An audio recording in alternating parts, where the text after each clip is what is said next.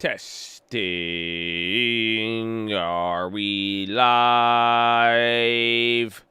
Wait for it. Wait for it. There it is. Good morning, ladies and gentlemen. I hope you're having a wonderful day. If you're watching this and it does not say live at the bottom of the screen, unfortunately, you're watching the recap. The good news is we are live Monday through Friday, 30 minutes before open. Drop your thumbs up on the video. Make sure you're subscribed. You're on mobile. Press hard chat. X out the chat. Hit the thumbs up button. Second link for the nightly watch list and main channel. If you ever miss anything, we have a recap for you. But good morning. Happy end to an amazing, exciting, crazy week, but the market is up here. We've still got a lot of good data here. We had surprising retail sales. You had the reopening of international trade here in the United States for vaccinated people, so that's very, very good. A little bit of the reopening trade, good bank earnings again. Goldman Sachs still surprised to the upside, and then we have a lot more earnings next week. But you still got consumer sentiment, I think, at 10 a.m., so then it's just going to be very, very good. But good morning. How are you? I hope you're ready. I hope you're ready. It's going to be a good one. Oh, good morning. It's Friday. Oh, how do you feel about Friday, my friend? How do you feel about Friday? Oh, UBS initiated coverage on UWMC. Oh, good morning, Miguel. Good morning. Good morning, Alejandro. Top of the morning, top of the morning, top of the morning, top of the morning, top of the morning. Let's get this shit. Let's get this shit. Let's get. Oh, I'm telling you, you say that a couple times. Ooh, I'm telling you, good. Oh, Bitcoin. Yeah, that hit that almost at 60,000. Oh man, they don't feel me. They don't. I'm telling you, just get it top of the morning in real quick. You know what I'm saying? Just get it top of the morning in there. You know, just get one in there. Get one in there. Great watch list. Well, you know, I had a good team. I had a good team on the watch list. You know, my creative director rivaled throughout these streets. He's really, oh, you have no idea. So shout out to Chad, baby. Shout out to Chad. Yes, it's going to be a good day. You're already starting off very, very good here. I thought we'd have a better effect. I'm going to be watching some of the reopening trades, but either way, pretty good. We got a lot of beautiful Chads in here. Oh, good morning. Good morning. I still didn't even get to even read off all the beautiful names, like Fear No Grave. Oh, Mr. Wilson, good morning.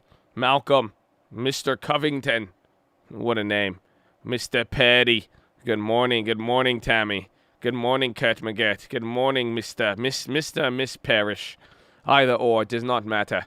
Evan, good morning. It's Friday. It's Friday. Okay, don't get me started. First time here. Oh, Aldo, good morning, man. All right, man. It's gonna just give us the morning. You know, let's see. And man, hopefully you're ready, but I'm glad you're here. You woke up. It's early, you know.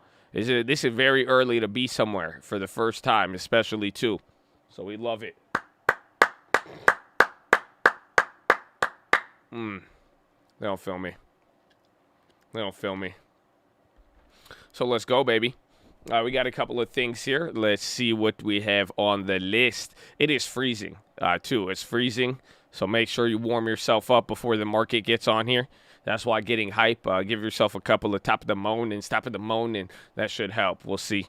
But Goldman rounded out this week's big bank earnings with a bang, beating estimates across the board. Investment banking revenue of $3.5 billion eclipsed $2.85 billion estimate, while EPS of $14.93 exceeded the $9.92 consensus. FICC and equities trading were also ahead of expectations. The shares rose pre-market. U.S. equity futures and stocks from Asia to Europe rose, spurred by a solid roster of corporate results. Oil futures spiked to their highest in 3 years as the energy crunch stoked inflationary pressures and prices for raw materials. A gauge of 6 industrial metals extended gains after hitting a record on the LME yesterday. And the 10-year Treasury yield rose as the dollar was steady. Bitcoin future ETFs are finally getting the green light. The SEC is posed to allow the first to begin trading next week. Oh, wow, that's big.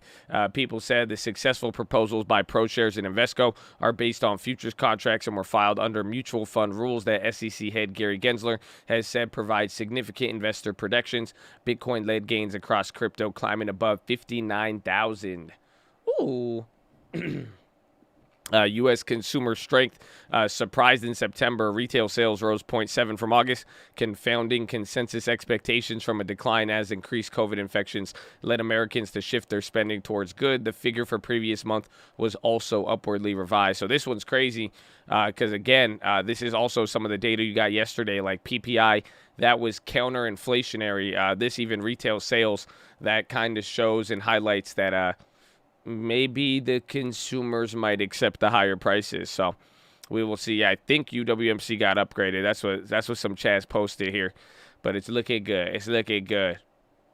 The PBOC broke its silence on Evergrande, saying risks to the financial system are controllable and unlikely to spread. Authorities and local governments are resolving the situation, PBOC official Zhu Lao said.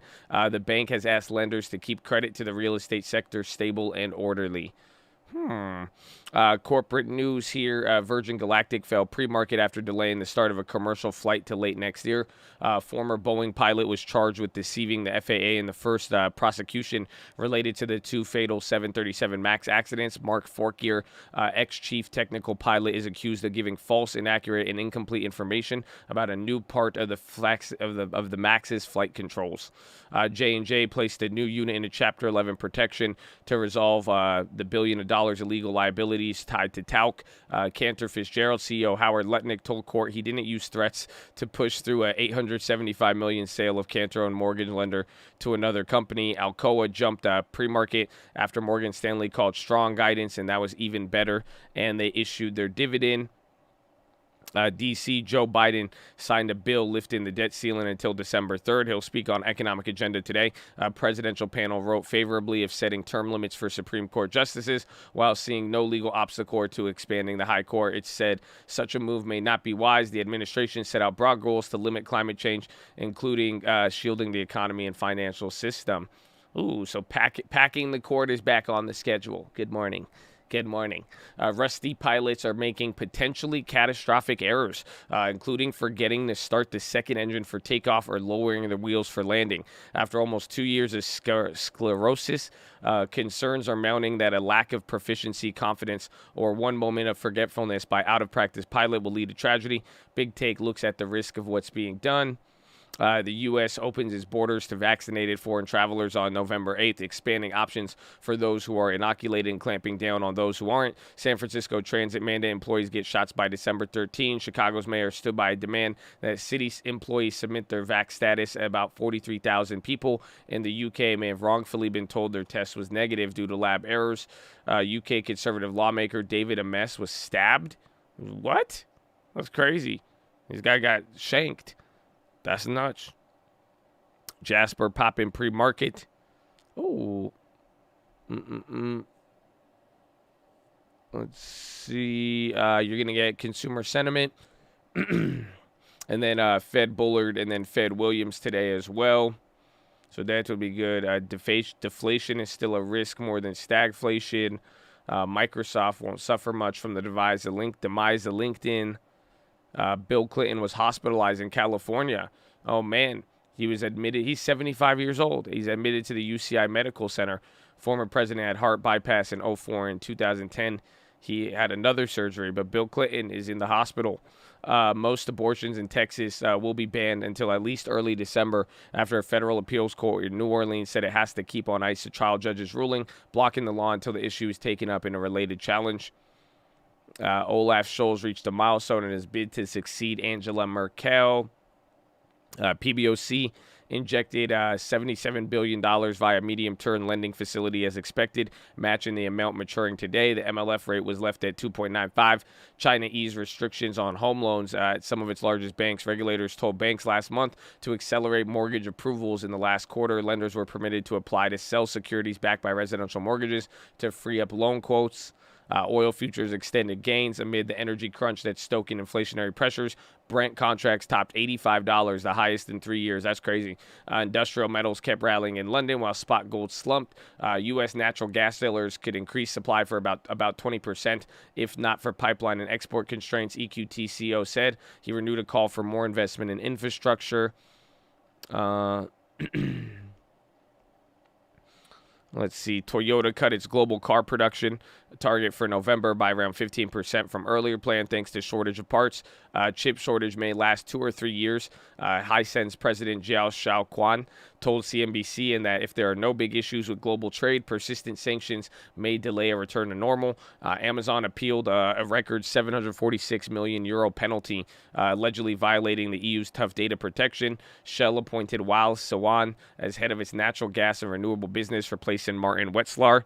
Citigroup hires another person. AstraZeneca reports positive results in liver cancer drug. Crypto bank deposit outpaces overall banking sector. Buy the dip is alive and kicking well for the tech-heavy NASDAQ 100. Apple hires new HomePod software head as it takes on Amazon Echo. Merck's COVID pill set to review by FDA advisory panel. Leonardo faces more scrutiny of Airbus is examining parts. Boeing finds faulty titanium parts and latest setback for 787. J&J wins bid to block Intuitive Robotics staplers from U.S. Airbus in talks with Leonardo. Excuse me. Apple could become major player in digital ads, Evercore says. Goldman net revenue was great. Coca-Cola, and they're having a blockbuster listing. They're trying to sell something. I think we got that news yesterday. Fashion brands, including H&M, have suffered setbacks in China after calling out the treatment of the Uyghur Muslims while trying to clean up troubled corner of the $60 billion cotton business. And last year, some companies that have formed Better Cotton Initiative have scaled back their involvement or simply gone quiet about the topic. Now China is on the offensive, launching a rival cotton certification program to undercut the BCI. That's funny. Top luxury retailers have a plan to reconnect with shoppers. Beijing Winter Olympics are less than 4 months away. Real estate heir Robert Durst, subject to HBO's The Jinx, was sentenced yesterday to life in prison without chance of parole. And then, on this day in history, a little girl wrote a letter in 1860 that convinced Abraham Lincoln to grow a beard. Grace Bettle argued all the ladies like whiskers and they would tease their husbands to vote for you. Lincoln replied, wondering if people would find the beard a silly affection. On his journeys to Washington after he won the election, Lincoln stopped near the 11-year-old's hometown, and then he said, "What's up?" That's crazy. I did not know that. Did you know that? That Abraham's beard game was inspired by a letter. Dog, someone just slid into his DMs. Low key and was like, "Hey, man, I think it's a better look for you. You're going to get some more votes." They're like, "What?" I just learned that too. That's crazy, man. It's so early to begin learning things. That's amazing.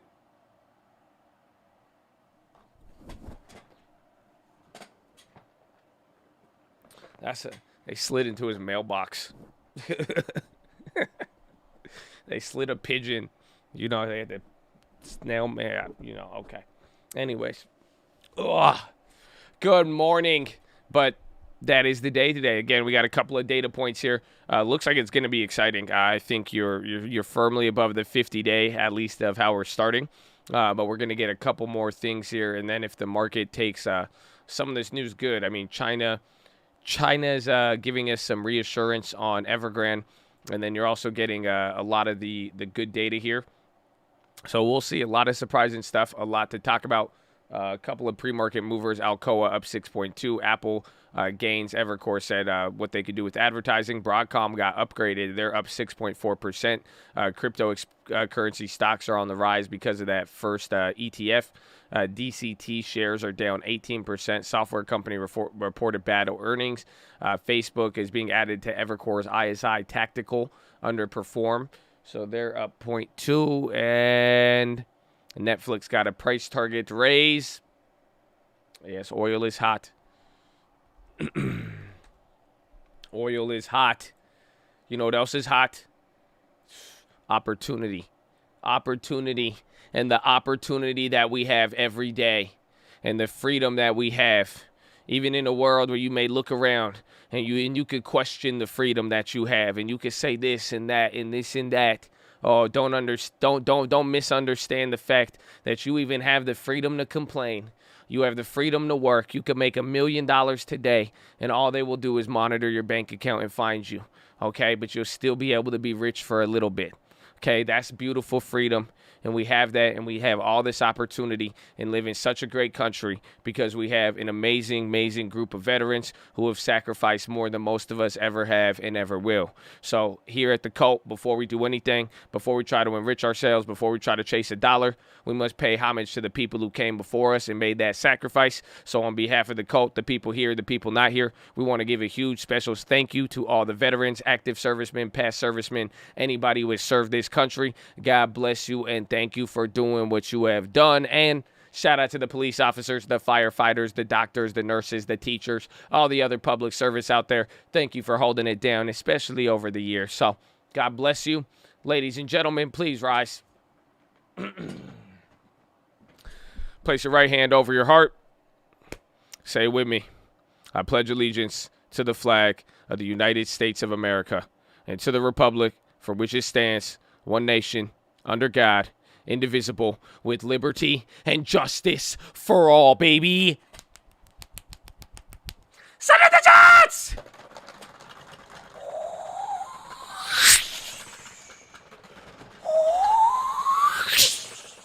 Oh, it's game time, baby. Or not. Friday and freedom. Friday and freedom. I love it. God bless the vets. God bless the Cult. God bless you if you woke up early on Friday. What kind of animal are you? Huh? You know that? You're an animal. I love it. You woke up at 6 a.m. on Friday, 9 a.m. on Friday. Oh, to stare at a screen? Oh, you're in the game, huh? I love it. I love it. I love it. There you go. So hold it down. Call out any place. I hope you guys are locked and loaded. All right. What am I? I'm going to be watching Walgreens, Alcoa, Netflix. We'll get UWMC on there. Again, Goldman for the banks, Airbnb, Uber, any reopening trades. Again, we got good travel news there. Coin, that's going to be an exciting one. And I think that's going to be pretty much it. Broadcom, I'm surprised. They're up 6% off of upgrade. Corn is about to hit 60,000. Woo! Woo! That's exciting. That is exciting, but it's more exciting that you're here. So I hope you're ready. Call out any plays. Let's source that information. If you have any questions, please feel free. We got an action-packed schedule today. You're hyped? It's Friday, baby. Enjoy it. Enjoy Friday. It's a good day. Ooh, that was loud. Round one. Fight. All right, where we open, it looks like 0.5% on the Dow and S&P. Wait till the NASDAQ loads, and we'll see where we're at. And then bonds are even down here. Again, watch some of the reopening trades. That's why I think Uber's up a little. Everything's up. Bro, UWMC looking good, man. Looking good. Ding, ding, ding.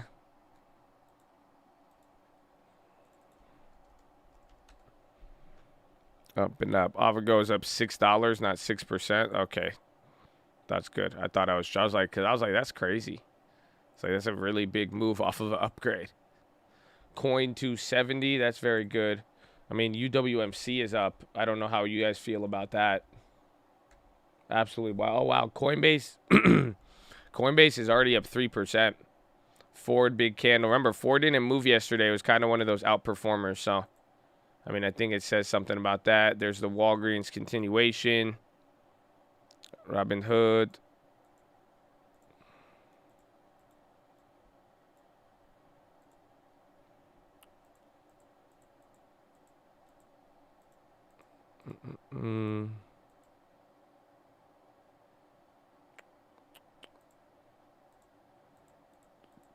See, NEO. Oh, NEO up 3. Carnival, Nike, UWMC back at 7. Nike's doing good. I think that China cotton news is crazy. They literally, China got clapped for like how they got their cotton, and then they made their own cotton certification board. That's That's big brain.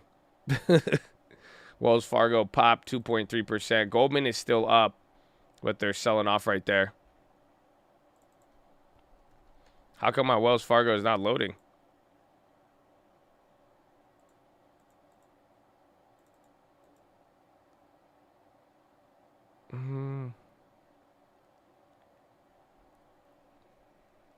Top of the moaning.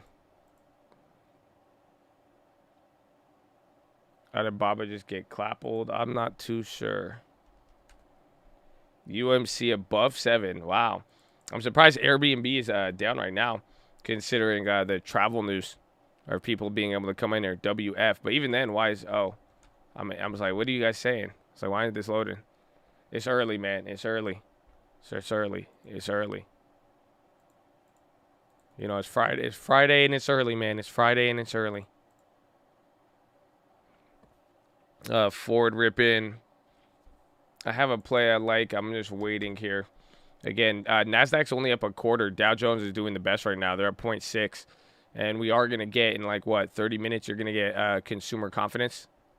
Macy's up 2. Remember, they had good news yesterday. TLT is dropping. Yeah, Macy's still up 2.6. Western Digital down 1. I think they're going to be reporting next week. They're usually really, really early in the process. There you go. High ticker. There, Airbnb popped. I think Wynn too. Again, travel stocks I just think hold a different weight today, but we'll see how the market takes it. MGM up 1.2. Where's United Steel?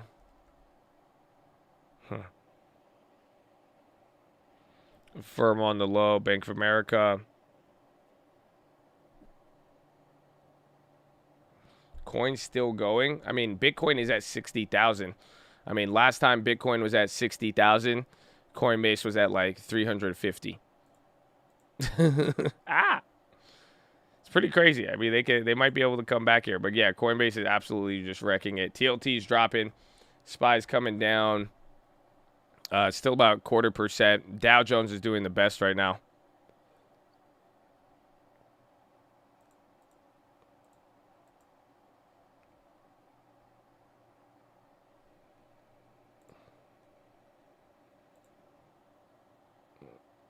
Well, my whole option chain just loaded up.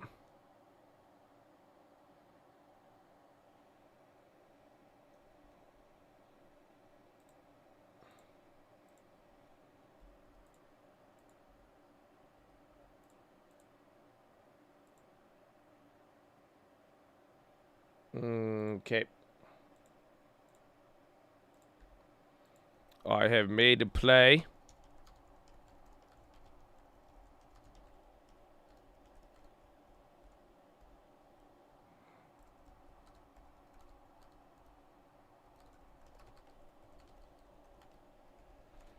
Top of the morning. Hello, everyone. Hope you're doing good. GHIV, the man, the myth, the legend. GHIV, the OG. Hello, I made it. Good. I'm glad you made it, Habibi. Glad that you made it. It's a very good time to make it. You know? Very good time to make it. UMC to the moon. I mean, they got upgraded. I mean, I hope you guys watched the video yesterday. What's the play? I got you, Kirill. Don't trade it, though. I mean, I hope you want the play so you could learn. So this play, so you don't trade it, is so you could learn from it. You could follow along. You can make fun of me if it doesn't hit or whatever it is. But I grabbed a MRK play for January. So I grabbed MRK calls for January. We talked about this yesterday. There's even news today that they will be getting, I think their FDA approval is right around the corner.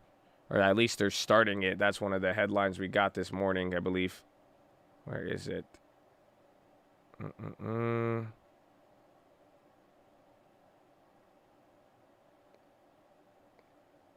I think we have one of those links. Matic up 20.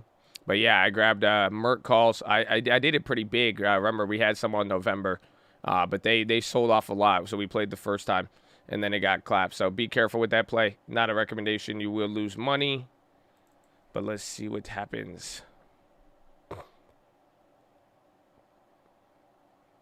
Coinbase still killing it. UWMC, this is actually very good for them.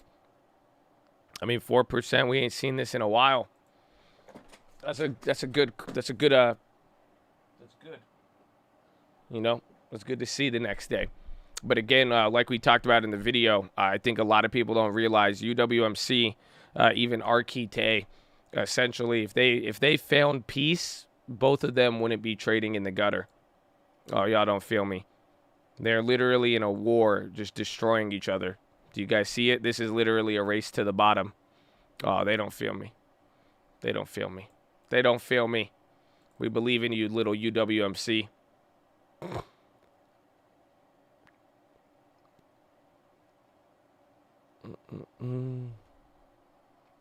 Oh, big volume there. That's good. That's the great mortgage war of 2021. For real, though.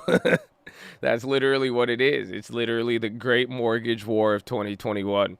That's why they're literally both in the middle, and they're just clapping each other with their prices. Everyone's trying to lower the price for this, lower the price for that. Then they're saying you can't work with this and that. So, like I said yesterday in the video, I mean, you don't go to war unless there's something to gain. I mean, they could walk away winning a lot from it, but at the same time, it's also, this is the area which has been giving the company the biggest issue, if that makes sense. We like to look at the company and we're like, wait a minute, why isn't it doing this? Why is it doing that? Why does it keep going down? It's like that is the answer. The mortgage wars can't be worse than the grape wars. Oh, you remember the grape wars? That's because it could rival it. It could rival it. Just be careful. Well, they're not even like shorting each other's stocks. It's just what they're doing as a company. They're lowering their prices. They're competing with the mortgages. Again, they're trying to poach each other's clients. They're literally trying to spend money, tighten up the margins so that whoever gets the market share, whenever the market does, however the market behaves, if you have that market share, you will be the extraordinary winner.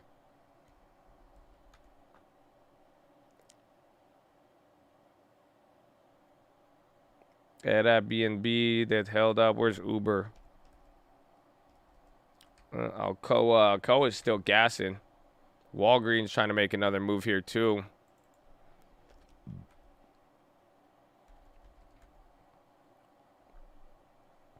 GitLab IPO from yesterday. Upstart is just been on a tear.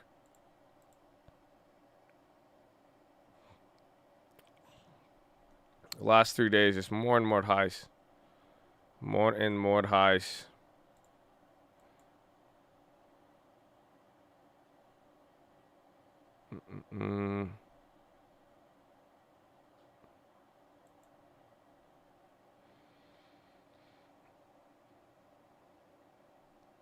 What's up with Corsair down 8? Weren't they up the other day?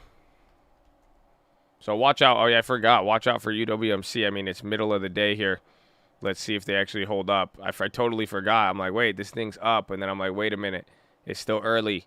And I forgot this guy will change his mind. If he doesn't change his mind today, he had a Colt endorsement and an upgrade. If UWMC can't stay up today, I'm going to slap him.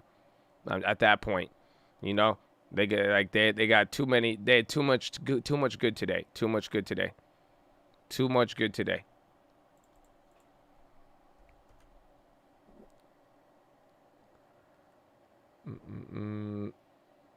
So on the VWAP, let's see what we got. Man, we're at 444 on the SPY.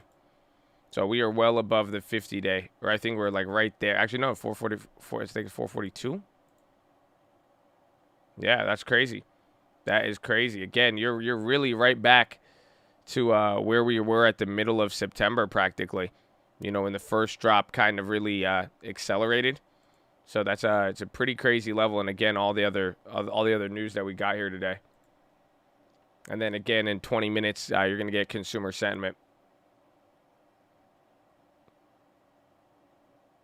Does the Fed pump money in the market? Yes. Tapering means they're just going to slow it down.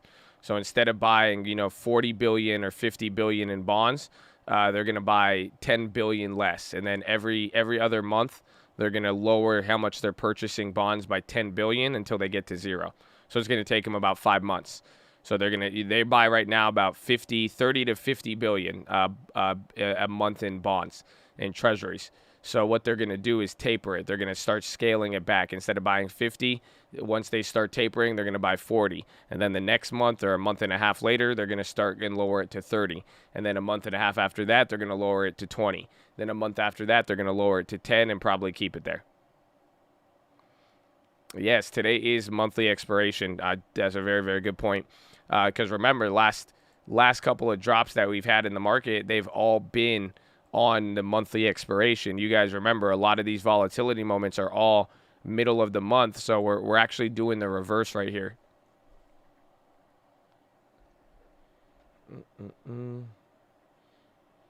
Tapering's not nearly as bad as I thought. I thought they're pulling money out the market. Well, they are, but you see how that's why it's called tapering.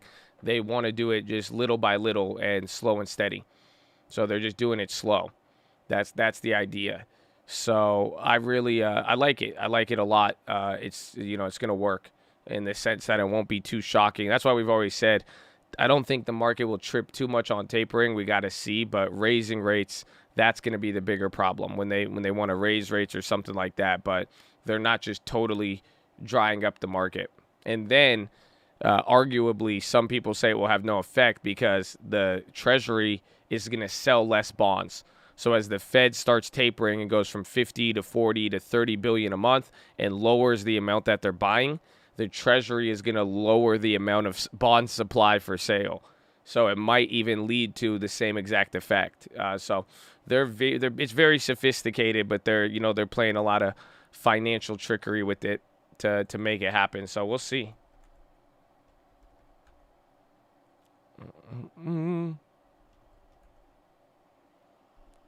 They're slowly putting what in the market? What they put in the market? Yeah, so they're like right now they buy $50 billion or $30 billion, 30 to 50. I have to double check. They're buying $30 to $50 billion a month of treasuries, not even including mortgage-backed securities. So MBS, they're doing another 30 to 50 billion a month. So then what they're going to do is taper. They're going to slow down those bond purchases, and instead of buying 40 billion, they're going to go to 30 billion, and then from 30 to 20 until they reach the target level that they want. Then that way, it's them buying less bonds. It's them having less direct interaction with the market. 80 billion in mortgage, 40 billion. So there you go. We even underballed it. Is underballed even a term? I lowballed. I underball it. I underball it. My bad. Wall Green, make a move.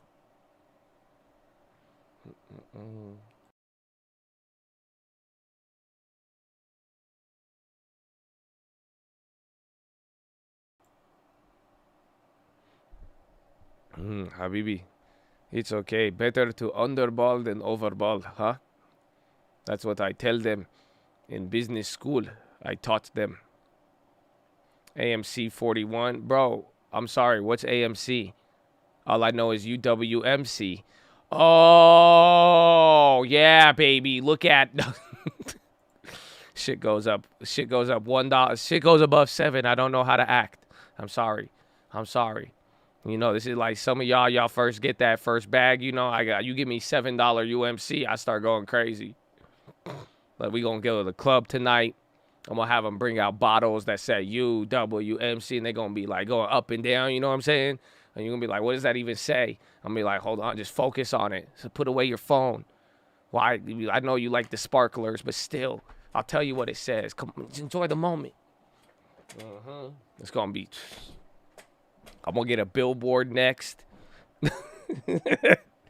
It's crazy that has me. That's how it plays out though. Usually, you know that. Some people that's like the new stock market. Back in the day, I don't think they were like, yeah, we should get a billboard. Oh yeah, you like that stock? Definitely get a billboard. Roblox back up 1.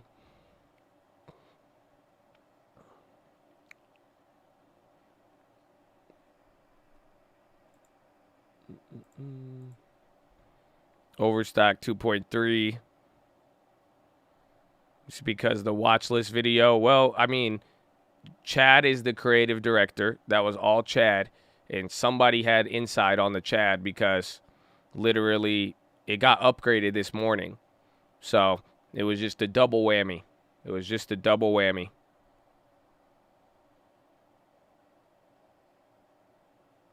The Walgreens is coming back up. A lot of things are moving here still. Nasdaq staying at a quarter. Yunan. God bless you. Wow, that's crazy. You both wanted to show love at the same time. Isn't that, just think about how that worked out right there. That's amazing. Top of the morning. Josh and Colt, happy Friday. Stay blessed. Notorious Yunan. Some OGs that I've seen a lot, baby. We love you and we appreciate you. God bless you and happy Friday and good morning. On. Amen. Amen. Amen. UWMC to the moon. Walgreens ripping. Yeah, I mean, it's already up another 2%. It's back up to that level. This is what I was showing yesterday. I don't know if you guys see it. Let me throw it on this chart so you could get a better look. But the volume yesterday on Walgreens was actually unreal. Like when you look at it on the yearly. Oh, Jean de la Cruz. But this is like the biggest. Yesterday was the biggest volume in like 3 years almost. Except for this big drop in 2019. So at that level, it's good. And then if they could change the trajectory here and get past there, it's going to look very, very good. Very, very good. Morning, Josh. Happy Friday. Happy birthday. It's not my birthday, but thank you. I appreciate it.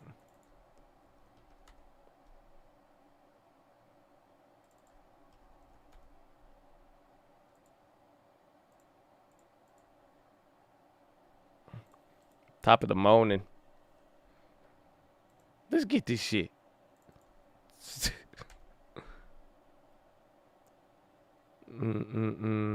Your card expired. They're trying to play you.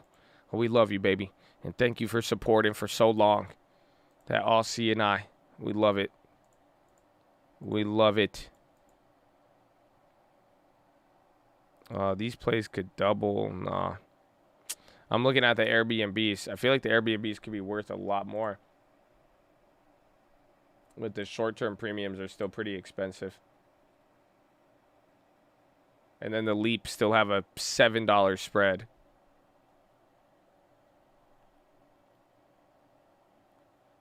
Premiums still haven't moved for UWMC. Yeah, that one's it's a interesting one for options. You know, UWMC, it's a slow mover. Like 4-5% is a big move, but like this is literally it's only 36 cents.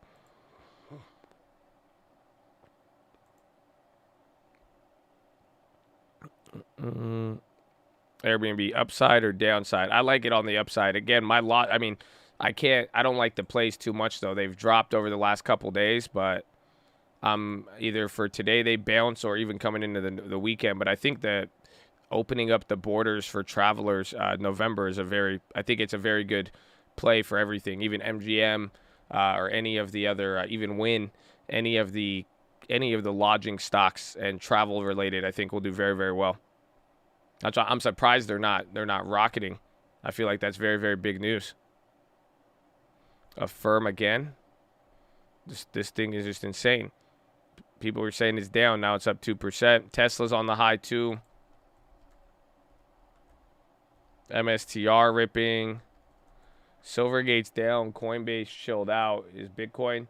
Nah, Bitcoin's about to hit 60,000. That's insane. I don't think y'all feel me how insane that is. Like, that's absolutely wicked. Yeah, Facebook is getting clapped. Facebook's down 1%. Google's at break even. The big tech just kind of seem like they're pinned, but that's interesting. Facebook is down 1%. UWM Frizzle.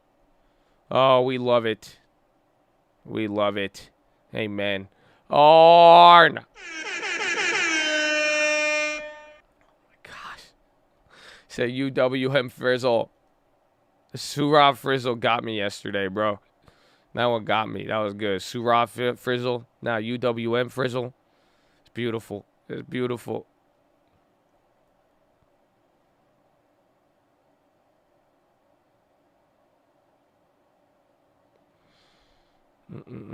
Expedia, Coinbase. Something that has nothing backing it is rocking it up. Bro, Bitcoin is a beast. I mean, like, I think Bitcoin is just, it's like Elon Musk in a way. Everyone has hated it for so many years, but like it just still works. I don't know. I don't know what it works as. I don't know what it works for or who. It just works. Yeah, Bitcoin 59,930. That's it. Again, Coinbase was at 350 last time Bitcoin was at these prices.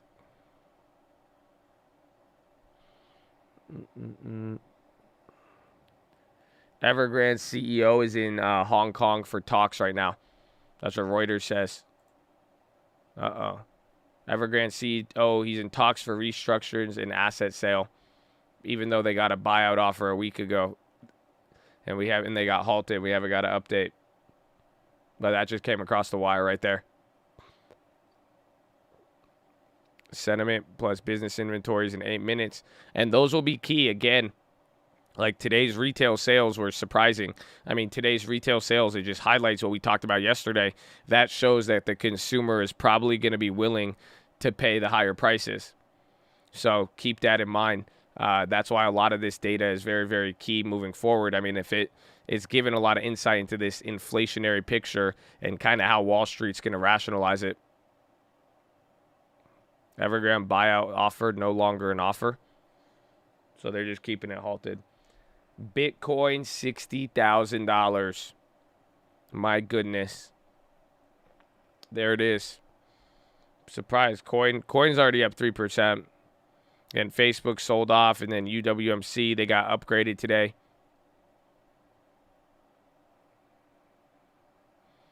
Consumers don't seem to have any other options than to buy at higher prices. That's what we talked about yesterday. And it's like you can substitute, right? Or it just means demand, will go down, heavily. But I think they're assuming that consumers will demand the exact same amount of goods at a higher price. That's where it gets crazy. It's not, like there is options and people will substitute or back out or find something else. But it looks like Wall Street is really believing that. And again, some of this data over yesterday and even today kind of highlights that. It's interesting timing. Goldman Sachs adjusts price target of Bank of America to 50 from 45.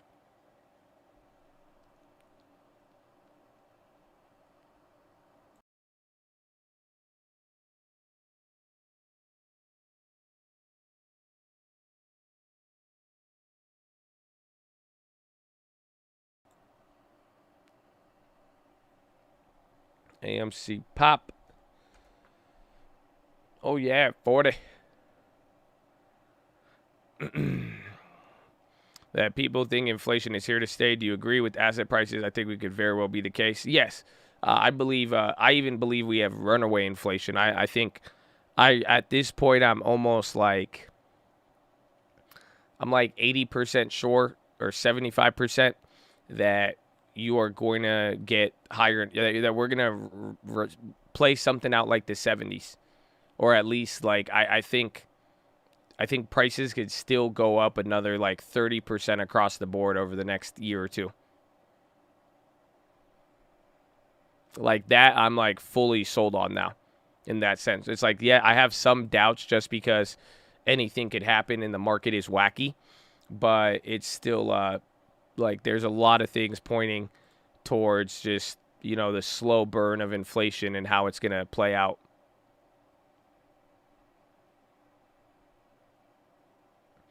How long TLT? That's the only thing. I mean, I think we're going to get a move. There's going to be one move leading into the end of the year and then one move to start the year. SPY big pop. Again, you got 4 minutes till some data here too. But there is the same optimism we got. A lot of the data this morning could support that same optimism. So keep that in mind as big tech started to move. I know Facebook, just a lot of the bigger names are in the gutter. Microsoft was hot, though, yesterday. I'm surprised they're down.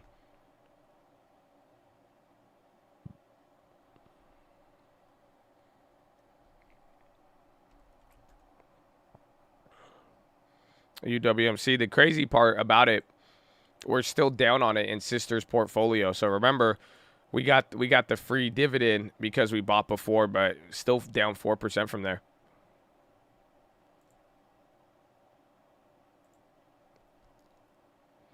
My cost average on UMC, I'm at like I'm very high. I'm in like $9. I would say like $9.50 overall. I got 4,000 at 9.19 and then another 1,000 at 10. And then I'm not factoring in the drip. I don't know how the drip has really lowered it.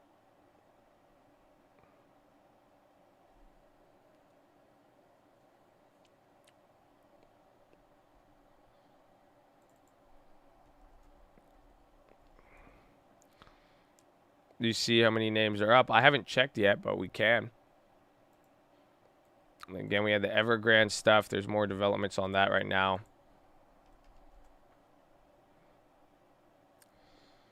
So right now, SPY 448 names up, 50 names are down. Dow Jones 27 names up, 3 names down. Then the Nasdaq, pretty good. 1,900 names up, 900 down, and then 500 unchanged.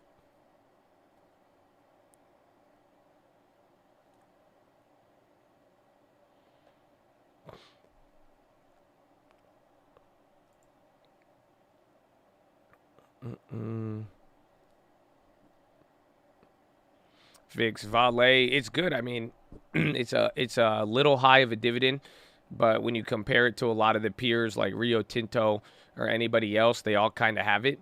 So that's like, it's just higher dividend. I mean, there's going to be some risk, especially, I mean, all of those markets are hot right now with commodities, materials. So there's going to be volatility with it. Yeah, Bitcoin 60,100. That bro, we're back. We're back on the corn. Wow.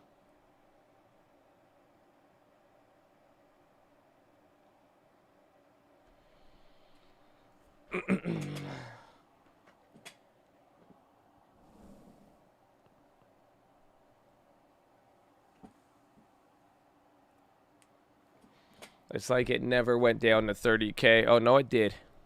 It did. I have the stains on my pillowcase to prove it. It did. It went lower. You know, I lived in a world once where Bitcoin went up to 20,000 and then dropped back down to 5,000. Y'all will never understand. I was down 3 Camrys. No, I was down a disgusting amount. It was all gains, but it's just disgusting. The 1 month swing on my account will make some people vomit. That's why I don't look, but you know, it's part of the game. Bitcoin is now, it's just evolving in preliminary consumer sentiment. Hold on, that just came out. I think it came in good. 71.4 versus 73, so consumer sentiment still dropping. Interesting. This one, I mean, that's interesting right there. So here's consumer sentiment. I mean, expectation was to be a little higher. It's kind of continuing that trajectory downward. We had a little bit of a bounce. So, I mean, it kind of puts you in a wait till November situation. That's what a lot of the data is showing.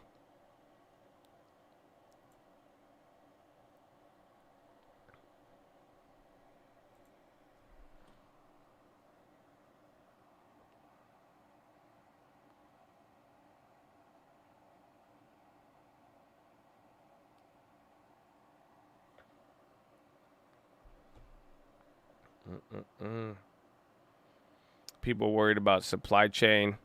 People, again, the optimism and how just the rationale of Wall Street yesterday. I mean, there's still optimistic outlook. I mean, I'm telling you, after how people interpreted yesterday, that was finally enough where, again, producer prices dropped. They had the good like some of the banks, even Goldman Sachs doubled their EPS, like 10-20% increase in revenue. So there's a lot of things going on where it's, you know, people just got a wave of data, and a lot of the same bad news hasn't gotten worse.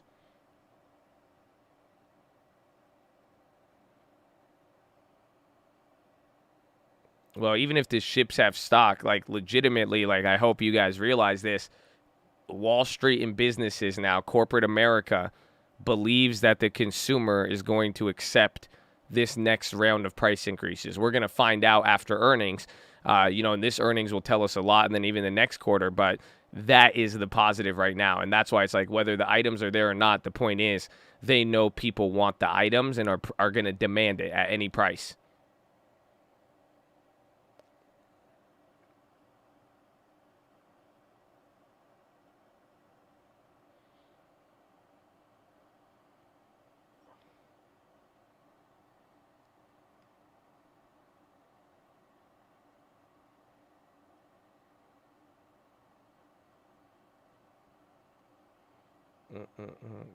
Coinbase won't work on my phone.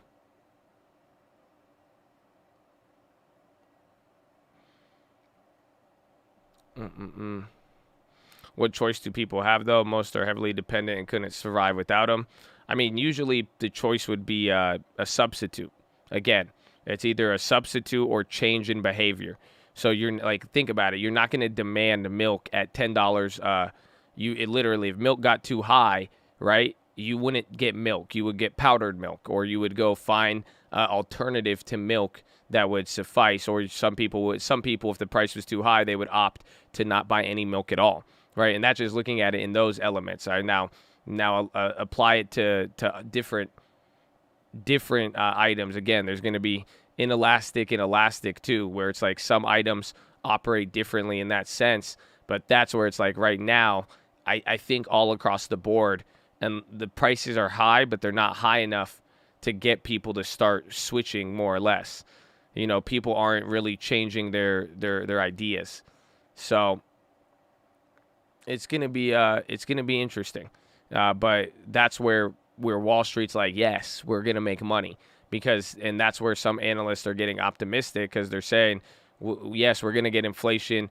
Fed is gonna start tapering. Prices are gonna go up, and we know prices are going up.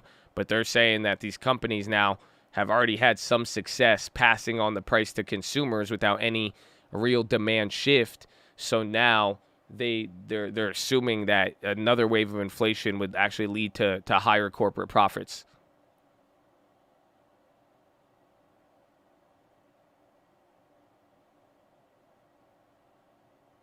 But why is it assumed it's majority of the consumer? I mean, that's just through what it is, people buying or not. Again, even after, again, this data from the last 2 months has showed an increase in prices, but people's demand hasn't really changed too much. And then people are still waiting to get more. And then that's like, it just, this situation, it's like a perfect storm to now run into the holidays, where you're literally getting holiday season. People want to buy demand, and now they think that, the last 3 weeks of news has been telling you may not get your items, go shop. So I don't think people are really, it makes a lot of sense, where I just don't think some people are going to pass up on some items right now in general. And I think a lot of people will demand a decent amount, especially if things keep going up. I mean, that's why like Bitcoin is a very good inflation indicator. I mean, think about that and think about everything related there. Vanilla almond milk, I'm a big fan of it, actually. Everyone's buying with the firm and not cash, but that makes the problem worse, because now if people are buying it on a firm, they're still buying it, and then they're probably not caring about the price, right? It's just like when people go to buy a car, they don't care if it's 40, 50,000, 60,000. They care how much they're paying a month, right?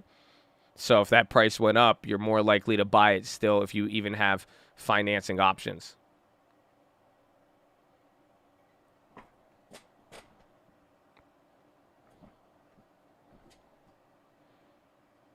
Top of the morning.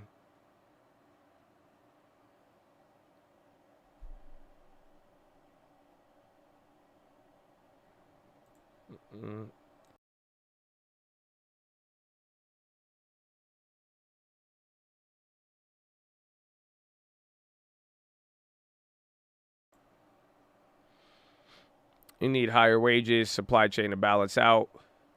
Consumer will have more buying power. It'll explode the economy. It could happen in a period, but that brings up the problem.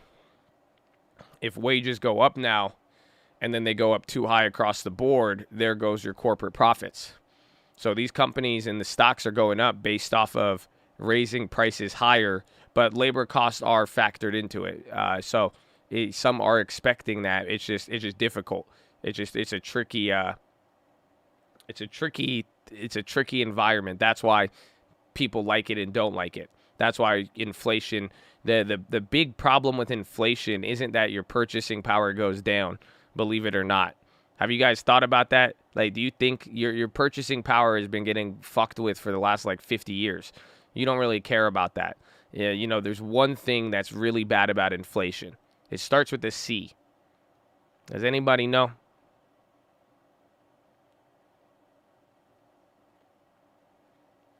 UNH up 8. They were up the other day too. Uber's making a move. Not consuming. Not communism. Not complacent. He said C psychology. Not cash. Not Chad. That's a good one though. Confidence, kind of. Not really, though. Better. I mean, look. All right. I told you this already. It's confusion. Confusion is the answer. Because, again, if your items and if your wages are fluctuating, they're going up and then down, and then you're expecting this and you're expecting that, it's like people running around, and that changes consumer behavior, or it makes things operate a little bit differently. Inflation is confusion. That's what kills that's where it gets bad. Because obviously you could see when people are like, oh no, this is going to be good. And then everything will be good for a little bit. And then people are like, wait a minute, it keeps going up. And then this, and then the price of eggs is fluctuating. Remember I gave you that example where I was like, imagine if inflation and prices became volatile. This is why you need stable consumer prices, so people could actively operate in the economy, because it would be like the eggs in Kathy Woods. Example. Think about it. You would have people, if your prices, the more confusing it gets, you're going to be shopping like it's the stock market. You're going to be like, well, milk's up to $10 today. Nah, I think milk got downgraded. I'm going to wait. And then you're going to find out Kathy Woods bought eggs, and then everyone's going to go buy eggs because Kathy Wood did. And then the egg price shoots up. And then people are like, nah, I'm going to have to wait for it. And then they'll be like, eggs aren't even backed by anything. And they're like, this is crazy. Who would even buy these eggs? And then they're going to say the same thing about Splenda. They're going to say it's not even real sugar. Then they're going to wait for something else. And then the prices keep fluctuating, 10% up, 30% down, 50% up. And then that confuses people until some people are like, man, my grocery account got blown up. I'm just going to sit out for a little bit until I find it. I'm like, I'm going to mine my own eggs. You're like, what?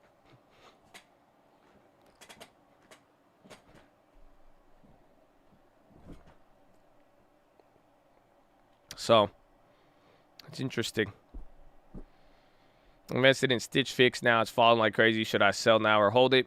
Well, why did you buy it in the beginning? I mean, do you really believe in the company? I mean, our long-term approach, act as if you can't change your mind for 10 years and ride it out. Usually, like even UWMC, I'm down on it. Some stocks I bought, they fall, and we hold it through just because we wanted to hold it. That's part of the plan there. Usually, if I buy a stock and it doesn't do good, I'll ride it out, and then I'll buy something else to balance it. But just be careful of trying to time it. In sense, it may be down a lot, but it only takes one day to kind of come back up. EVH, someone said takeover chatter. It's popping EVH. Check news.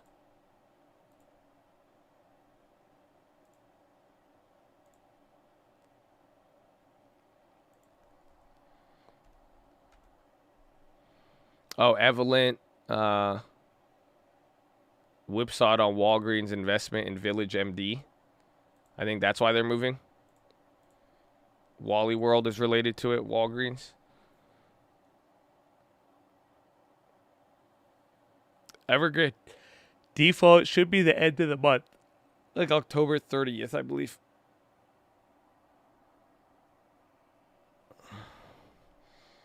Affirm, Ford.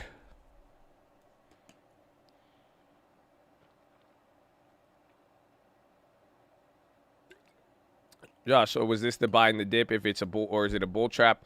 I mean, you're going to find out with earnings. If these earnings can keep doing what the bank stocks did, this was a buy the dip moment. If the earnings are, and then up until November, and we have to see how the market reacts during Powell in the tapering. But especially with earnings season, if the earnings are good, it's enough to take us up. It's enough to take us back up to the highs probably. Again, if the market is going to move, it's going to do it during earnings. That's especially what we've seen over the last 6 weeks or 6 earnings seasons from the beginning of the pandemic. So there is upside in that sense, but it depends how the market takes it. It's really data dependent. I sound like Powell, but I believe it. Very data dependent. I mean, and that's why too. I mean, thankfully for our long term, we've been adding regardless at times, and like we got some discounts, but they weren't like the best discounts. It's interesting how it operated.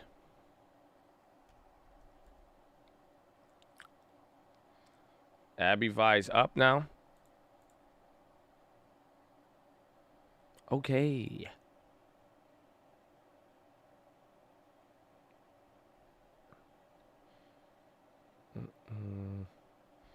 Yeah, but Evelyn had that move. I went away from it. Ford breaking out 1580. Ay.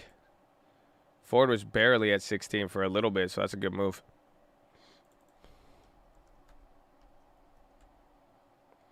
Uber doing great too.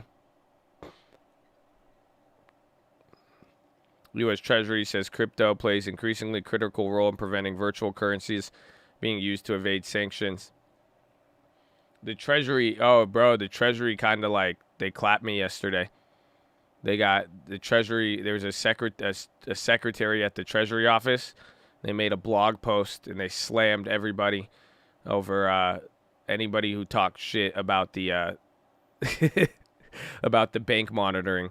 They said the plan keeps getting misrepresented, and I was like, man, it is a violation of consumer privacy.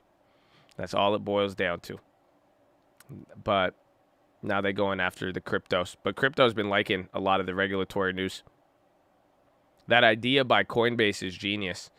Coinbase is saying they should just make a separate regulatory body, just make a brand new arm of government to handle crypto, and then that way anything like the SEC or anybody else, they pretty much wouldn't have jurisdiction over it.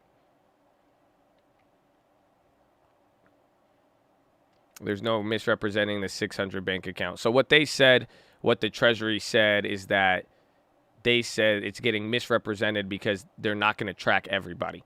So the Treasury says they're not going to track everybody, only a select few people, but they don't define who is who. That's it. So they say, no, it's not going to be everybody, only select people who we deem that we want to look into, but there's no legal definition of who meets that guideline. So, and then you don't know who chooses who it is, so it's literally just it's wild. That's even more wild if you think about it.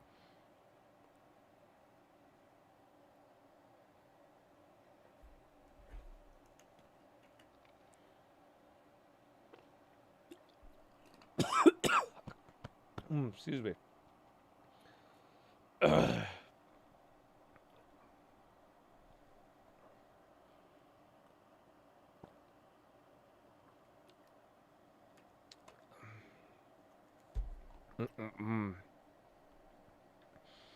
Isn't it if you have more than 600 at any point in the year? I mean, I believe so, but I mean, I'll tell you, go look into it. I mean, go look into the Treasury.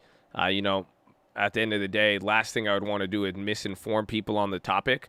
I have my own personal opinions about it. But like I'm saying, it's just overall, I mean, I'm not going to play a game with somebody and try to define something when the base level already violates it. It's literally an invasion, and it violates consumer privacy law that's already been established for years. And they established this back in the day because people really used to get taken advantage of as a consumer.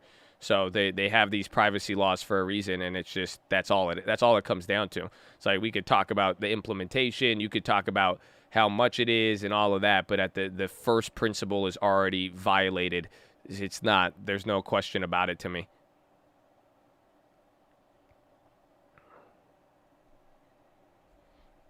I love you about stream alerts. I love you, baby. God bless you. God bless you. That's my guy.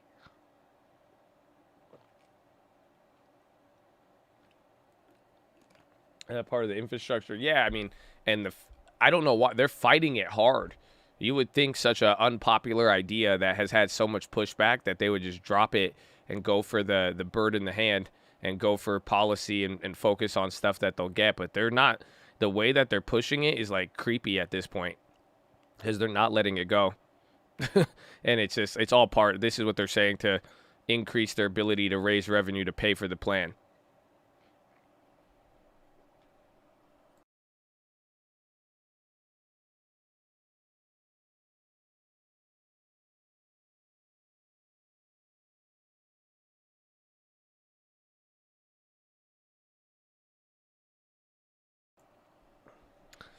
You ain't got nothing to hide. It shouldn't matter to you. Yeah, that's how you destroy freedom. Again, like my mom, she's like the angel. She's never drank a sip of alcohol in her life.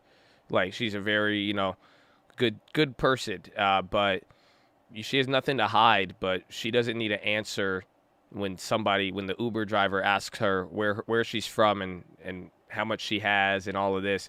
Point is, you're not obligated to do that. And in the past, like consumer privacy it developed from somewhere. So today you have consumer privacy laws. Why? Where did they come from? Do you think it just happened? You woke up one day and they're like, oh, we got to protect consumers. Well, go look at the history of America, right? Everybody loves to look at the violations of America, right? And damn the nation. But look at it on the commerce sense then, if that's the case, because there was a point where corporations violated consumers based on how they were able to treat them, especially if you offer a product or service and then you are, again, banking. You don't have any alternative for banking. And now if your privacy, if it could be used in a way that is not advantageous to you, that's one thing. But you're not required to give up all that information. It's just a whole different level. Like I don't know. What's the first consumer? I think the laws in the 60s.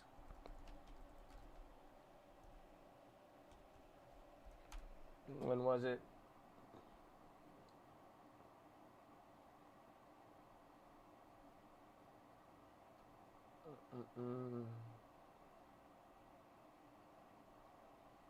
Where is it? Yeah, UMC, is it going still? It didn't come down? Oh my God, look at him. Ford, Facebook selling more. But yeah, consumer sentiment came in 20 minutes ago, slightly lower than expected.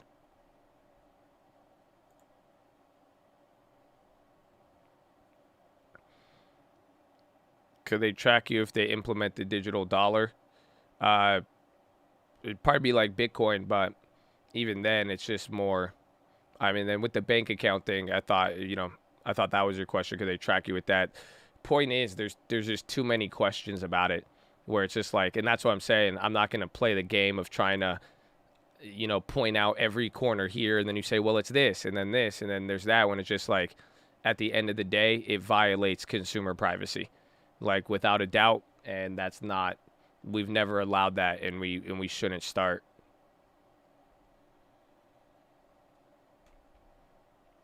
It's not moving no more, bro. Facebook's down 1.5%. Very surprising.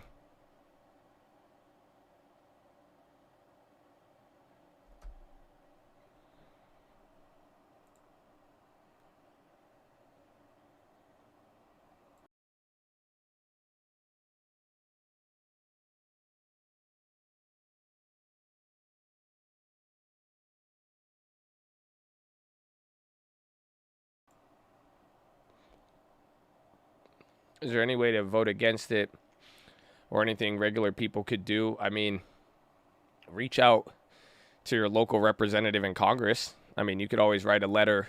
Some people in advocacy groups will have pre-made letters that you could just press a button and email or call into. That's about it. And then also, I mean, quite frankly, your social power as well.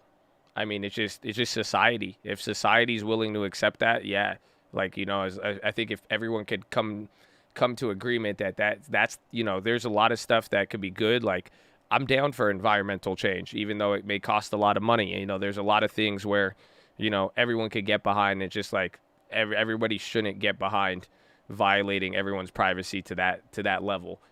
When American corporations don't have a history of protecting that, and the government's not gonna help in that sense. It's just the history of all of it. It's more likely a consumer will get taken advantage of. That's all it comes. That's why they have the laws. What's poppin'? Brand new Tesla is not dropping.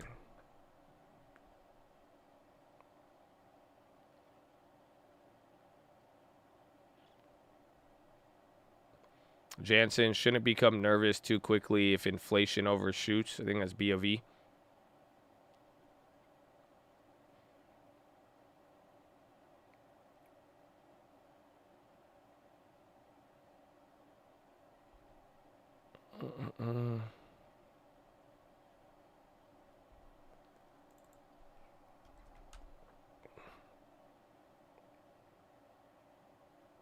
Amazon pop in there. Facebook in the gutter. Where's Apple? Yeah, Amazon's on the high. Check. Is there news on Amazon? It kind of looks like it's waking up. AA post earnings. Yeah, that and their dividend news. I wanted to get the follow-up. It looked too expensive in the morning.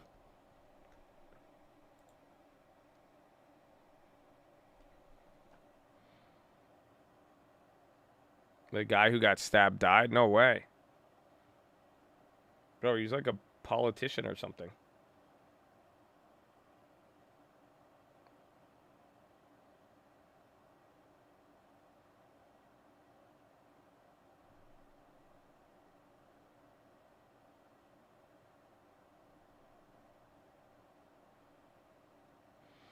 Hun Ripper. Yeah, Amazon's going. No news.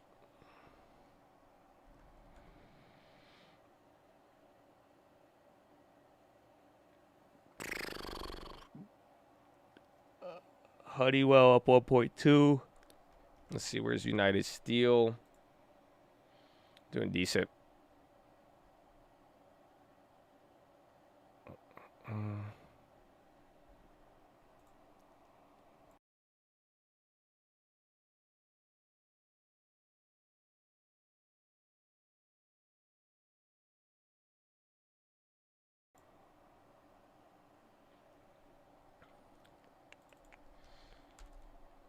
FCX. Freeport up 4. Uranium's down. Did that make that push? Is it still holding up? SPY coming down a little bit. Amazon went up. Facebook's been in the gutter all day. Bonds actually bounced a little bit, but still down.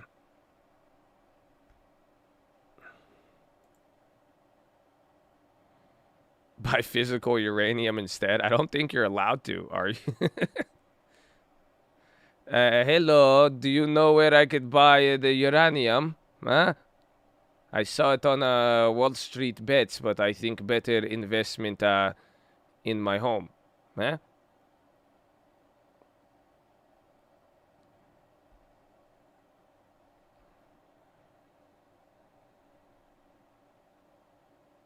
I saw Back to the Future. That's going to be a no-go for me.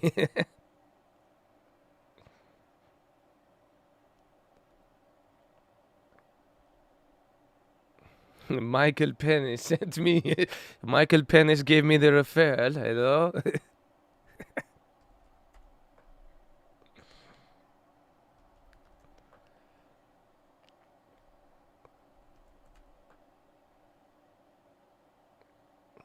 Uber making another high. Very surprised on some of the reopening trades. I thought they would have done a lot better. Again, Isn't that exciting? People could travel here now. That's why I was like, wow, that's great. November 2021. BA dipping. Yeah, a couple of you just called that out. Yeah, it kind of looks like opposite to Amazon. And then SPY's coming towards VWAP, still 0.5%, 0.25% on the NASDAQ, 0.75% on the Dow.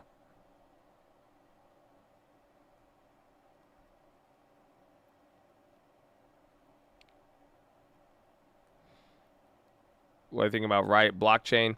I haven't been a fan of any of the minor companies, even when they were a lot cheaper. I didn't even want them. I was still pretty skeptical about it. It's kind of became a little bit more mainstream, but at this point, I mean, again, I would rather just own Bitcoin and Ethereum than overall the companies that are engaged in kind of the business of it, if that makes sense. The only other one I like is Coinbase, just because they're making money off all the fees every time people are buying. Amazon's launching right now.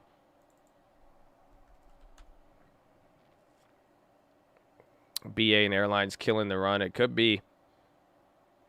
Low ticker is picking up. Let's see. NASDAQ, 200 more names went red in the NASDAQ. Excuse me. SPY. Nah, SPY's still holding up the same, though. It's the same laggers and leaders. Same amount. One Dow name flipped. Microsoft's the worst name on the Dow right now. The Dow is what's killing it right now. Again, NASDAQ is the weakest. And the SPY's in the middle. Yeah, DCT, GTLB, Facebook. That's what's killing the NASDAQ here. So SPY below VWAP. We sold off. Bowen's hitting a low. Amazon had that move. Even Apple's coming down right now. Microsoft's already red. Facebook's going even lower.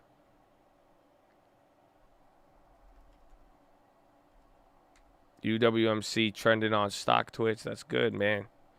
That's good. It's a good time to be in UMC. Look at Chad. Yo, Chad, I'm just gonna ask you guys what to make the videos on. Let me know. Let me know. Let me know. Yeah, y'all came in clutch.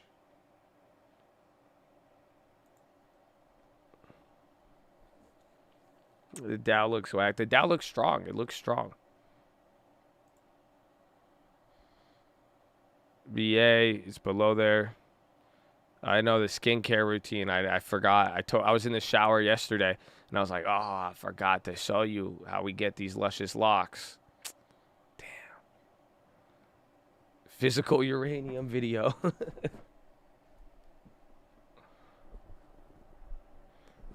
Shout out to 3 shirts. Yeah, I know. I was confused. I was like, what do I wear? I forgot to ask. I didn't have any guidance on this.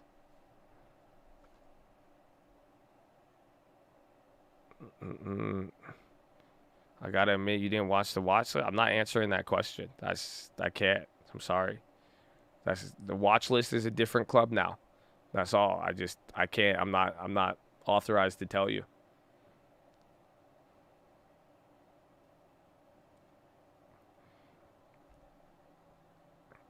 Baba and Roblox. Baba just popped. So did Roblox. I think Baba a little bit more. Why do they look the same?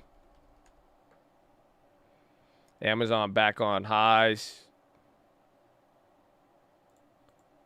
Yeah, there's like a little candle. Bro, Amazon's really killing it. Bowen catching a green candle there at the bottom. I'd watch Facebook and Bowen, I think, are pretty key there. Ford above 16 is when it gets crazy. You're 8 cents away.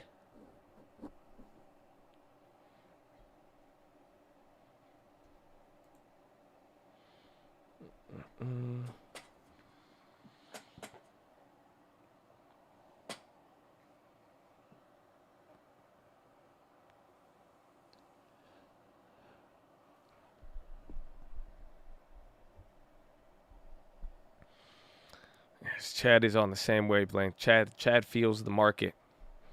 Y'all were good. You were feeling UWMC before the analysts upgraded it. It's amazing.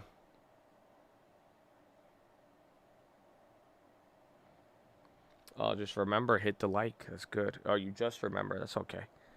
China Hurong notice of EGM December 2nd. Hurong Capital.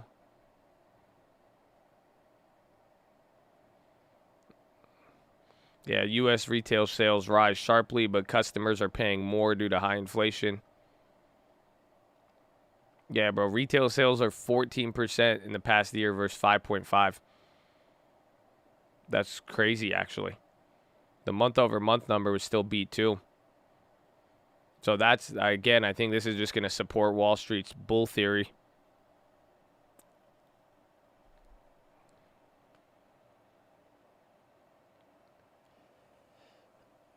Volume still so pop.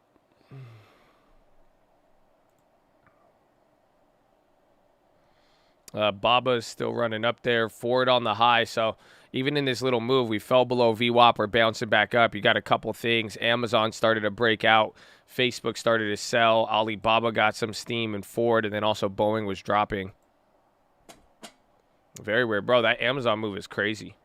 1% real quick.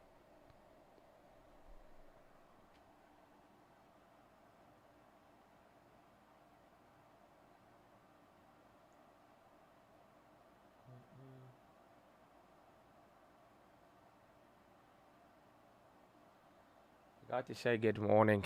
Good morning, my friend. I don't think there. The BA News, there was the pilot got in trouble for the testing of 737 Max, and then all through this week they were plagued by the like one of the parts for the Dreamliner. That wasn't looking good for them. Uber's popping. Facebook's still selling. Uber's looking. Uber, is this higher than here? I think we need Uber higher than 48 or 49. Yeah, 49 is when it goes crazy. UWMC got upgraded.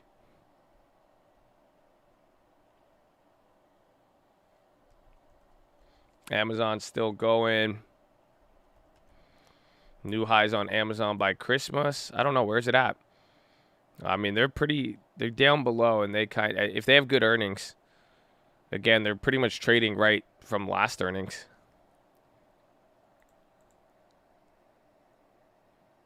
Yeah, UWMC can be upgraded. I didn't know that either until today. I thought they were like barred from it. And then it's like trading like a normal stock today. Do you guys see that?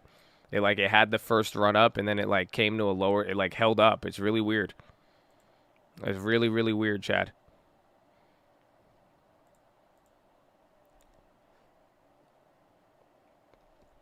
Sympathy for Roku. We could. Bro, Amazon is going again. Killing it. No, there's no Amazon news. I have it up here. I was looking. There's been no headlines there. I think it's just getting ready here. I think earnings, consumer sentiment, even retail sales numbers too.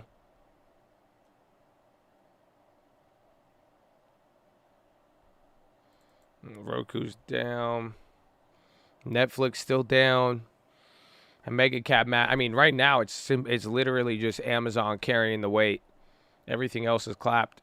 Even Baba's going up. Why does it look like they're moving at the same time? Are they about to do like a China, Amazon and China or something? Bro, Amazon just went 1.25%. What the hell was that?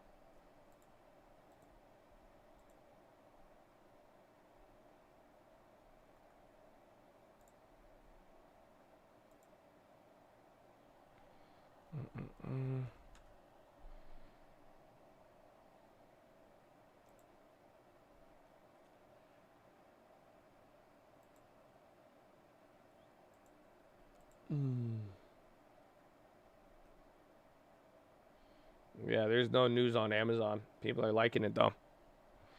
Oh, it's market manipulation. That could happen. That could happen.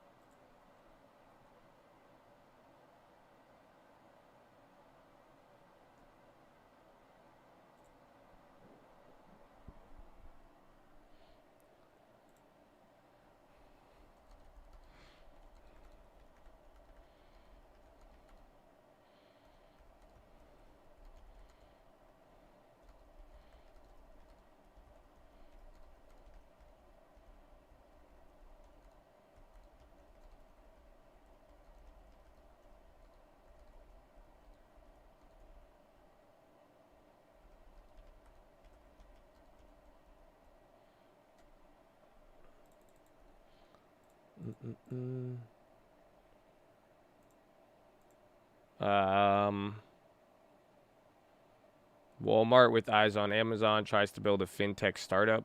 That's what somebody sent me. I don't know. That was a pretty crazy move, though. It's not the biggest, but it's definitely high.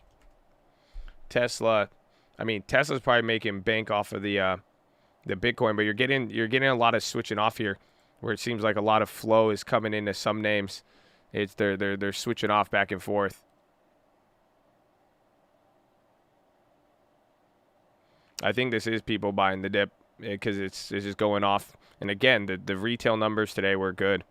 A lot of it is just, at least you're not going to have to worry about inflation for at least another month, is kind of what the signal is. Do I agree with that? No. But is that how the market's taking it? Yes.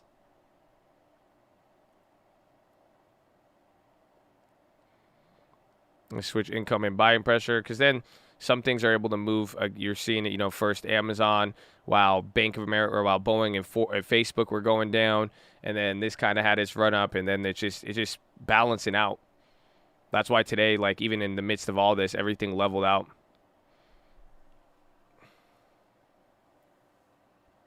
Root, Fubo, late runner. Amazon still going.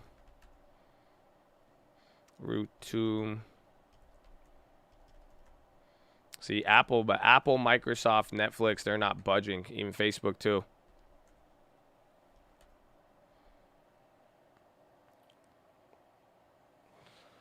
Upstart Belts, JD, WLL. David Solomon, Goldman Sachs CEO, cites concerns over wage inflation in the short term. Yeah, Ford hit 16 for a little and came down. Amazon is still going. These savages.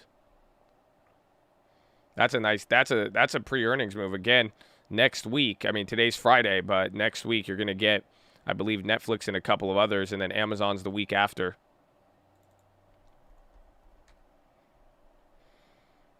Roblox moving too. There's no news on Amazon. It just literally started upticking out of nowhere. And then Alibaba started going. They chilled a little bit. A lot of names moved. And then right before that, a lot of names were coming down. Remember, we fell right below VWAP, and then Amazon started picking up steam.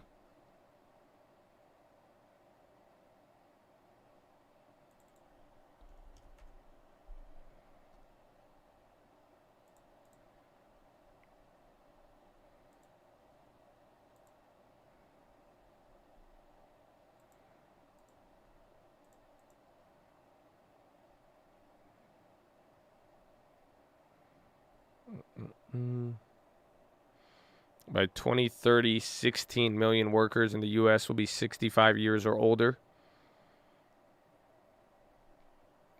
What? I don't know what the percentages of that.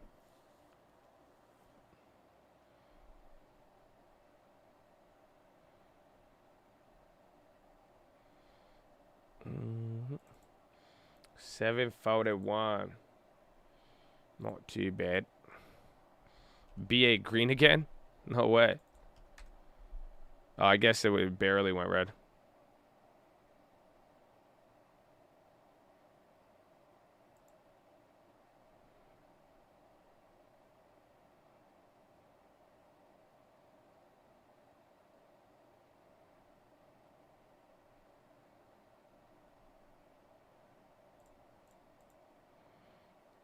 Matt Demott. Good morning, my friend. How you feeling? And God bless you. We appreciate you. Hey, man. What's up, chat? What's up, Mr. Roberts? Ford. I'm liking Ford a lot. I like Uber, too. I think that's like the only decent reopening trade. Airlines did not do good. I guess airlines aren't bad. I mean, 1.3. Probably just had most of the gap up there. And Southwest barely.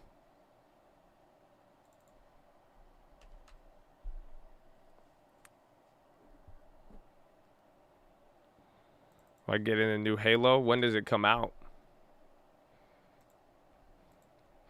I mean, I don't want to mess y'all up like that.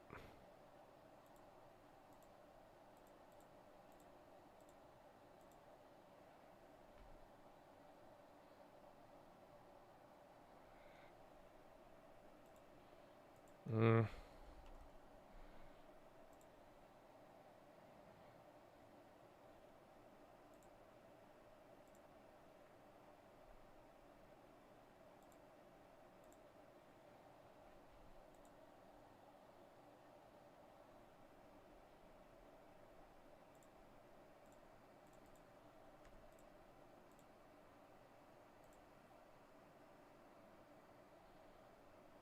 Okay, I made another play. This one's small, related to earnings coming in the next week.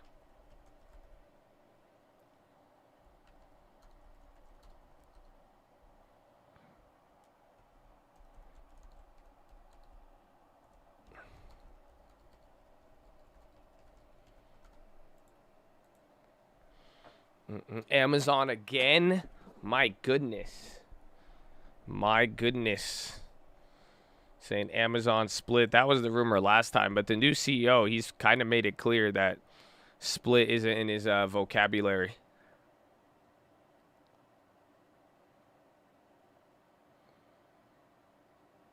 Warby Parker. But, ladies and gentlemen, do not trade this. Not a recommendation. You will get clapped. I kept this one small. I only spent about $60. It's an earnings play. Has a little bit of time. I grabbed November puts on Southwest Airlines. So I spent $60 or so, just above 60 for 2 contracts. And I'm going to ride that into next week. And surprisingly, the contracts are cheaper. But compared to all the other airlines, I just like how Southwest is holding here. I think they have a little bit more issues. Again, there's a lot of good news today for travel. So to see some of these names not really, again, all the other airlines are up about 2% right now. They're barely up. Everyone will be traveling during holiday season. Well, we'll find out. I mean, it gets to play earnings. That's why I think the plays are cheap. $60 to get a potential earnings near a low while they've been getting clapped. Yeah, I got puts.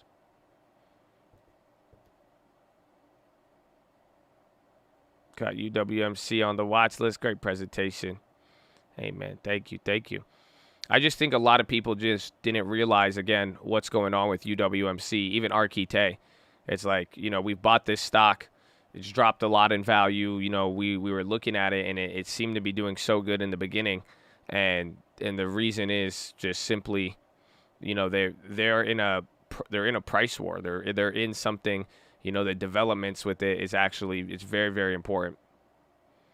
I have averaged. I mean, I bought 1,000 shares at $6. We got another 1,000 at $9, and then I've been getting drip. So I've collected over $1,000 in dividends that have just been buying the stock all the way down.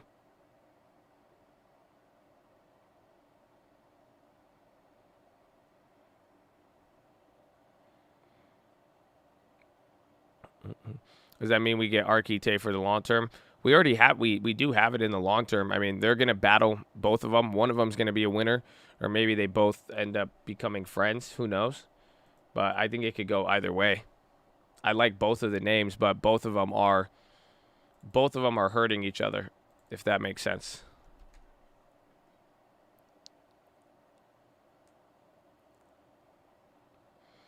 Netflix red to green. There you go. But Netflix still barely moving. I'd watch if Microsoft ticks up.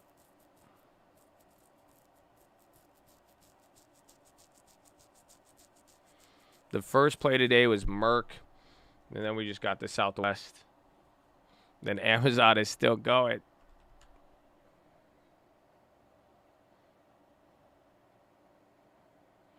Explain the puts. I mean, Delta earnings and Southwest, you're going to be getting a lot of the airlines next week. Southwest, I mean, you've heard them in the news the last couple of weeks there. The puts now, even after today, are cheaper. And the fact that Southwest is underpacing after good travel news, I think it'll be, I thought it's worth it for a $60 play to the downside because you have an earnings catalyst, whatever's going on with the company and their employees, and just they're already underperforming the rest of every other airline.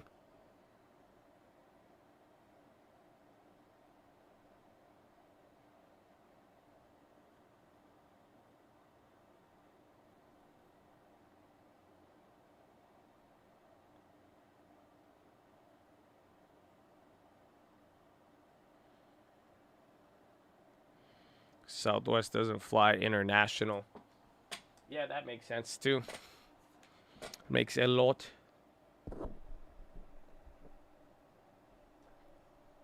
Caterpillar on the high. They're already up 2. This is good, man. This is good. Get good work in here.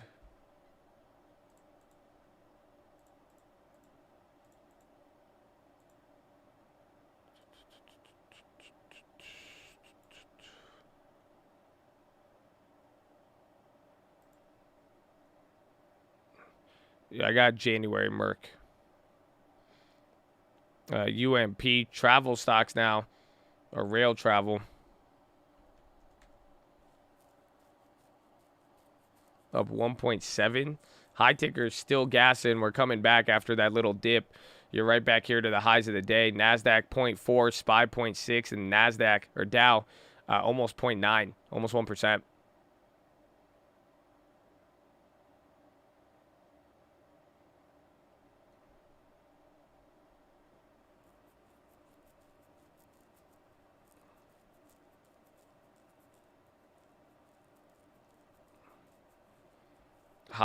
Bro, that was a nice move. That would have been a great short-term play. And now you're even just watching earnings season.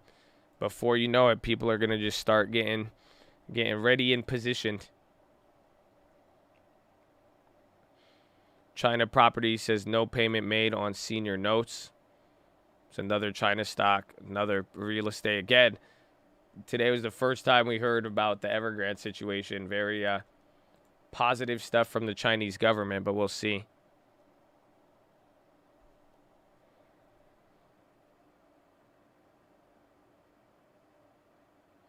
You got an estate sale going on. What can you learn from it?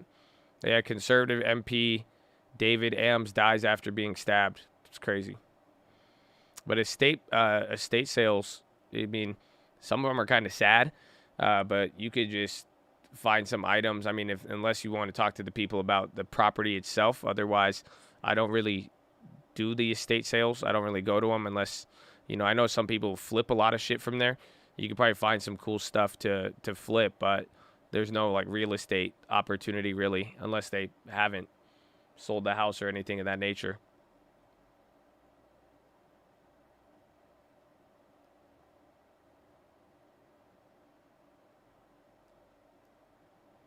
Ford Leaps, do you add it to it or keep going? I mean, I like the shares, but we have a Ford Leap in the random account. Let's actually take a look at that.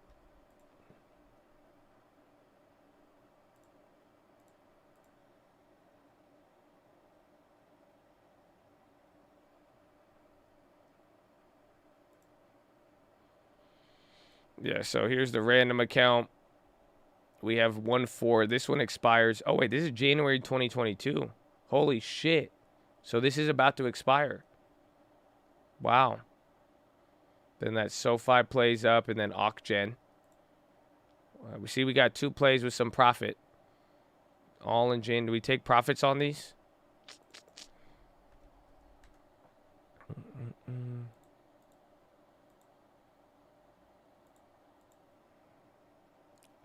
Expiration November for Southwest. I don't know. I thought there was more time on it. I mean, Ford, I may want to. It's in the money. I may kind of want to close this out on the random.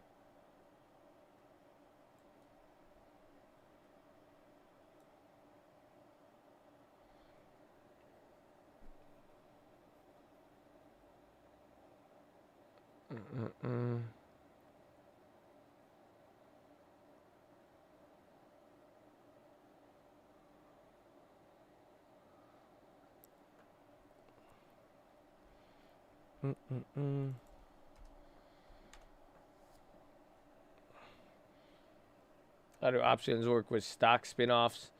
That one gets tricky, but usually you would keep the original stock. So if they spin off, I mean the original company will still exist, and then there's just a new company. If you own shares, you would get part of it. So like AT&T, if you buy AT&T and they do that little spin-off that they're doing with that growth company, your options would just stay the same on AT&T.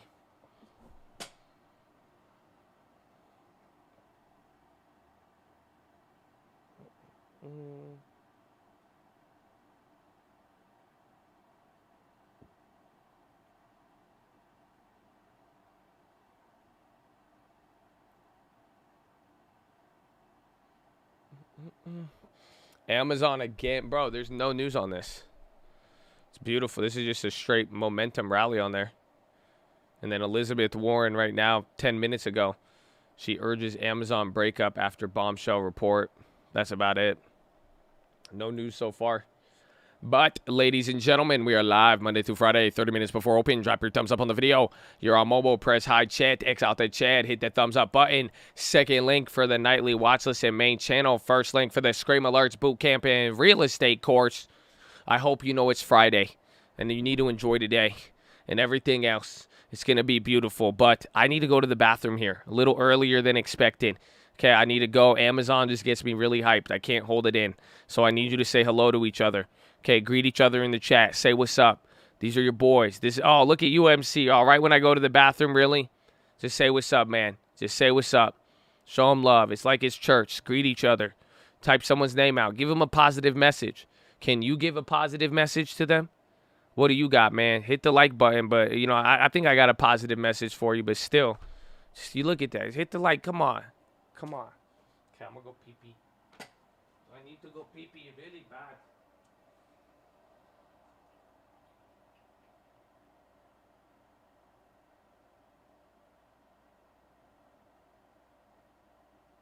There it is. I really needed to go potty.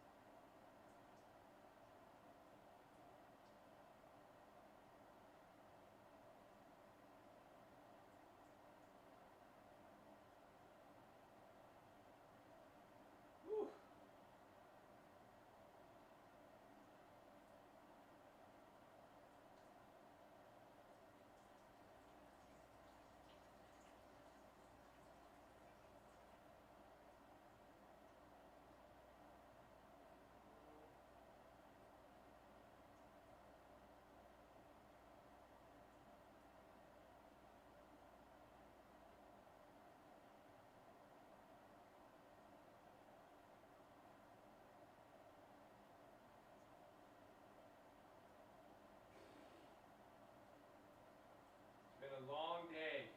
It's only the morning. It's Friday.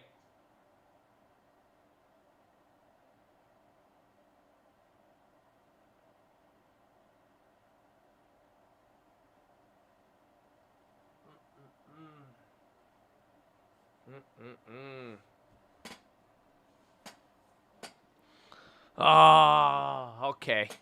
There it is. We out here. We out here. Whew, it's Friday. Y'all want something? Okay, look it. Y'all, we did it a little reverse. Amazon's still going up. I need you to check in.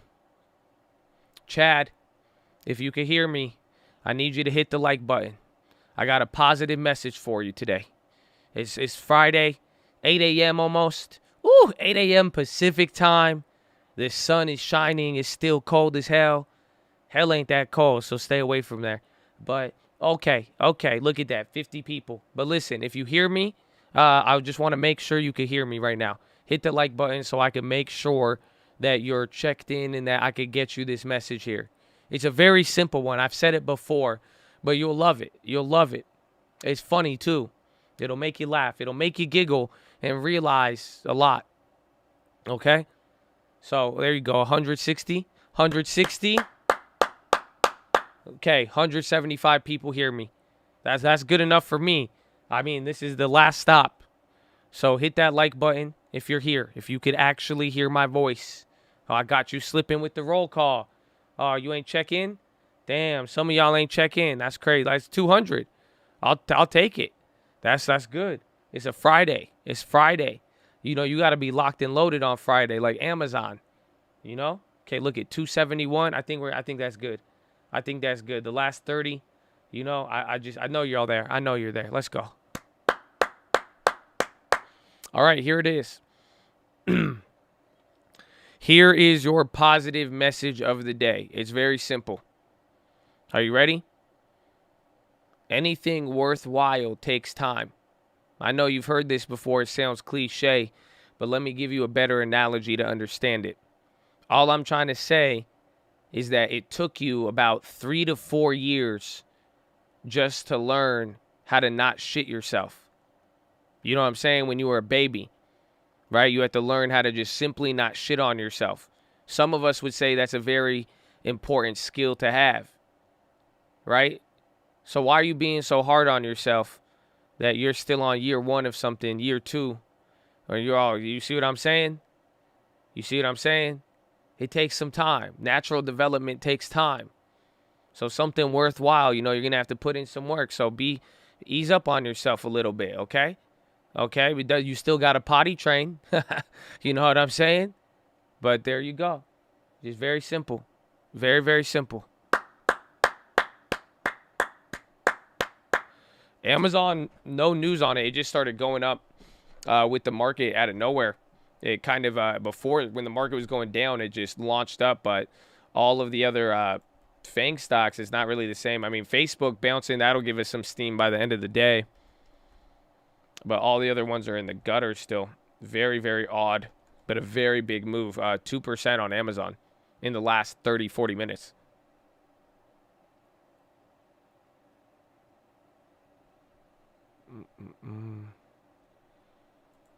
Intel running.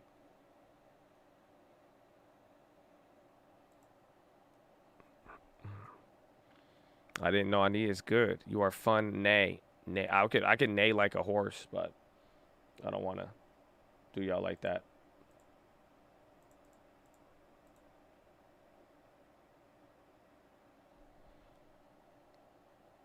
Chip makers all pop in. Again, that TSM from yesterday was fire. A lot of people were not expecting that. TSM could have reported in the gutter.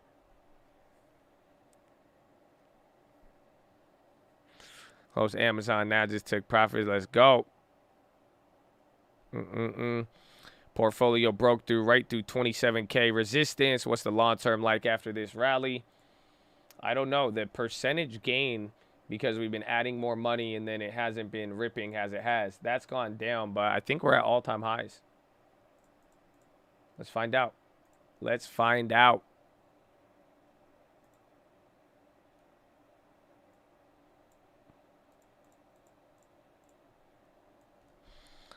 So here it is. Here's the long term. Again, we got the videos on these, and we'll keep you guys posted. Oh, shit. I still need to post them on Instagram. I need to post the new plays. But the small long term, above 10,000.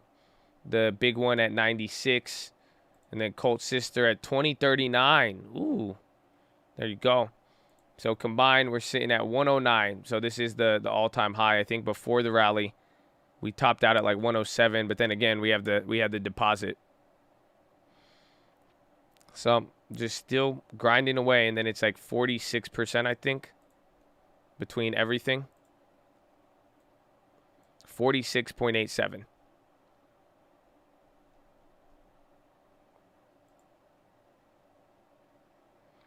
Roblox highs. Watch chip makers too. SPY's about to break out here again. I mean, you're at this high. We're either going to hit it and come back down, but I wouldn't be surprised. I mean, you have a lot of steam. If Amazon comes down, a lot of things could pick up the slack. Yeah, Roblox at 76. DraftKings October sweep. Home Depot going. Yeah, Home Depot's nice.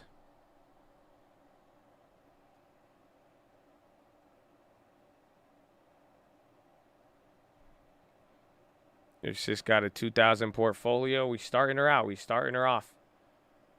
Little by little. She started with 1,500 and she's already gotten 2 deposits. So she's only made $100 a gain, but not bad. We started this just a couple months ago. She's sitting at 7% gain. Can't complain. 7%, I'll take it. I'll take it. And she already got 1 set of drip, and then she's going to get Abivi drip. Oh, it's beautiful.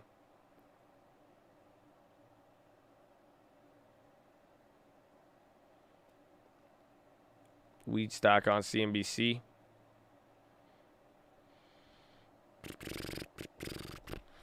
Where's Altria?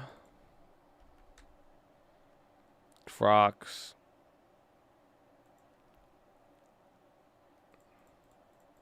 Wasn't Crocs breaking out the other day, actually? Are they still at highs? Yeah, remember Crocs was at 160 off that guidance?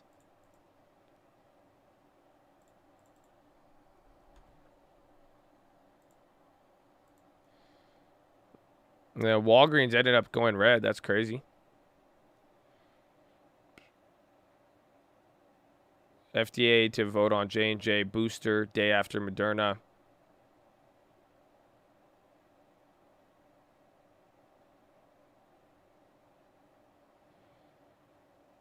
The long term or Josh, no coma. You could love both. And I love both. I love you. I love you and the long term. And then I love the fact that you got a long term. That right there is its own thing, right? Because like the long term is just the long term and then you are you. But like you got the long term. Oh my God. You know what I'm saying? It's crazy. It is crazy. So it's beautiful. About O's stock dividend, I like it a lot as long as it's above 4%. I think O is just a solid REIT stock. You know? So it's good. So the sister represent the chat or my actual sister? No, my actual like real life sister. Like it's a real life human being. It's crazy. And she knows nothing about investing. So it's like it's pretty cool. Do I eat corn on the cob long ways? What do you do? I just visualize that. How? No. That's disgusting. Who does that? Who eats corn long ways? That's crazy.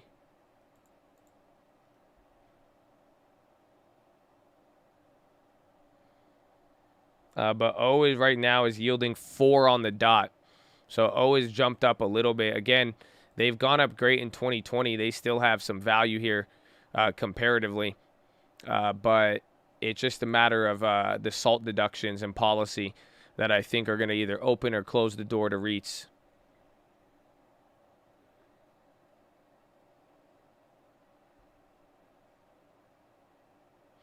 Do I turn the taco or your head when you eat tacos? Both.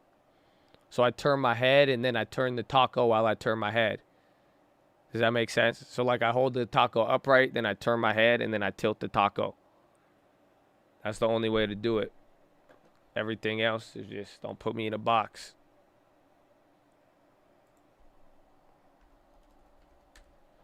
That's correct form. Good. It's all about the fundamentals.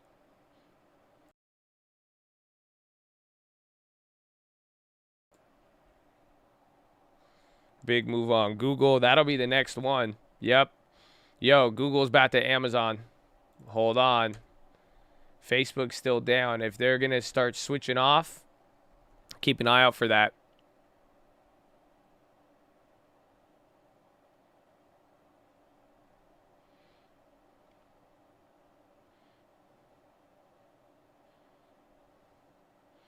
Amazon and Tesla are moving the same. It seemed, well, watch Google. Google's starting to wake up. This is literally how Amazon started, just out of nowhere. Again, there's been no developments here. And then even sympathy, you know, Facebook is in the gutter. So just watch if they start to pick up. Oh, we got UWM Frizzle, but now we got the real Frizzle on Friday. Yes, yes. Horn. Oh, we love you, Bradley Frizzle. Where would we be without your consistency? We love you. We love you. This guy, we love him. He's helped create culture. He created culture within the Chad. Oh, one day we're going to have a statue of Bradley Frizzle in the Peach. Whenever the cult compound arrives, there will be a statue of Bradley Frizzle in the Peach. It's going to be amazing. That's it. We're going to be like, little did he know, his $1 a day funded his own statue. It's going to be beautiful. It's going to be beautiful.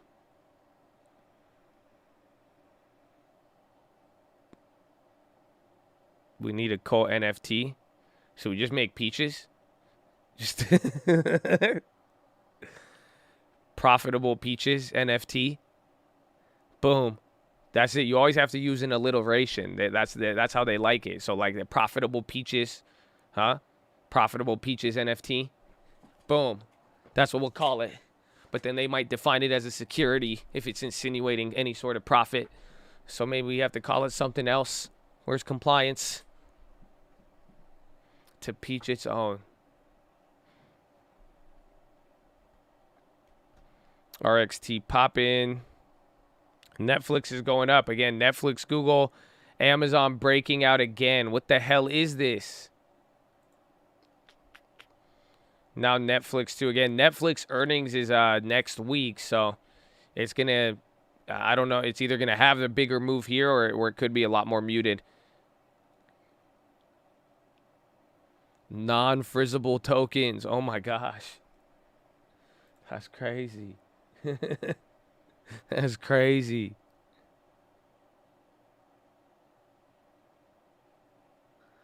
Google partner with BlackBerry. Netflix still going.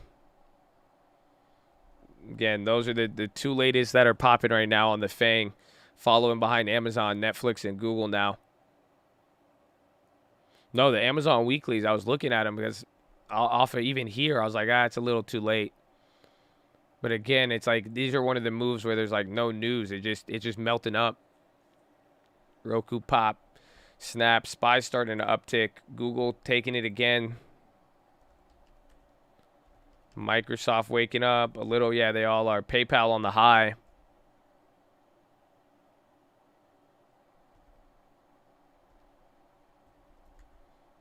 Apple too. Walgreens guttered. MRK slipping a little bit.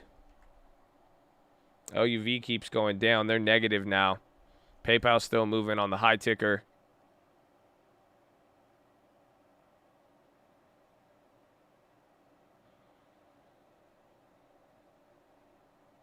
There it is. Republicans unveil bill to block Biden's egregious IRS bank monitoring plan.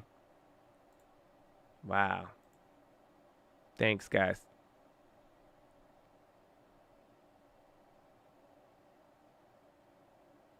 The GOP lawmakers' legislation, known as the Prohibiting IRS Financial Surveillance Act, would prevent the IRS from adopting any form of Biden's proposal by barring new reporting requirements for banks that would require them to disclose. The rule would not apply to existing law that requires banks to provide transactions that exceed $10,000 to the Financial Crimes Enforcement Network.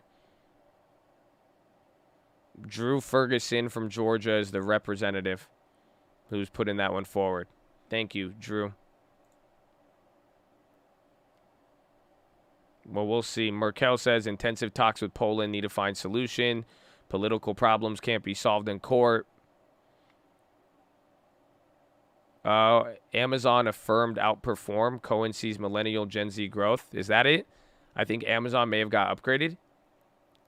Or this could have been a recycled ad or a recycled update on it. But that just came through. Archite Rocket.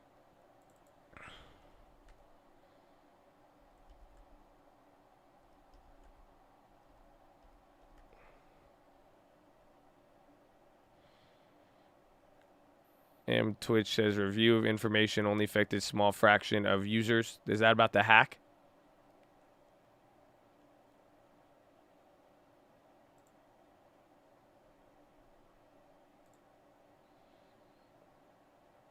Petrobras says refineries are operating normally. RXT. Yeah, I think that, not Archite. Rackspace. They've been killed. I know this company. They've been getting clapped for a while. They achieved SAP on Google specialization. So deal with Google and Rackspace.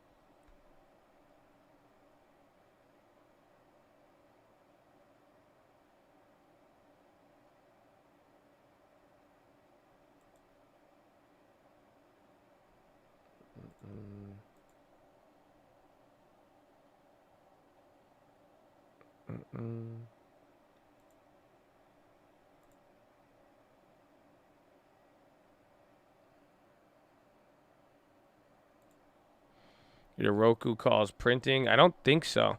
They were just holding up. I mean, I'll check now.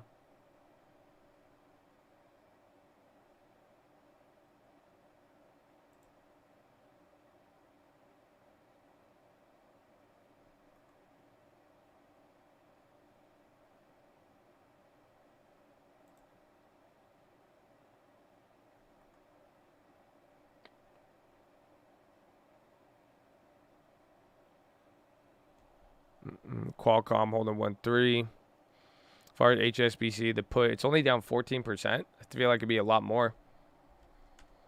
A lot of good bank earnings and China bounce. I think HSBC kind of squeezed. I don't think there's any way it should be up here. Roblox CEO on CNBC after the bake.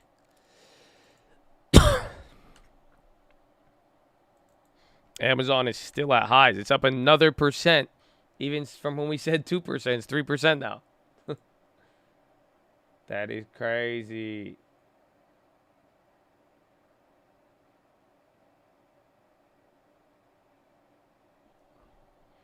CNBC talking coin.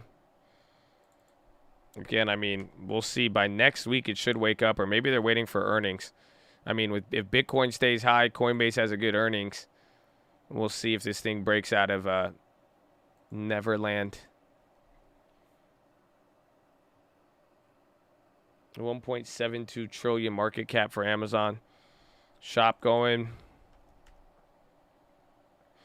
Why doesn't it split Amazon? The CEO, even Bezos didn't want to do it, and even the new CEO said that's pretty much not what they're looking to do.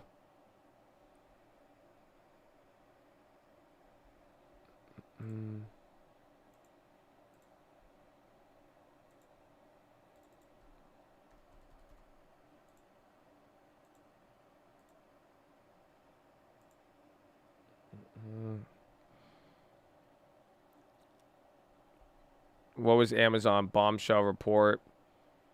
That's what it was. That was what the news. I don't know. Let's see. A new Reuters report indicates that India has become a problem area for Amazon, and now former presidential candidate is calling for Tech Titans breakup. Already embroiled in antitrust investigations by the Indian government and under scrutiny of a flurry of investigations, it skirts e-commerce regulations in the country and gives preferential treatment to certain sellers. Amazon's now facing perhaps its biggest allegations yet, citing thousands of internal documents, including email, strategy papers, and business plans.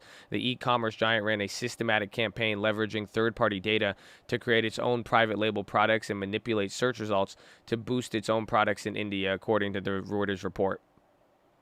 So I think we've heard it pretty much Amazon promoting their own products instead of other people. I think that makes sense.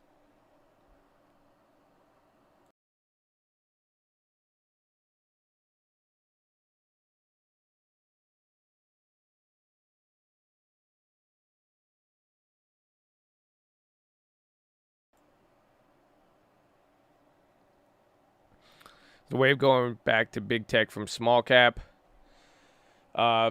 Small caps are doing good today. They underperformed yesterday.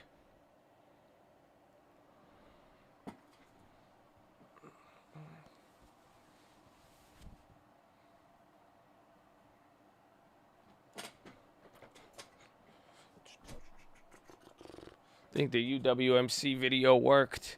I mean, it did, coinciding with the upgrade on the stock. So it was good. It was good.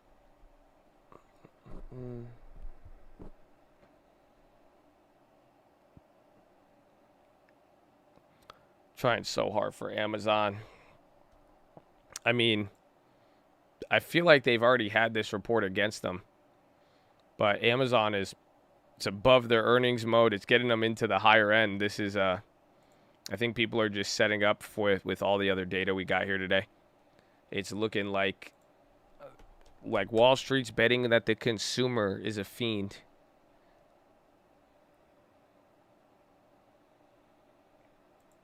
BTU going.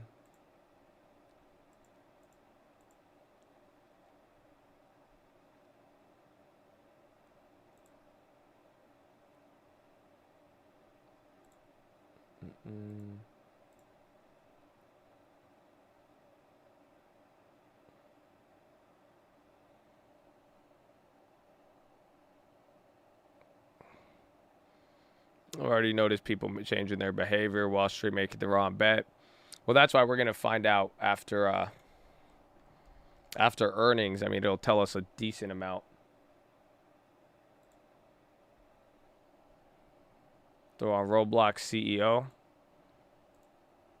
Do it. a year. Introduction of some expansions of our economy, even developers developing the number 1,000th most popular experience are getting to the point where they can make a living on our platform. So how much of your strategy is about opening up opportunities for the small and medium creators versus also just building the popularity of those large ones? In small and medium, how do you do that? What are the types of engagements and game mechanics that are going to help not only better their prospects, but enhance the gameplay? Yeah, we've introduced a thing that we call premium payouts or engagement-based payouts. And what it means is for those early developers who are in creative mode, maybe experimenting with Roblox and just making something fun, they're starting to see earnings show up out of the blue for the time that people spend in their creations. The result of this is an incredibly long pipeline, a very deep pipeline of up-and-coming creators on the platform. It makes a very powerful community of future game creators who might be forming studios. Dave, very interesting things here, and I see the appeal of Roblox really with a younger generation of players, including my own kids. And I'm wondering, as you roll out the age verification, tell us how important you think that is as we see Facebook and Instagram scrutinize it for their impact on teens as well as kids, and also China crack down on how much time people are allowed to play video games. I should say kids are allowed to play video games in China. How much of a risk is all of that for your business? Yeah, we have a very optimistic view of building a civilized society on our platform, and our roots for the last 15 years have been putting safety and civility as the primary thing we focus on. So as people on Roblox get older, we're looking at ways of maintaining that civility while allowing them to do things like voice chat. So you can see things like 13+ age verification as a safe and civil way to make that possible.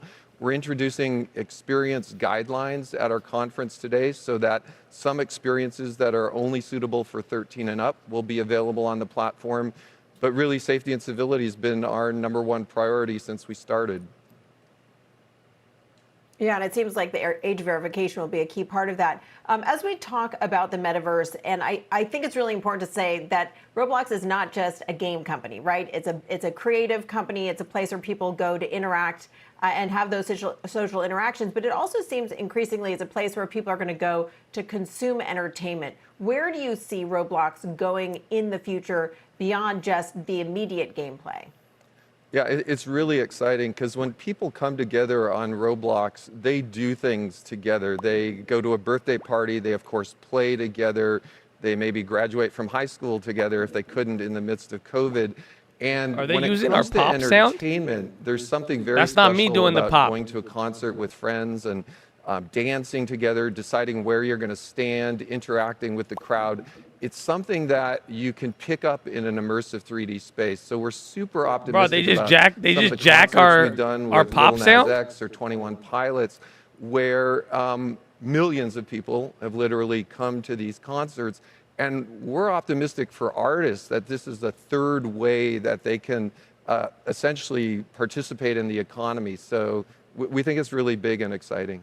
How much of that, Dave, is COVID influenced, though? I mean, we're still not anywhere near out of the woods yet. Have you gotten a taste maybe in that period in early summer where we thought we were coming out of the woods of what the effects on your business and digital engagement are going to be? And are you preparing for how to either mitigate or lean into that heading forward?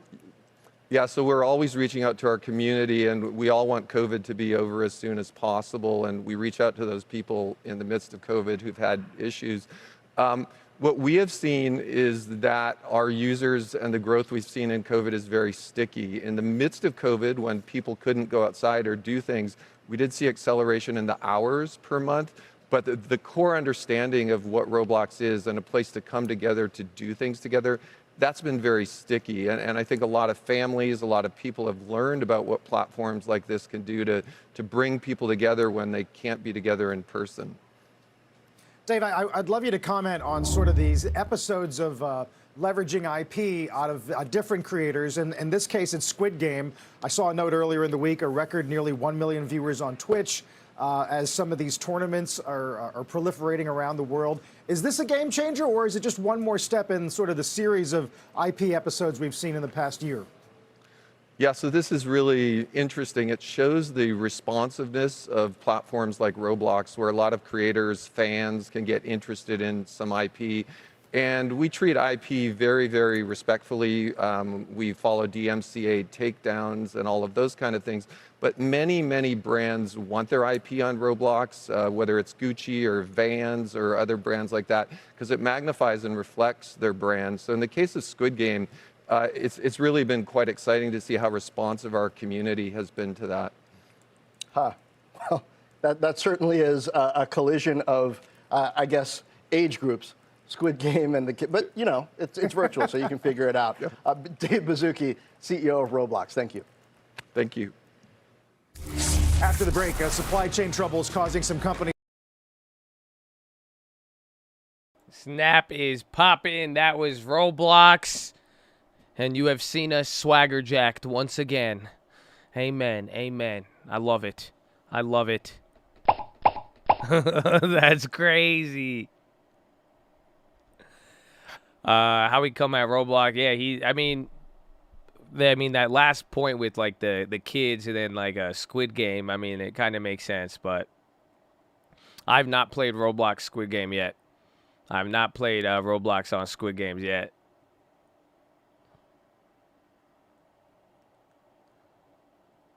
Why Snap? Snap is popping. I don't know. Check news on Snap. It started off small, but that just got pretty big.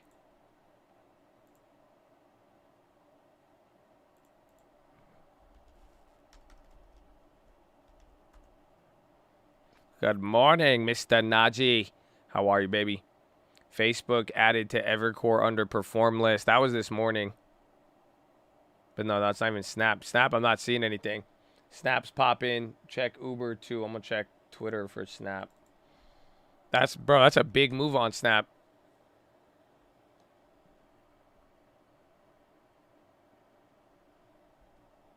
Snap, no news. It's moving, though. Airbnb, a little pop. Uber as well. Again, 49 is the key level there. Mark Minervini, new position in Snap. A new position at these prices? All right, my guy. We could be friends.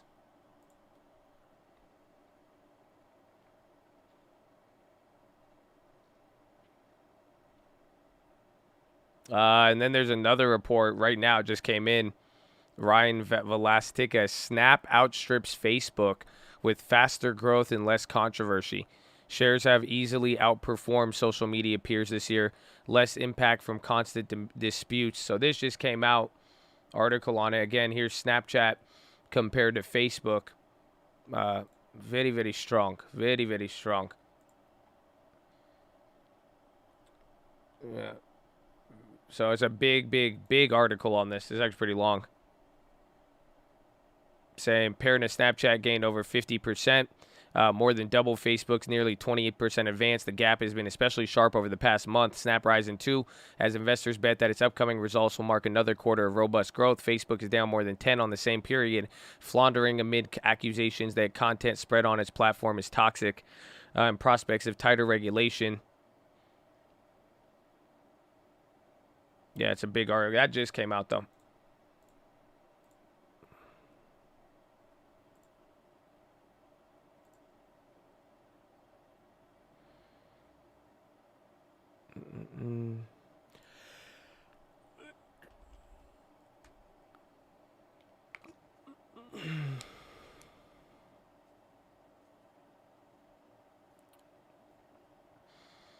Let's see. Lyft is on the high now, too.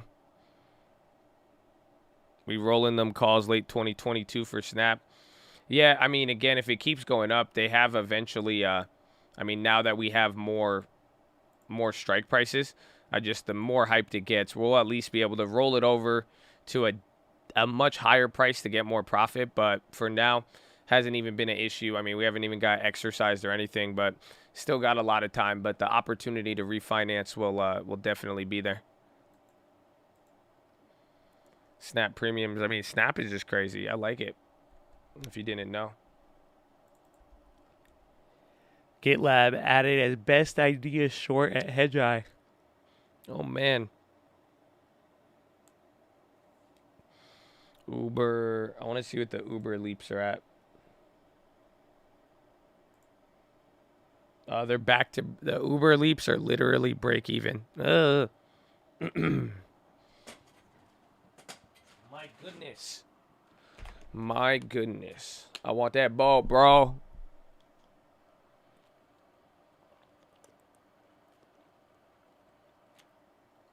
Oh. Last day of my member bennies. How do I renew? I think even then it'll always stay there. As long as you have something on there, it's through YouTube. Are rollovers counted as 2 trades? Nah, they're different. Because you're closing one security and then opening another. So you're not opening and closing the same one. European close in 2 minutes or ripping higher. That could be. I mean, let's see where we're at. Even the rest of the world today, I think China did good. Yeah. Everywhere. I mean, just take a look. Everything looks solid green today. All across the globe. Why isn't it loading? What just happened? Oh, there it is. Yeah, so everything's looking pretty good. So European close, I mean, it could go both ways, but if they did good, no negative effect from there. We'll see. And then I'd wait for some of you have fuel still. If some of these bigger names, tech stocks that are down are able to come up. Well, not see the currencies. Yeah, I know the Japanese yen though. That one keeps getting crazy.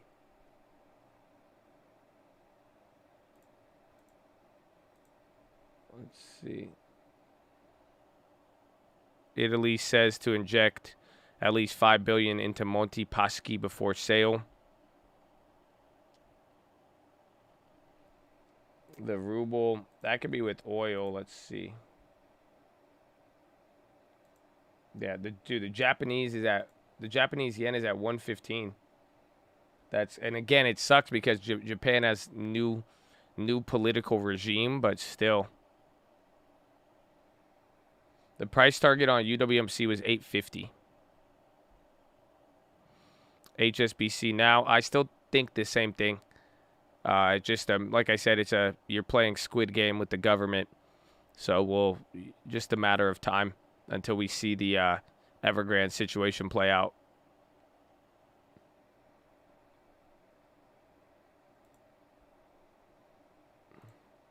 The ruble has been strengthening. I think that's because of oil. So that's actually a good sign. And that could probably indicate that oil is probably going to go higher. Overstock still up 4%.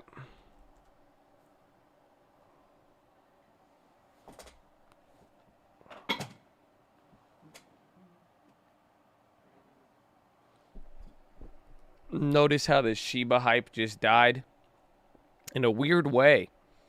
It kind of did, but it's weird with Bitcoin going up. But that's what happens. I mean, when Bitcoin and Ethereum go up, it's usually those two. And then it carries over to the altcoins. They kind of trade off.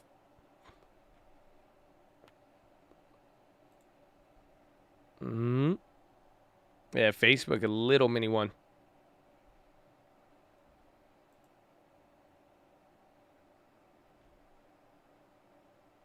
Let's see.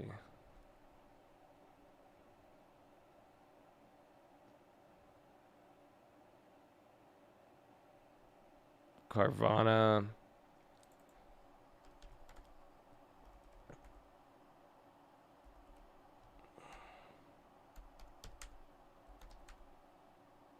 Merck came down.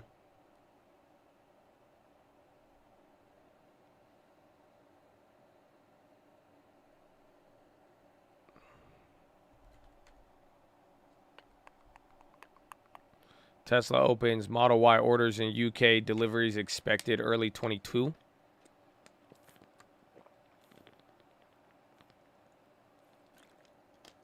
When NFT trade live, stock market boring. Thank you for everything. No idea what that means. But I've not traded an NFT live. I feel like NFTs are more boring than the stock market. NFTs, you don't get like a cost basis. You don't get to look at the price. It doesn't go up and down. It's like it's just more liquid.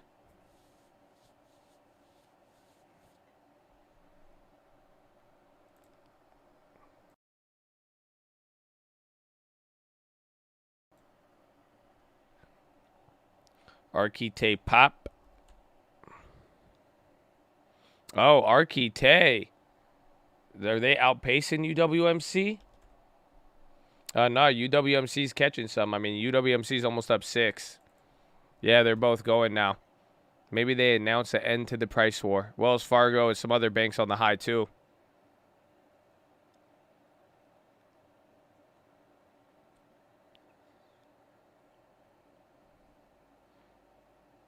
White House meet to U.S. Chamber of Commerce business roundtable ahead of vaccine mandates.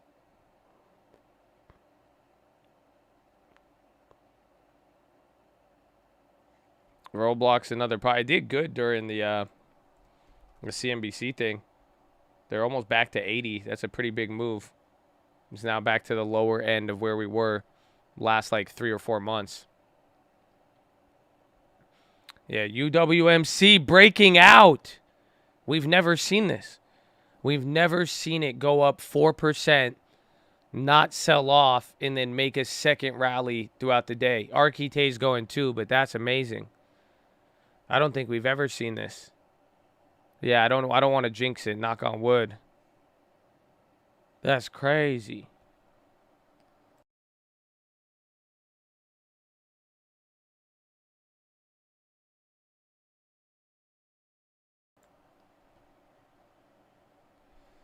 That's crazy. AMC now, or there's small caps. Small caps are outpacing the Nasdaq. Yeah, there's AMC too. Let's see what we got. Let us see what we got.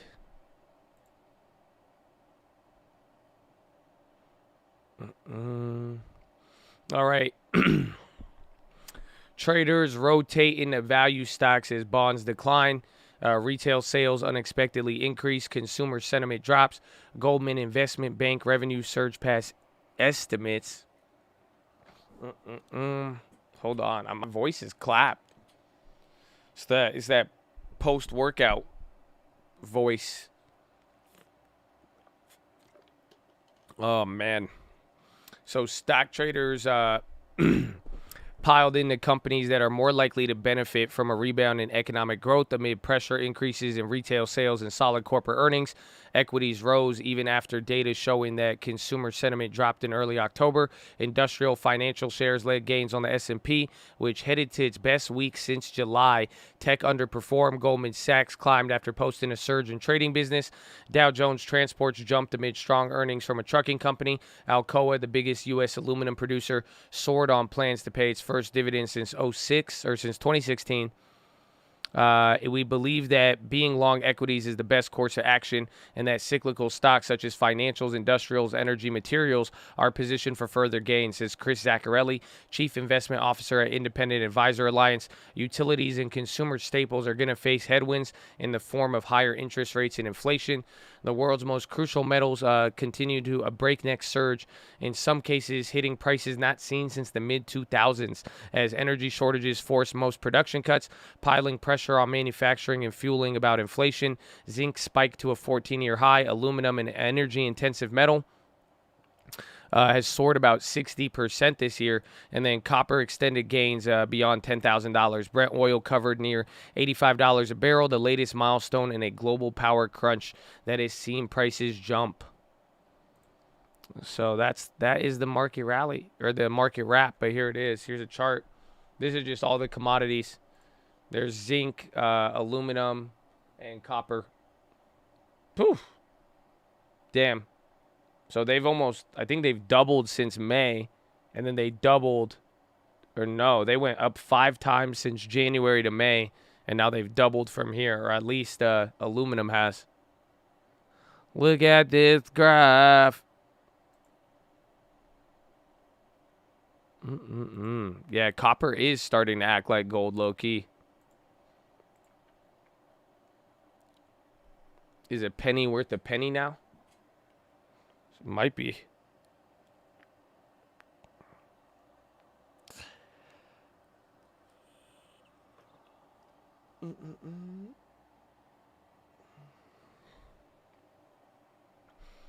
Get that aluminum chain. That would be a flex nowadays. X wants in on the action. I mean, they all pretty much benefit. Again, like I was saying, aluminum is pretty energy intensive. I work in steel. Prices are going up on materials faster than we can raise our sales costs. Wells Fargo up 6%. Oh my gosh. That's pretty epic.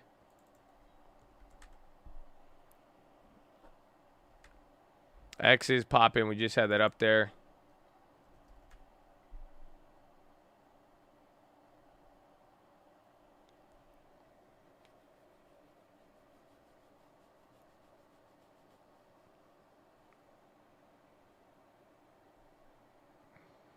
Pennies evaporate. They don't melt. There's no copper in them anymore.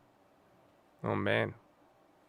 Same thing happened with plastic resin in your manufacturing company. X never holds its move. I know. Even UNG. So we had that one that was in the money yesterday. That's expiring, worthless now because we didn't sell it.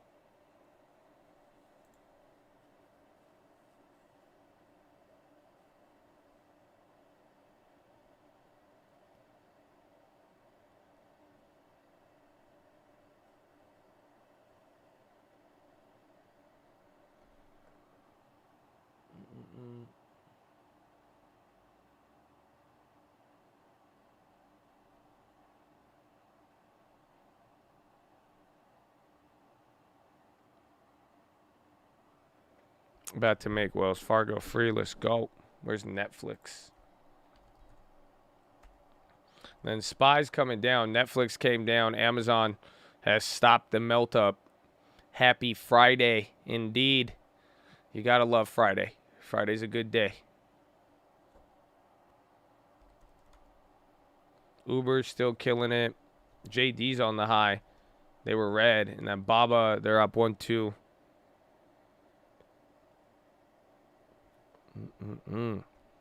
My thoughts on HIP. What is HIP? Oh, yes. It is push-up time. Ladies and gentlemen, boys and gals, I hope you're having a wonderful day. If you're watching this, I love you and God bless you. But we've been here for 2.5 hours. We got 4.5 hours left to go. Sitting is the new smoking. Everybody get beside your desk and do 10 push-ups. You can't do 10, you do 5. Can't do 5, you do 4. Can't do 4, you do 2. Can't do 2, you do 1. Can't do 1, get on your knees, do a push-up, plank the worm, anything. But get the body moving. Then, optometrist recommendation, stare at an object 10, 20, 30 feet away. Blink a few times, relax those pretty little eyeballs. Blink, blink, blink, blink, blink, blink, blink, blink, blink. Blink, blink, blink, blink, blink, blink, blink, blink, blink, blink, blink, blink. Oh, it feels amazing. Relax them. Drop your shoulders. Fix that nerd neck. Some of you guys are sitting here scrunching up your shoulders all stretched out. You don't need that. You don't need that, okay? So fix it right now. Drop your shoulders, chest to the sun. Flex the core. Tuck the hips in. Boom, baby. Boom. Just like that. Oh, you're an optometrist. He agrees. Look at that. Wow, that's real. Real life Chad. See? Okay, he's a real optometrist. He's telling you to do it. He didn't tell you to. I told you to, but now I'm just trying to take advantage of the hype. Okay? Yeah, honestly, you look really good, though. Some of you right there with your chest to the sun, I ain't going to lie to you. You look good. Like you looking good right now. All right? So keep it up there. Good posture. Remember, this is for you. I don't get anything out of this. I don't get anything. If you look like a turtle or you look like a Spartan, I don't benefit off of it. Okay? So I just want you to be, but I want you to be alive so you could trade healthy. Okay? I've been trading for about 15 years now. Sitting down for a long time. If you don't get the body moving, you will get clapped. You will get clapped. Futu double downgraded at Bank of America. Oh, yeah, they're getting clapped right now off that. But get the shoulders drop. Get the body moving. Then relax the shoulders or relax your jaw. Go. Breathe in really deep. Breathe out with your tongue out. Do the dragon breath. Go. Woo. Just like that. You see that? Boom. Now you're healthy. Now you're healthy. Now you feel good. Now you feel good. No, my throat's not clapped. I had a good workout yesterday. So I wake up like tired. And then if my posture is like not fully just, I need to just be in the game. It's crazy. It's crazy. Oh. But it is a good day. It is a good Friday. And we are in the game, my friends. We are in the game. All you got to do is stay in the game. It is an exciting Friday. Not really. I mean, it's kind of a lot of momentum here on the upside. You really didn't get as much moves, but overall, very positive sentiment. I don't assume that anything is going to switch like by the end of the day, but there is just this fact of getting positioned for earnings, and now we are not going to close on a red Friday. The last like 2 or 3 Fridays have all been red Fridays and even red Mondays, so this is quite the shift.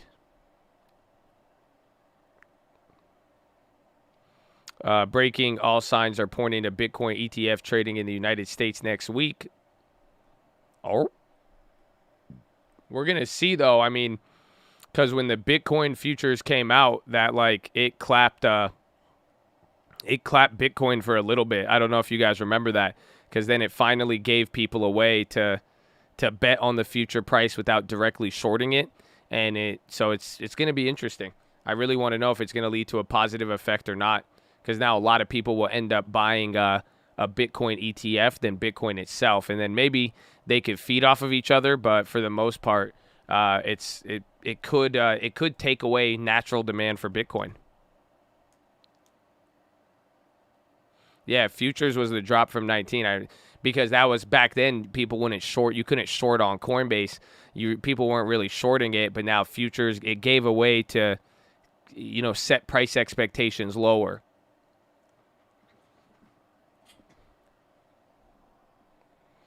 Chinese government has also been cracking down on Ant Group, the financial unit e-commerce Alibaba, as well as ride-hailing app Didi. There's speculation that loans to investments in these companies could face scrutiny in the bank probe. Michael Hunter. Welcome, baby. Welcome. Michael Hunter. What a name. Mr. Hunter. Are you a warrior, my friend? Are you a hunter? We love it.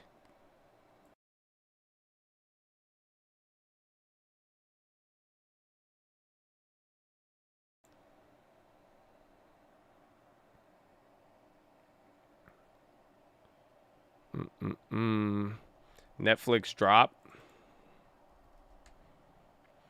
Bring up the long term. I need to post it. I forgot completely. Do you want like the TD Ameritrade long term, or you want this long term? Like, do you want it with the pretty chart, or does this suffice? Oh wow, we are up 47% now. Paying the plug. God bless you, Mr. Travi. Oh, the plug appreciates you. Remember, pay the plug. Pay the plug. Amen. Horn. Shout out all the chats. I hope y'all feeling good. Y'all feel good vibes today? I feel good vibes. I feel it. It's a nice Friday. It kind of feels like summer in a weird way. I have a window open. So usually I don't trade with the window open. And now I have the window open, and it feels so bright in here that like it's just bright. Like my day has been brightened. So I hope your day is brightened. Maybe some of y'all should open up a window. You don't have to open up the window, but just open up the blinds. Yeah, Futu's getting clapped. That was a double downgrade by Bank of America. You want to go for the Futu daily? I mean, it's only barely red now.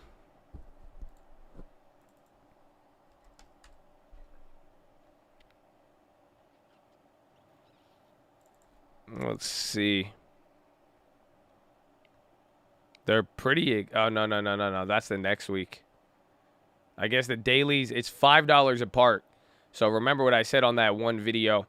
Take a look at some of the option chains, and the difference between strike prices will tell you something about it. So I think Futu, will have the ability to move, but, to get in the money on that, we need you're going to need another $5 drop. UWMC on CNBC. Oh, okay. They did, they stopped taking Bitcoin payments. UWMC canceled their pilot program for that.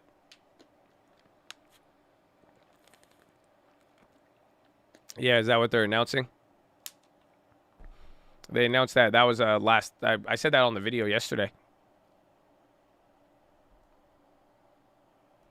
Well, they said that they said 6 people used it. They said it wasn't because they don't like crypto. They just said there's no demand for it. That there's not really, there's not people, a lot of people said it was cool, but a lot of people weren't really trying to pay their mortgage in Bitcoin or Dogecoin.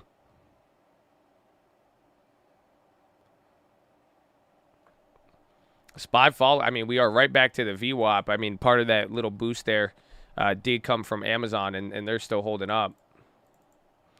Pay the plug, baby! Again.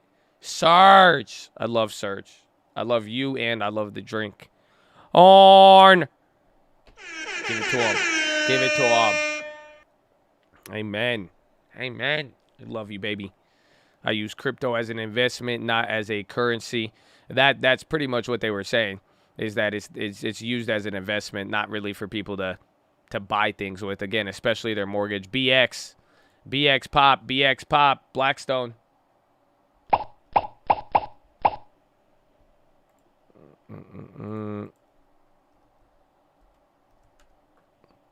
Check news, financials, consumer. I think they got a price target raise not too long ago, but that one looks like it's moving with something else.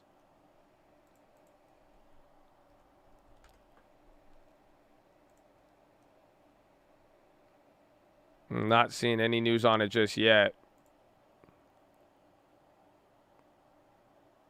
That's a lot of volume.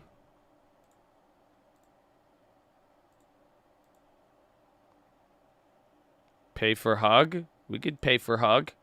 I'll give you a hug whenever I see you. I'm a hugging type of guy. When I saw Patrick in LA a couple weeks ago, we hugged a lot. We had a lot of hugging. It was I hugged him and I took a selfie with him. I didn't send it to him. It's just for me, but it was nice. It was nice. So I mean, whenever I see you, I got you. You don't even have to pay for it. Just have good vibes. Yeah, there's nothing on BX. Not now. I mean, keep your eye on it. I mean, that move looks pretty interesting.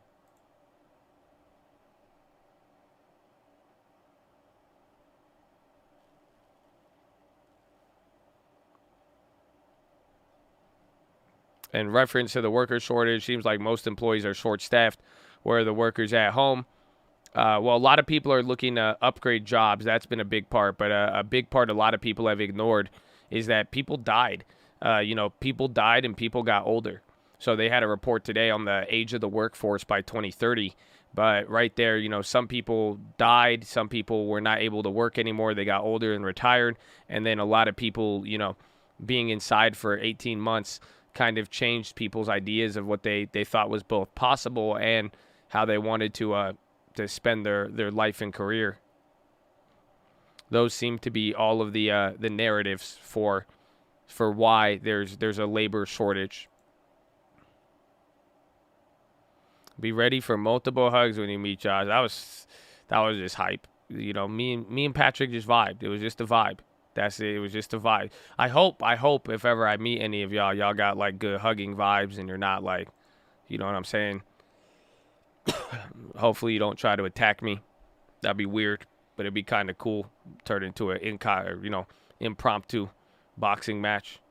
But I'll just hug you. I'll just hug you. Even if you wanted to fight me, I'd hug you. SPY's already back below VWAP here. Amazon might make another run up here too. Did Google ever pop?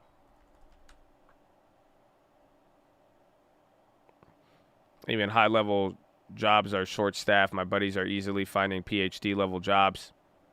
Again, I mean, that could be both age, people retiring, and then not to mention, I mean, the next update here, the next update here is it would be potential effects of the mandate.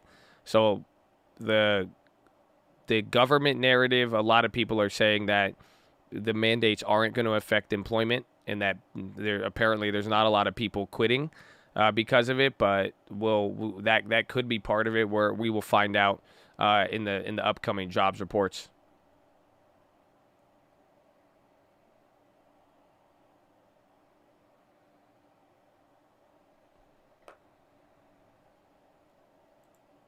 TLT. Google came down. TLT came down. Yeah, Amazon might round 2 here. We'll see, though. But watch the overall market. I mean, you're back at the same level on the SPY when that happened. I feel like the narrative is different than reality, and that's the problem.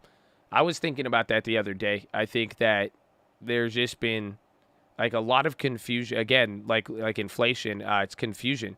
And I think that when, we'll look back on it in a few years, and how we observe it is what it's going to come down to, that it's created a divergence of what's going on. Pretty much, I think everybody could have a different reality. Like there's right now, I think big portions of society are living different realities, and that it's not like how it translates is just, it puts us in a weird spot where, how people have came to get information and even understand it, interpret it, the standards of such is just, it makes it very difficult.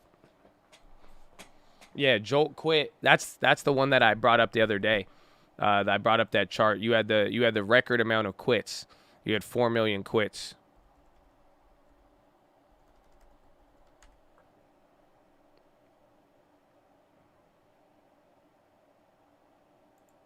I think you could get it in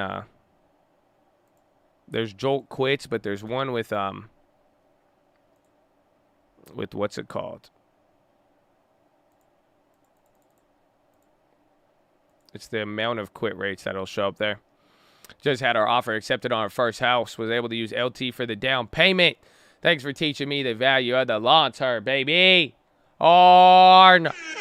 You have to use the long term, not LT. But still a LT, baby. Hey, man, congratulations. That's very, very hype, man. And I'm very, very proud of you. I tell it a lot for people to go get into it. I mean, obviously, you see that, some people think I say it so that they don't trade stocks, or people like, I just want to do stock, yabba dabba dooba. But, that right there is an example of turning stocks into another investment and still being able to stay in the game. So congratulations. I'm proud of you, man.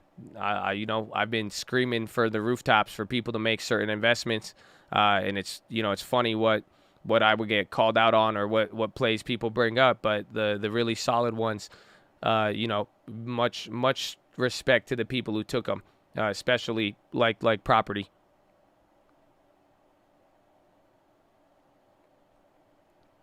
Let me see.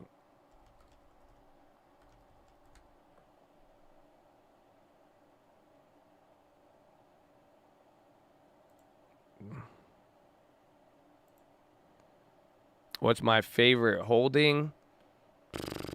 That I don't know. That's one. That is that's a hard one. Quit. Hold on.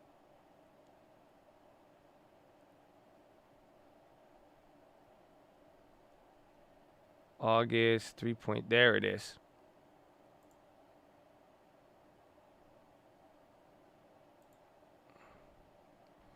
So this is the one that you want right here. This is the quit rate chart. So this is the chart of people quitting. So 4.2 million people quit here in August 2021.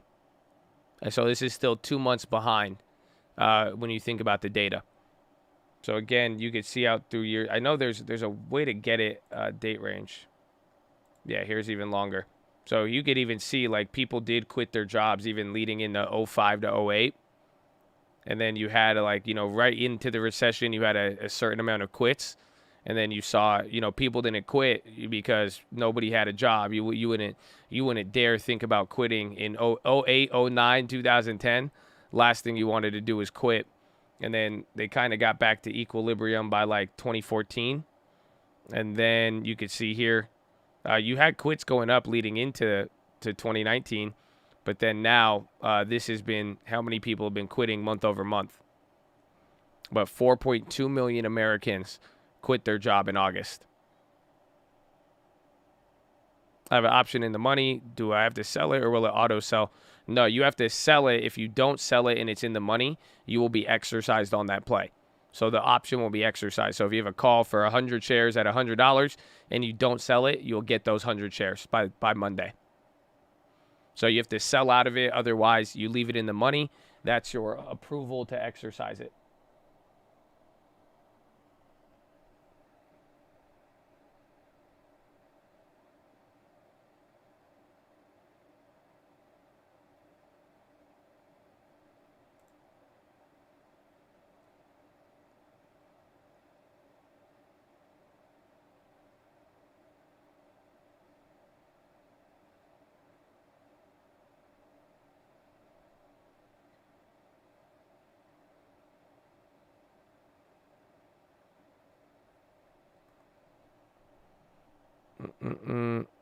You show the fear and greed chart. If the CNN one, I don't think there's one I could pull up on the terminal. If I sold an $8 call and the stock closes at 8, what happens?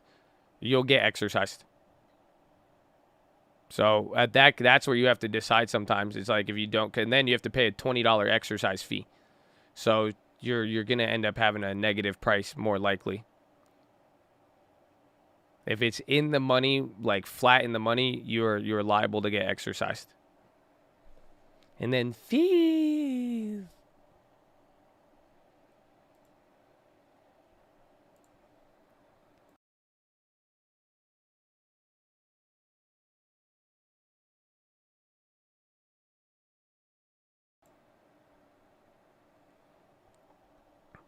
Funny how UWMC got news today.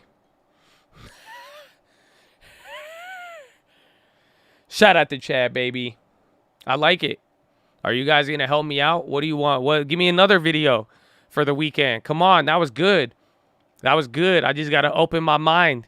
Y'all just said put UWMC to the moon. I said, I got you. I got you. Said shoot it in the garage. I said, I got you. What else? What do you want this weekend? Shit. Tell me. I got 24 hours. 24 hours. I just got to look at some houses. You let me know what you need, man.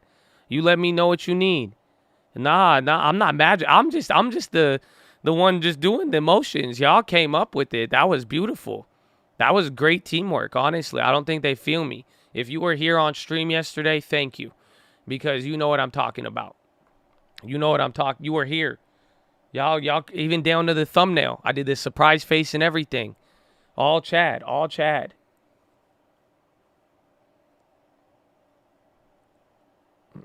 Roblox. We already made videos on Rob. See, look at y'all fell into the YouTuber trap.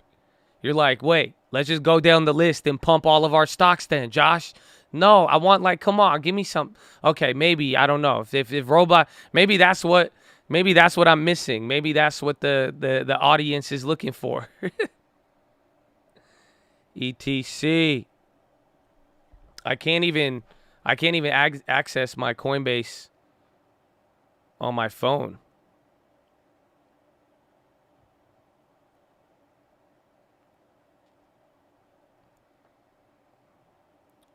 Even if you purchase the option, I thought you have the right, not the obligation.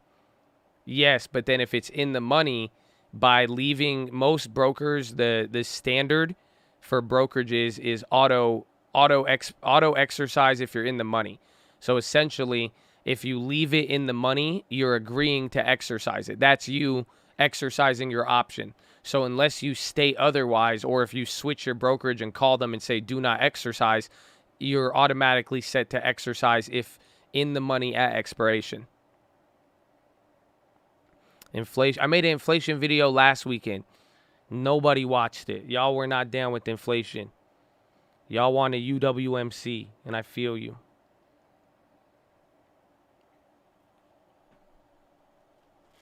Make another UMC. Maybe a Roblox video. That's y'all said Roblox. We'll talk about it in a little bit. We still got time today.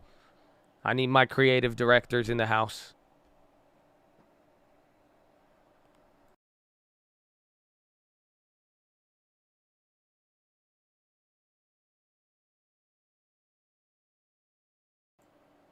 Yeah, the real ones watch the inflation video. That's good. That's good. I like it. Pay the plug, Andrew. And welcome, Andrew. Thank you for your daily philo and wisdom. I'm 22. I feel like I learn so much every day, and I'm finally making decent money. Shout out to you, man. It's all love. Amen. And he's young. Horn. Let's go, baby. Let's go, baby. I love it, man. And I hope some of you guys, you could learn from all the different Chads in here, a lot of different stories. I even got a couple. I mean, we should even do that if you guys want. You guys should email me some of your financial situations. A couple people reached out. They let me know, just like the other guy. They sent me their long term.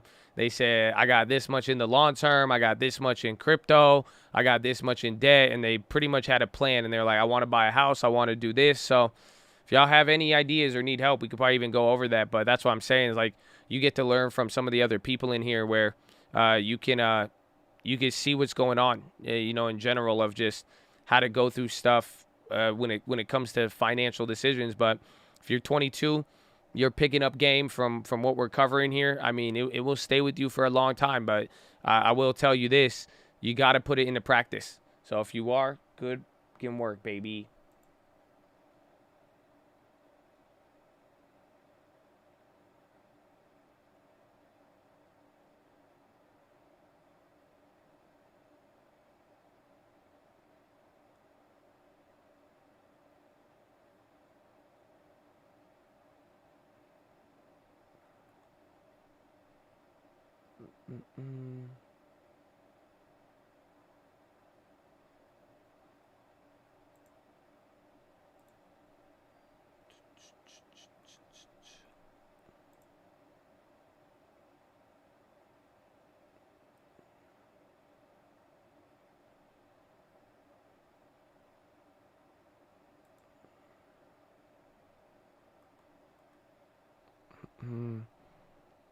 You get my email? I think I did. I think that was one of them. That's why I could answer it even on here, if you are here.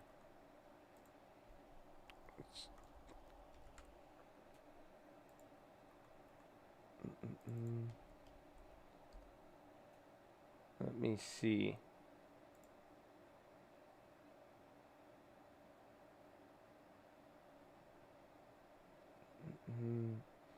Yeah. See, all right, we'll go over, I'll go over that one in a little bit. Right now, let me go to the bathroom. And then we have a Chad scenario here.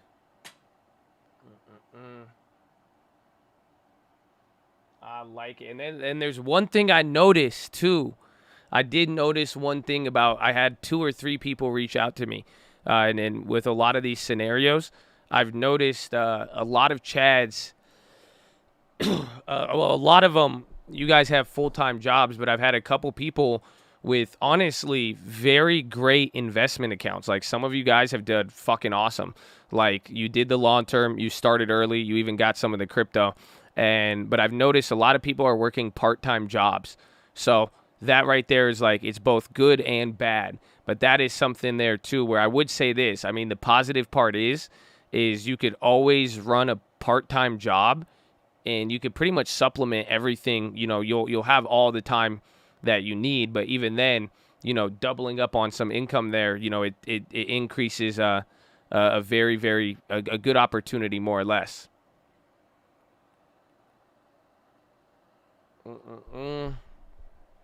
So let me go to the bathroom. Make sure you guys are subscribed. We're live Monday through Friday, 30 minutes before open. Drop your thumbs up on the video. Second link for the Nightly Watches and main channel. First link for the Scream Alerts Bootcamp and Real Estate course. I'll be right back. Please hold. I like these. Email me. Email me I want pictures. I want to see the long term. Send me the long terms. What question do you have? What do you want to do? This is a good one. Again, we got to do one the other day with the debt scenario. So let's do a little bit of Chad Ramsey here. How do y'all feel about that? Tradingfraternity@gmail.com. And let me go to the bathroom. Please hold.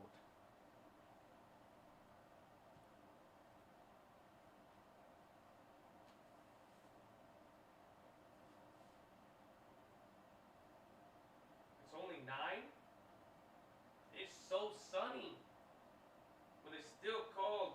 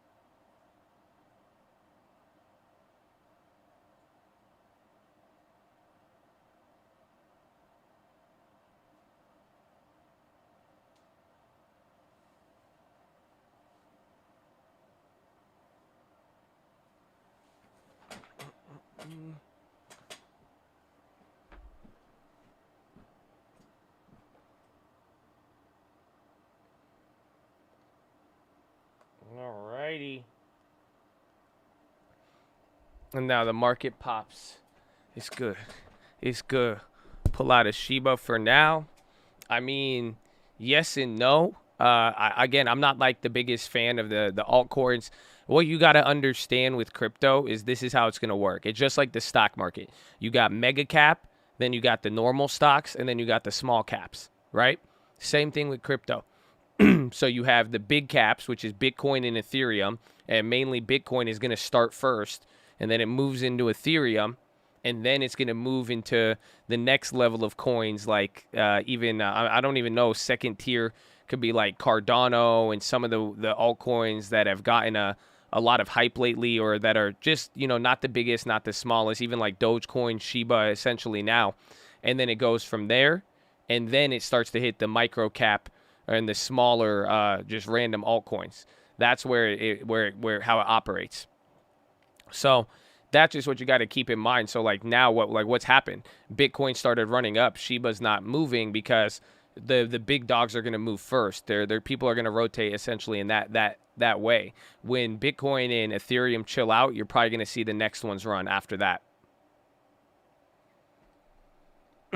So here it is.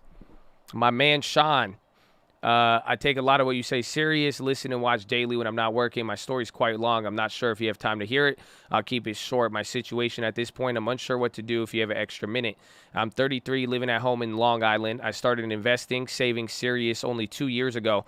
And that time I managed to invest $25K, turned it into $70,000, $80,000 pretty much through crypto and stocks. It still sits in equity. I have zero debt, credit score of 800. Net worth is probably around $100K with 80% invested in stocks and crypto, as I stated earlier. I work in banking, making $19 an hour, working part-time. I'm nervous telling you this. I'm scared of sharing the private info. I love you. Is it okay if I should I stop reading? I don't know. I thought I got approval for this, but I think I did. Either way. Situation, you're going to be forced. Wait, can I keep going? I know who it is, so I at least know who. Yeah, I'm good. All right. Am I good? Am I hype? You love the Chad. Chad loves you. Amen. I'm in a situation now. I'll be forced to move out of the house as my family is moving out of state. This is good and bad, as I want to continue to take advantage of saving money. Now I'm forced to move out, and I don't want to pay rent and waste money to live. This will dampen my investment strategy for the future. I'm forced to make a move pretty soon as my family's leaving within 6 months. I think you talk about real estate all the time. I have no idea if I want to own any properties in New York, as it's expensive. I'm not sure if I can with income statements. I won't say I'm locked down to living in New York. I'm young, willing to change my life if need me, but I'll tell you I'm nervous. I was considering renting entering for short term until I figure out a solid plan or purchase idea. Anyway, if you read this, I appreciate it. Give me your opinion. That would be more appreciated. Thanks again. He's going to buzz himself out. So, pretty good situation, honestly. It's not bad in really, I think the fact is you're trying to, you like the advantage, the free rent. That you can't, you can't, you can't like, it sucks, right? I'm telling you, like, I wish I could do that. I wish I could do that. Where, living at home is great, but now the situation is, where do you go? You're either about to take on a monthly payment for rental, or you're going to go and buy a house, and now you don't know whether or not you could even qualify. So that's the first thing I would get out of the way, because it's not going to hurt. I would just go try to get qualified for a loan and see what you could run up, essentially. So you got some income, you got some assets.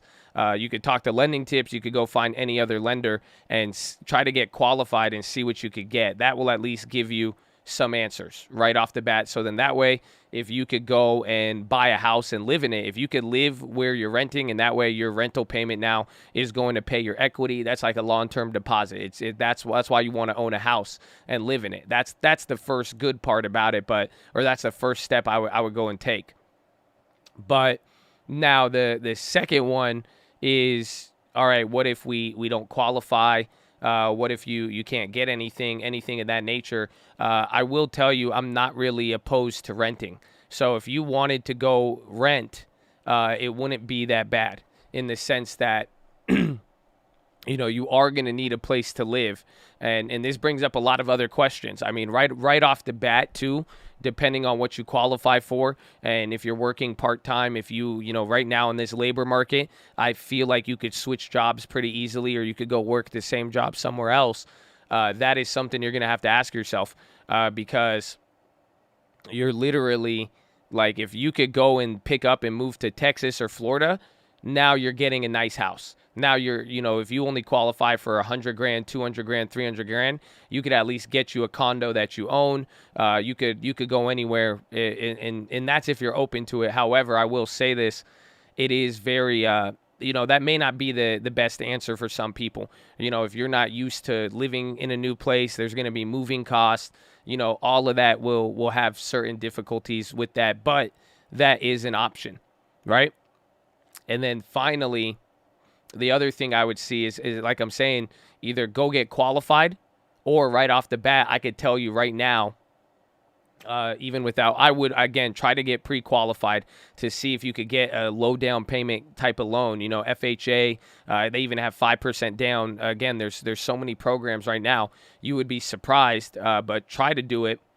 But then what you could do is, like, if you have $100K, I mean, $20,000, $40,000 for a property, if you'd be open to that, essentially what I'm trying to say you could do is literally you could go rent a house to live in, stay in New York, keep your job, do your thing, but then you can go and still buy a house with 20% down, but not one that you're going to live in. You're going to go buy a house to rent out. So then that way it will supplement your rent or hopefully pay for it. So again, if you could put 20, 40 grand down for a house in Ohio, in Indiana, in Vegas, Arizona, Florida, Texas, maybe somewhere too that you would want to live in the future. So then you could always give yourself some options here. So you could literally go find something in Florida, Miami, wherever you want, somewhere that you would want to actually potentially live, and then go buy a rental property, a cheap one, and then rent it out for a little bit. And then now you get to own the asset, you get to get appreciation, and you get to collect rent, and then it'll either pay for your rent that you're paying to live in, or it'll supplement it. That's it. So those are pretty much the options. Yeah, Clearwater condos, I mean, you could get one with 20 grand. So like literally you could sell out 20% of your long term, still have 80% in the long term, and then you could get that loan easy, no questions asked, with 20% down. And then, like I'm saying, whatever that rent's for, it'll give you some cash flow, or you get to own the equity, but then preferably cash flow. Like if you could find a good place with cash flow, like you could do something nice. Again, literally, I closed on the property yesterday. That one, that one's a $150,000 property. I needed $32,000 to close. $32,000 to close. It rents out for $1,350, and the mortgage payment is about $800. So that right there is giving me 8, 9, 10, 11, 12, $500, $600 of cash flow a month that could be applied to your property. And again, if you rent a place for $2,000, it's only going to cover some of it, right? So it all depends on where you live and all of that. So, yeah, I hope that helps. I hope it helps. But you're in a great position. I hope, regardless, you just got a time frame because people are moving, and it may feel a certain way. But like your position is probably, I would feel blessed and grateful, and that's the best way to make decisions is just understanding that you're gonna be good no matter what. Oh man, y'all sent me a lot of emails. Holy shit. Damn, son.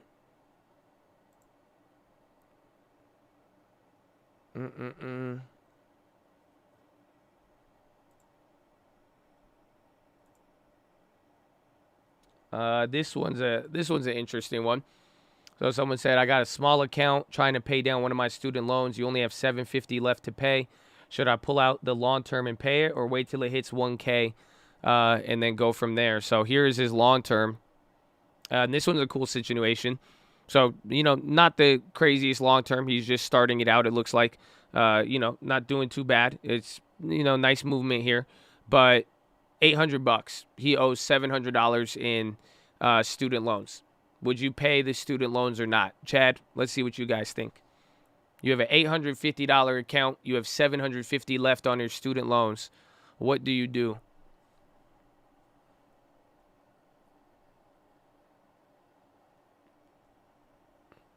No.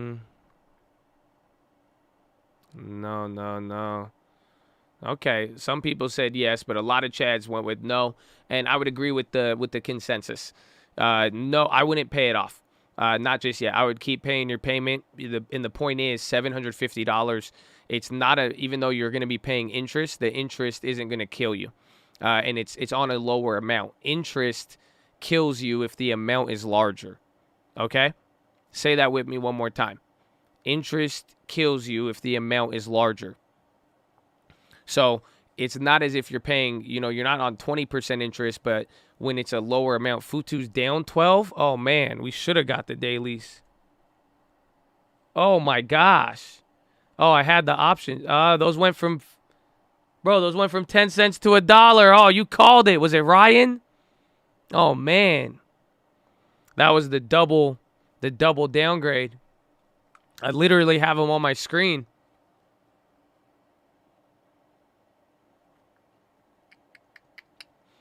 Oh, that was crazy. Yeah, the Futu Daily. Was that Eric? It was Eric or Ryan. Somebody was saying it. That one, that hit. I looked at him. I was like, I don't know if it'll move $5. But then that went in the money. That one is now in the money.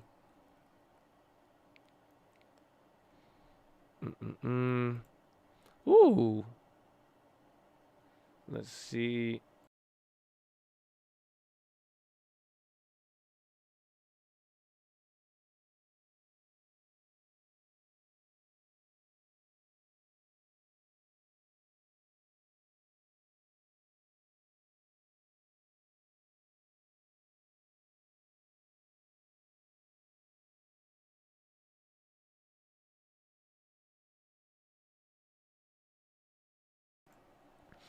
Heard of Songvest, I've not. That was a crazy play, though. Netflix is even dropping. But, yeah, in that situation, though, like we're saying, the interest is not going to be that high. And the chances are your small account will probably outpace it. And it's better to spend the time now getting some of these assets and holding them than not. I would still pay what you need to pay and then keep building the long term. But it's not enough. I don't think it's a big enough amount where interest is going to clap you at all. Because again, like even the sisters long term, this is a small account. This thing, it's already up 7% in a couple of months. And now it's not always going to stay like that, but the idea is you could grow the smaller amount larger than the fixed interest on a smaller amount.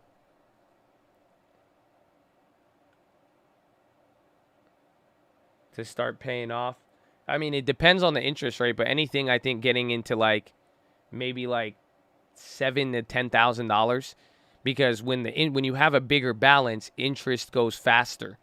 That's why the situation with our guy was 65. That's why it was crazy, because he had a high interest and a high balance. Like, that's why sometimes like interest payments on cars aren't that bad, because it's only even, but the amount is big. So it compounds to a big amount because cars are usually a high ticket item, but then you're only doing it for 2 years, 3 years. But you either want a low amount or low interest, but each of them kind of has their drawbacks.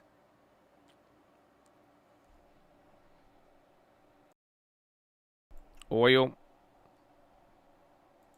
Yeah, debt is easier to pay off in higher inflation, and that's what I'm saying. The assets, when interest isn't really running against you, you don't have a high carrying balance. The assets could actually do a lot more for you.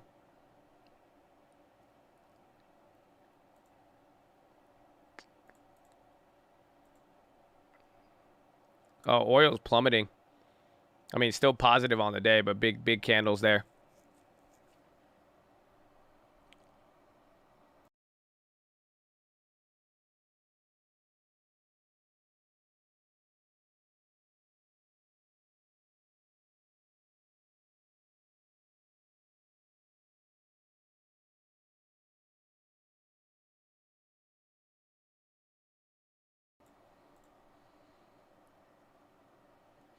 Let's see. I'm seeing some of these other emails here.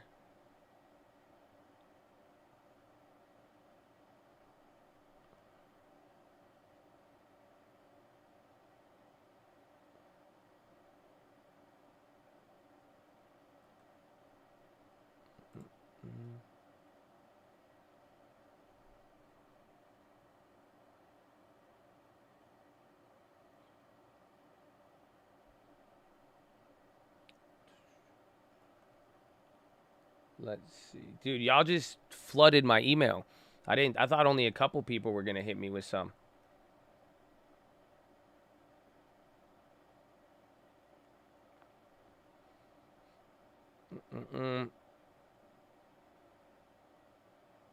All right. So another one.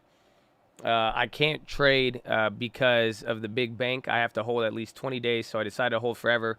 So this first week I've got green. Patience paid off, paid my student debt. Hoping to buy a next house next year. Thoughts on 2.5%, 2 to 5% down versus 20. Don't want to put down little as possible. Also read Proverbs 4 and Psalms 5 today. Thanks for not being scared to talk about the Bible. Horn! Amen. Amen. That's a good book, man. It's a good book. So this is flying contrary to Mr. Ramsey. I think you should put little down as possible if you can. So that's why, like, even when I answer these questions and as we go through a lot of your guys' situations, it all depends. But hopefully you guys understand, you know, I'm here to give you answers with it. And what I mean by that is that you could do anything in any situation. He just sent a picture of his long term. There wasn't anything. The simple question, you know, you imagine if you have a long term, you get everything set up, and his long term's only at like $5,000. It's nothing too crazy. But if you have your long term, you get all your debts situated, and now you're oh, you can't see anything. That's what you mean. My bad. So change scene. Creative director. Spy's coming down. Myrna's dropping too. So is NVAX. Yeah, Myrna, big red. Hold on there. Myrna. FDA delaying decision on Moderna in adolescents. Uh-oh. FDA delays Moderna in adolescents.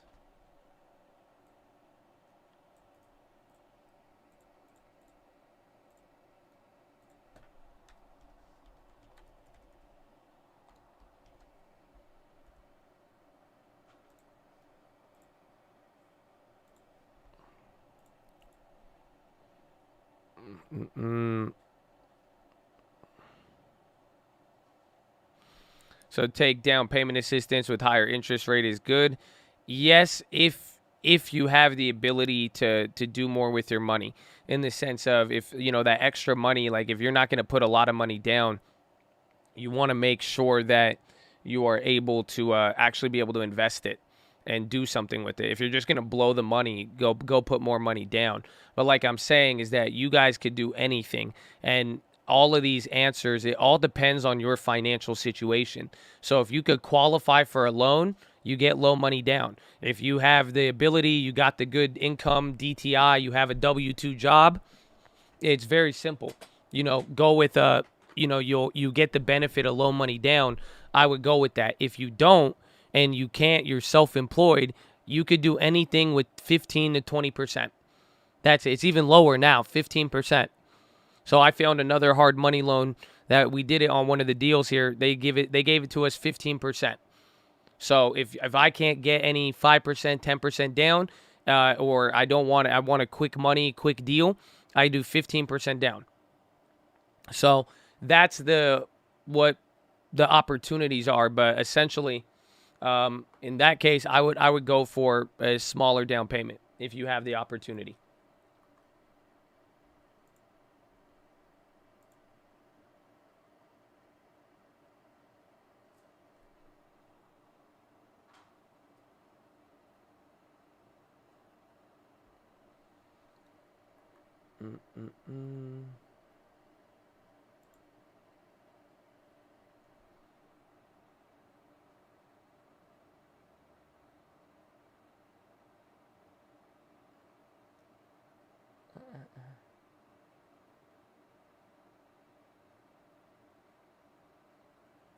FDA delays authorizing the vaccine. That's hitting the wire now.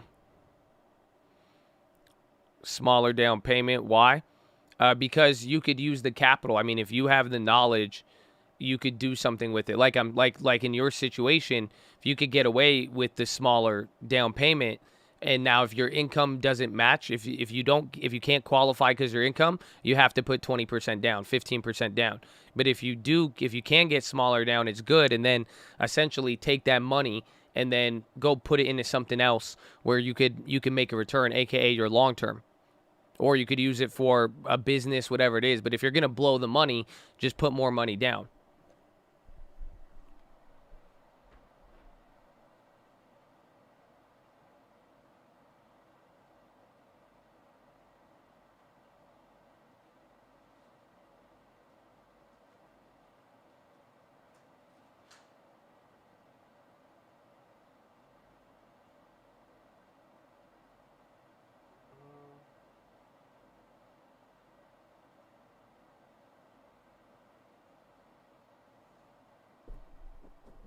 Moderna shares drop 1.3. Oof.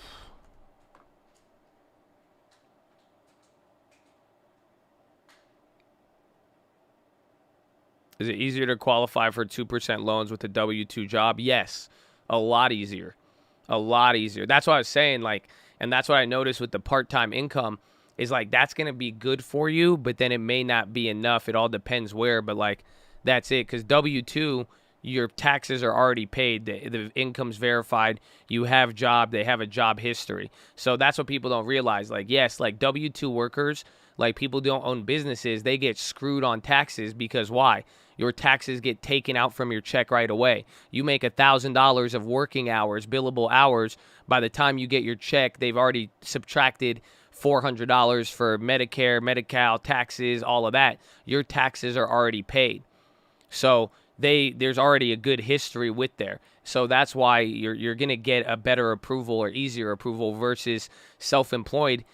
You're not going to have, you need 2 years of income history and IRS tax returns.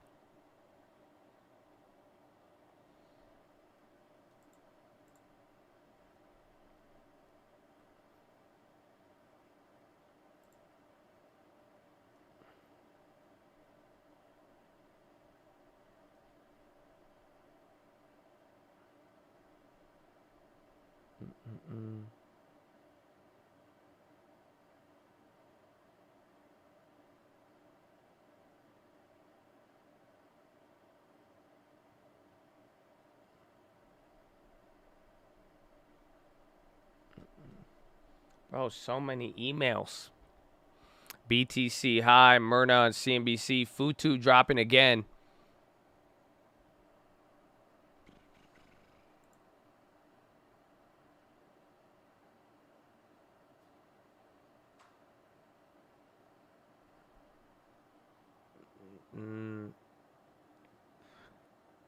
News so fast, that's good, man. Take advantage of it.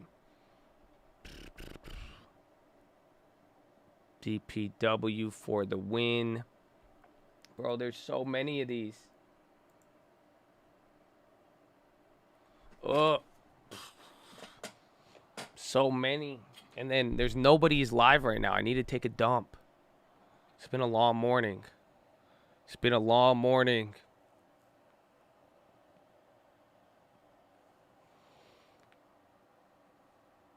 IHRT, Matt, WMG partnership for Barbie on airwaves. What the hell's that?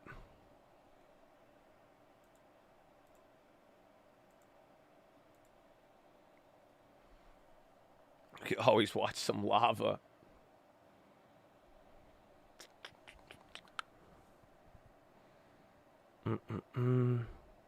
No, actually, I'm going to play you. I played it again. I'm just going to play it, though.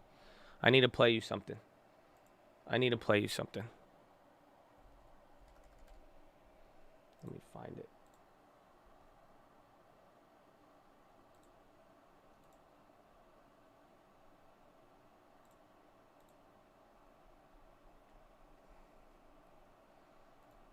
You guys will get young Josh.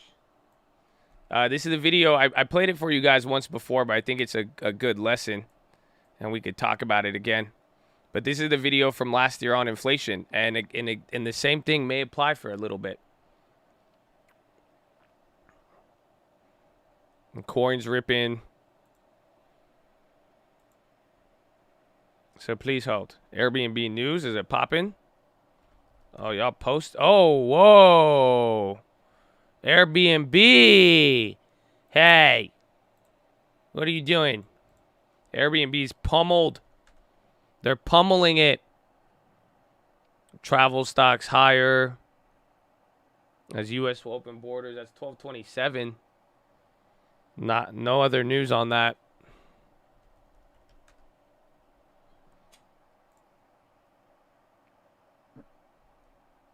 Did that last week. It looks like there's news on it, but Freddie Mac house price growth expected to be 16.9 in 2021, slowing to 7 in 2022. BA drop. That's weird. Airbnb is getting pummeled right there.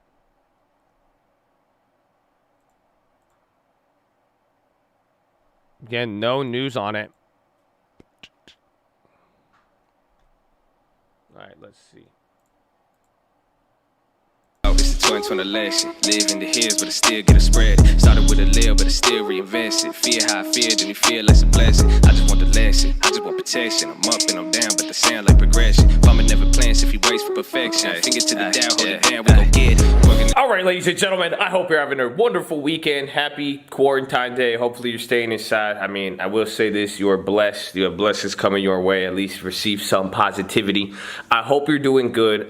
Today I'm going to show you guys a clip from one of the lessons we had on the live stream over the weekend. So if you guys don't know, we are live Monday through Friday, 30 minutes before open. So make sure you're subscribed. It's the first link in the description. But it's very important because with what's going on with the stimulus package, what's happening with our economy, the virus, all of this stuff, I think this is more important than ever. And I want to talk about how some of the financial situation being created today is almost going to guarantee a easier chance for you to get rich or make a lot of money in the next 5 or 10 years. Actually, here, let me show you this. Hold on. Join the cult, baby. Cult. But that's not what I want to show you. What I want to show you is this. This is the last time, and you'll see what I'm talking about. This came up last time. I mean, the last time we had a crisis, this is the symbol, and a lot of people forget that. And a lot of people don't even know that. You see these blue strips, the rappers talk about it, blue face, how they say blue, but I never fit down. But take a look. What does it say right there? Series 6. Come on, where is it? How do you see it? Okay, so all right, I'm out to zoom in. Series 2009, and then let's take a look at one of the old bills. Look at Ben, don't even look that old there. Honestly, I think he looked good, but where's the series on there? 1996. So what I'm trying to tell you is that any of these new bills that you will see, every single one of these was after the financial crisis. The blue bills, they invented these new bills, but this is a visual example of more money in the system. None of these bills were printed before the financial crisis. So this is very, very important. And now pretty much the same thing is going to happen again. And this is what I'm talking about, is that as a stimulus program happens, more money gets into the system. You could literally see that, the difference between how often you see the blue bills versus not. That tells you a little bit something about what we talk about here in the video, and it's just dollar strength and how money is accessible and what that will lead to in the future. So that's what we go over. It's a little bit slow. Again, this is a clip from the live stream, so bear with me, but I definitely think it's something you guys could learn. I definitely think it is helpful, and it's something that, if you guys watch the videos, you're even out there looking in for information, on finance in general and all this stuff. I mean, I want you guys to take advantage of this stuff and be aware so you could protect yourself, your families, and understand, there's a positive to look at. This stuff going on sucks. We don't wish anybody loses money. We don't, instead of focusing on the negatives, I really like to just focus on the positives and what opportunities we'll have moving forward, God willing, assuming that they are still there. So this is all just the theory in general as well, too. I even said that in the video, but I think it's interesting how things are happening. And if we see things play out again based on how the monetary system should function, you're going to see a lot more $100 bills in the system very, very shortly. And shortly could mean about 12 to 24 months. But like we're saying, it doesn't matter what happens now. You may lose stuff now. Everybody's taking some L's here and there. But the key is, what sort of situation is this going to create in the future, and how can we take advantage? So I hope you guys enjoyed this clip. Drop your thumbs up on the video. I love you all. I'll see you on the watch list tomorrow. And we're going to run it for stream on Monday, baby. All right. God bless you. Peace. I'm telling you, man. Next 10 years, you guys are all going to get rich. Okay? If you're smart, if you're in the game, if you stay really culty, you give me a 10-year cult commitment, you guys are going to get really rich. Okay, I shouldn't say that, but man, I'm only saying that because money is literally, in the next few years, money is going to be everywhere. That's why why do you think this last 10 years after the first QE, why do you think this last 10 years you saw people get extremely rich? Rappers make more money today than they did 10 years. That's so crazy, man. Lil Yachty straight up making more money than Tupac. That's crazy. It's because there's more money available in the system. It's easier for that cash grab. You see? So what's going to happen in a few years, there's going to be a lot more money out here. It's going to be easy to get your hands on it. Prices will go up, but I'm just saying it's going to be everywhere. That's what started I think the next real estate bubble is going to happen after this.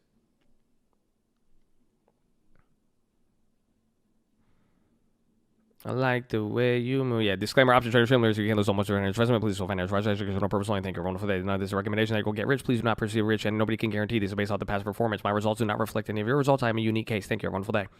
This is why this time's scarier, but this is what happened. So this is what I'm saying with money and money supply.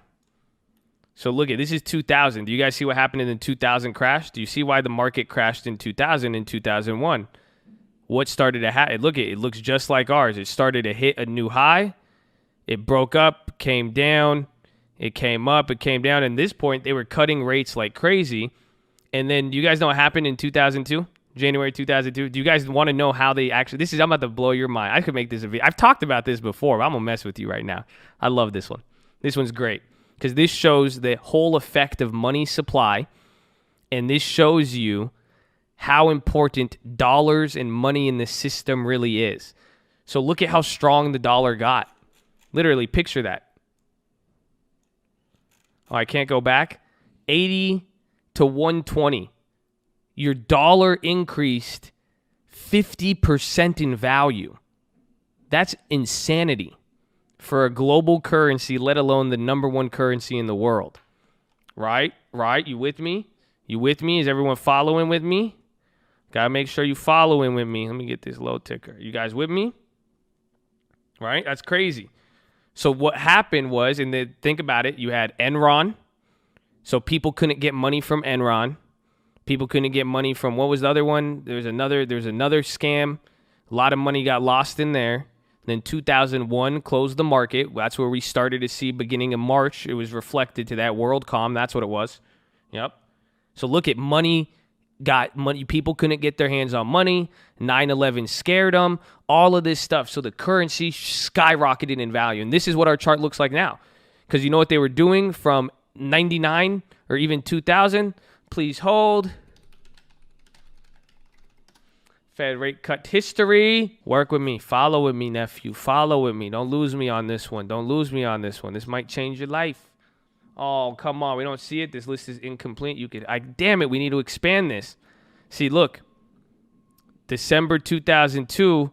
Well, you don't get to see the full his. They were cutting in 1999. They pretty much were cutting before this, but even then they kept cutting rates. Here, let me show you. Follow with me. Don't lose me. Don't lose me. They don't teach you this in school. Promise you. I didn't learn it in school. I had to open up the book. So there it is, baby. Look at that. See? Your rates by 1999, your short-term interest rate was 4.65, right? So what does it say what happened come here? By 2002, December 2002, you were at 1.25. So look at what happens. You see the market kept going up. Look at the yield curve started going crazy. That's bonds going up. Everyone's like, what? Stock goes up. Look at they started raising rates like we did. Uh-oh. Oh, man. No, yeah, they were at 6%. What am I saying? Or 5%. So then you know what they started doing? They started to cut. Look at that. You see, they started to cut just like we were doing. So when did the first cut happen? February 2001. December 2000. February, January 2001. You see the 3-month here, that's them cutting rates. Notice rates are high. They start cutting the rates. See, because then we come down to 2.2, 2002. That's where you see 1.25. That's where they lowered rates. Are you guys following with me? I hope you're following. They cut all of these rates, but let's look at the dollar now. Let's go back to our good friend, the dollar. 1999. Remember when did they start cutting rates? December 2000, 2001. Why did they start cutting rates? Wait a minute. Why would you cut rates? Hold on. Wait, no, we need to go back. Rewind. So when did they start cutting? October, January. So like 2001. Oh, man, they cut late. It was right here, you see? And look at what, you know what happened? The dollar hit a new high. And then you know what they did? They cut the rates. The dollar came down because then that means they need money in the system. Then the dollar spiked up again. They kept cutting. They brought it down a little bit. That's September 11th. Made it go crazy. And then the dollar finally took about what? Almost 2 years or a year. It took about 12 months for the negative dollar to kick in. Right? So now this is why I'm going to blow your mind. There's only one thing that caused this massive devaluation because the negative, the cutting rates didn't cause the dollar to drop like this. Does anybody know what happened in 2002 that would massively increase the supply of dollars and weaken the dollar in 2001, 2002? Let's see. Does anybody know? It's not 9/11. It was not war. The bubble already collapsed. So it's going fast, but I don't think anybody got it. So this is my theory.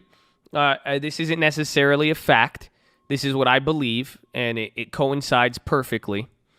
2002, the minute you saw the dollar start to drop, January 1st, 1999, the euro is the new single currency of the European monetary system adopted on January 1st, 1999.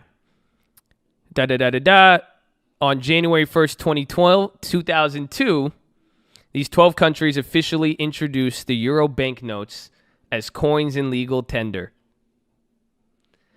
The dollar was getting so strong, the only way you could have weakened it was to literally make a brand new currency.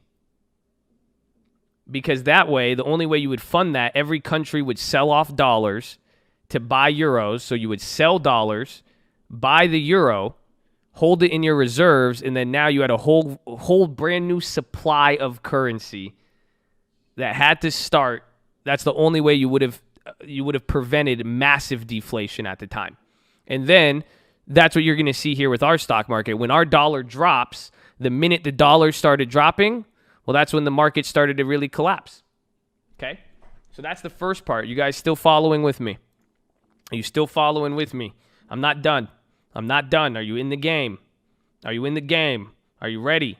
Are you ready? I got the next part. This has to go. I'm trying to explain to you why you're going to get massively rich if you're smart, or if you're aware, or if you take advantage of opportunity, if you have a positive longer-term mindset, if you understand what's happening in the world.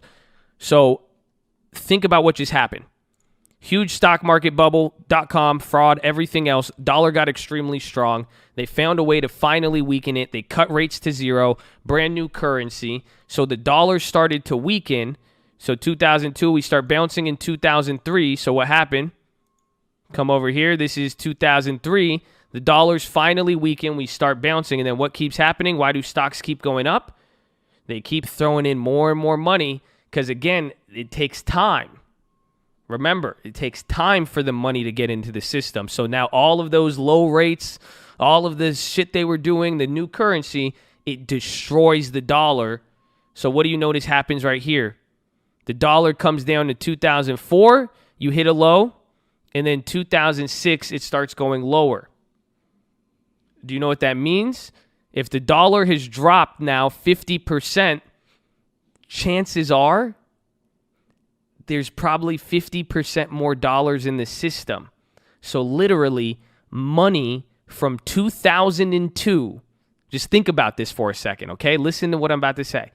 From 2002 till 2006 or 7, really, the dollar was losing so much value because literally there was money everywhere. Because of all the actions they did to fix 2001, 5 years later, there's money everywhere. Just so much fucking money. You couldn't, and how do we know? You want me to tell you how easy it was? You know how much money there was in the system at that time? Any dickhead who didn't know anything about anything was making millions of dollars in real estate. My foreign Egyptian parents who barely spoke English caught on to the real estate bubble. It was so much money, everybody was getting rich because there was money everywhere.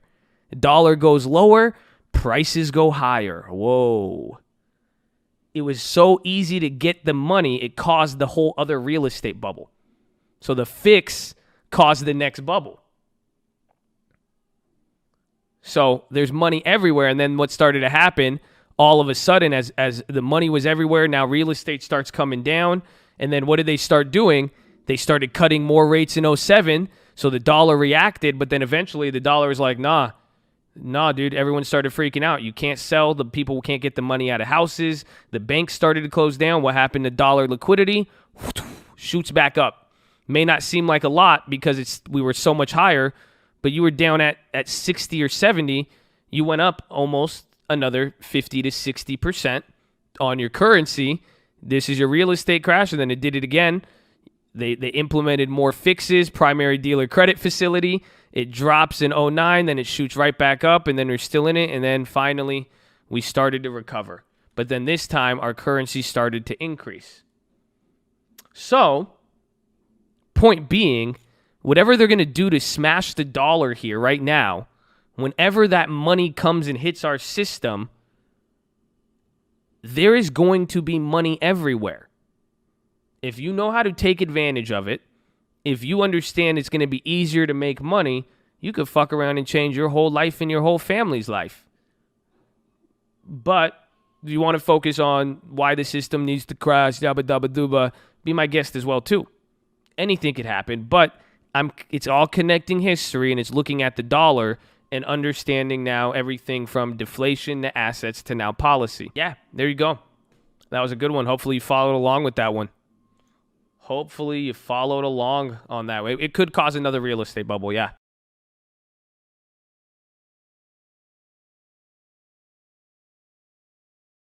What a way to end it. So I was just listening in. I like that video. I think that's honestly my favorite video. And that was made in April 2020.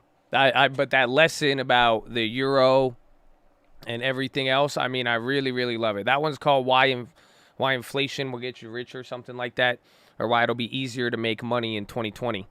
But that one, again, the economic lessons. I did, I could post the link, but I did notice something about the video. I noticed something about, about my own vibe that I gave off. I don't know if y'all feel me with it. And I think it'd be a good reminder. It's kind of corny. You may not feel me, but I think there's been a shift, especially when I or a good reminder. No, not the mic. Positivity. Just very, very simple. Again, like I said in there, just your mindset is very important.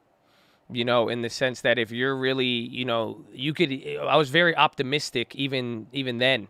And imagine what was going on during that time. It wasn't really an optimistic time. But like I was saying, if you're able to look ahead and not really get focused, obviously pay attention to the world and what's going on, but it's all about looking at it in a positive mindset about the future. It really does require you to see the future in a positive sense. If you're really only going to be looking at the negative aspects of it, you may not really you may miss out on the opportunities. It may, opportunity won't come to fruition if you're expecting doom and gloom all the time, essentially. So that stuck out to me. No, I made that in 2020. I made that in April 2020. So here's the link. I mean, you could see when it was posted. But that's it already happened. It already came to life, and now we're at like the second stage of it, where, like I said in that video, I said about 18 to 20 months, or 12 to 24 months from that video, and literally you're right on that time frame. That's when we would start to see some of the boost, the new money, and then again, like I said, it could probably start a real estate bubble. That's how the video ended. So it does highlight, it's already there. I mean, this is stuff we expected, and now you're watching it come to life. You're living in the middle of it. So, but positivity. I don't know if y'all feel me on that. I'm just saying. I think it's I might even make that your damn philosophy today, because that I don't know. I was listening to that. I had a nice bathroom break. Honestly, I didn't even take a dump yesterday. I didn't notice till today. That's why I was like, why do I need to go so bad? You know what I'm saying? That's crazy. But just. How you're looking at your economic future and even the economic environment, that is very, very key. Your super chat, I did not. They played me, man. They played me. I was in the bathroom, probably. I'm sorry. I love you, though, creative. And you still get a horn. Amen.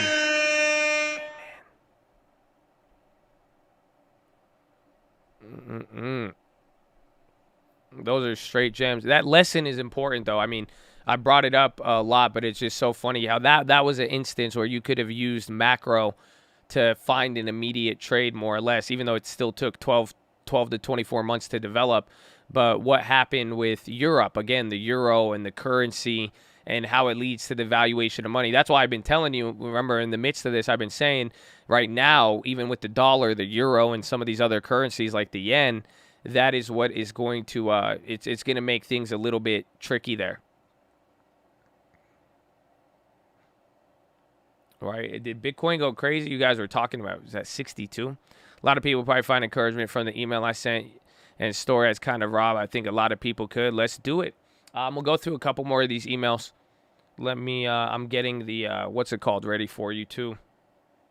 I'm getting the Instagram post for the shares.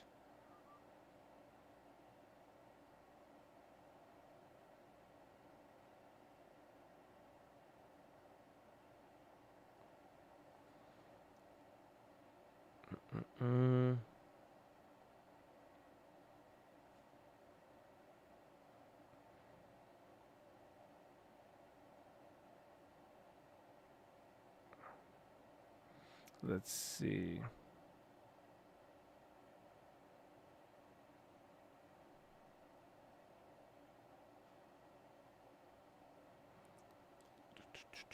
Y'all don't feel me.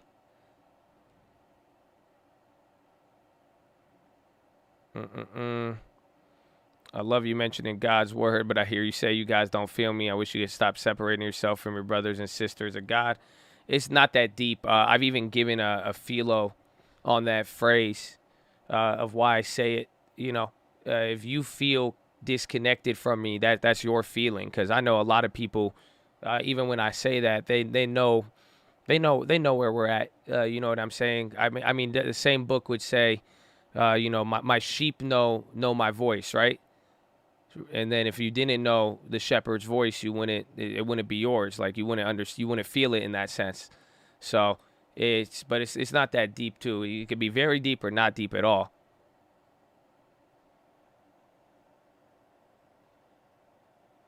But I appreciate you.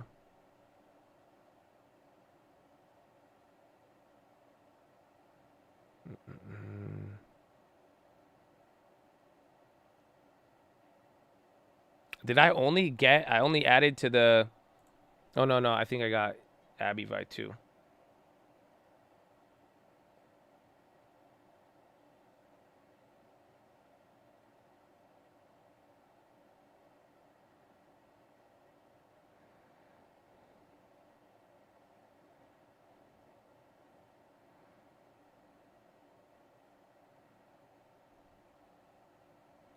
Let's see.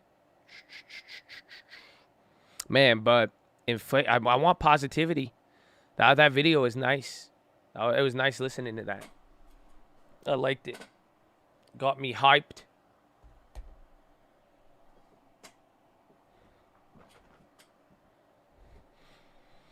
My attitude has gotten noticeably more positive since I found the stream. Amen. And that's good on a day-to-day basis. And now, but I'm even talking economically.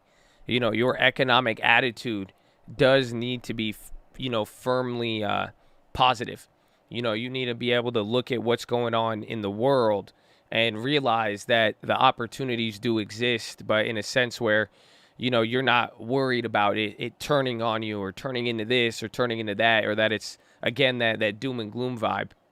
And again, granted, there is a lot of stuff going on in it, and that's what makes it hard, but just overall, it's just understanding if you're properly equipped, you should be good. Again, there's always going to be winners and losers.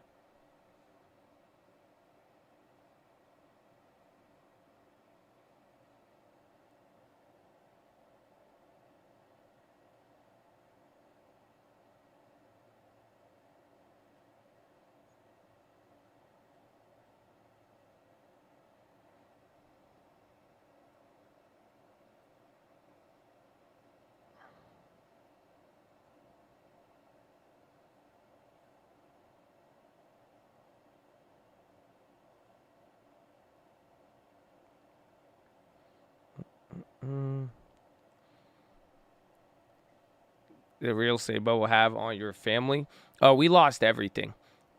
We almost lost the final house that we lived in.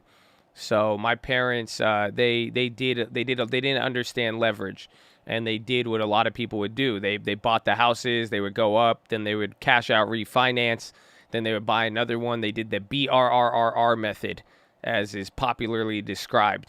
And eventually it backfired when you know, nobody was paying rent, values dropped, everything else, and we ended up losing everything.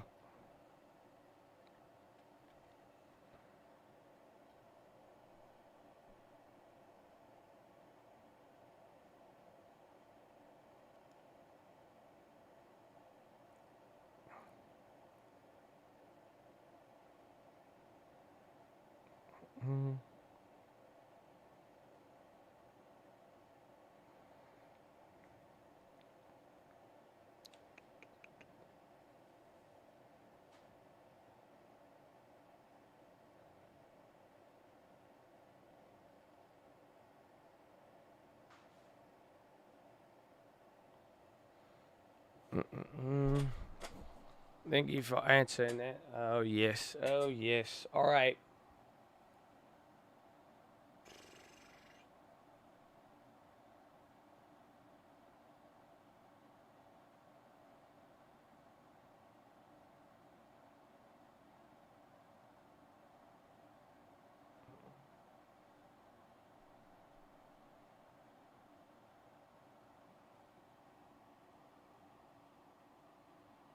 Oh, shit.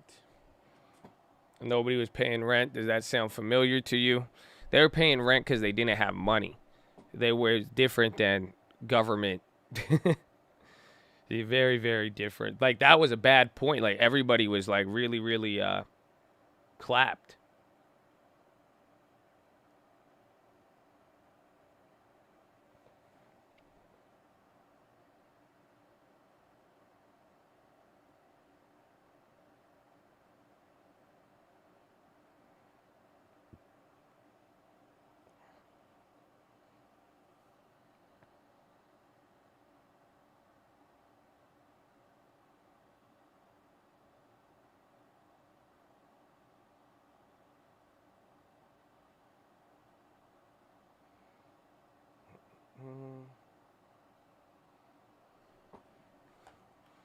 How can I know if I'm over leveraging RE? I mean, if your properties weren't rented out, would you be able to cover the cost for 6 to 12 months, essentially? Or if you had no income coming in, would you be able to maintain your properties? That's what it comes down to. Philo over. Oh, new post on. Damn, you already got that? So I just posted the long-term plays on Instagram, and I included a little bit of Camrys there for you to get shocked. To get shocked. I didn't have any clickbait, so, you know, Instagram is very clickbaity. The Airbnb drop, I don't know. It literally just dropped. That was it was probably like a block trade or something. There's nothing else on that. But yeah, run up to Instagram, say hello. There you go. I'll be on Instagram this weekend, so we'll talk. We'll say what's up. Don't be shy. But what we got today? Let's see. Let's get a couple of these emails.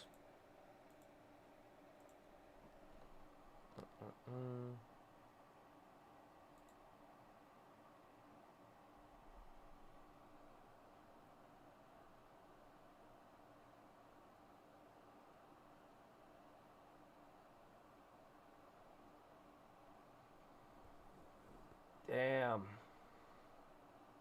See, and then this is a good one. That's you and your girl in Miami. Yeah, I had to post her. I thought that you guys should finally see, you should see, you know, she's good looking. She's nice.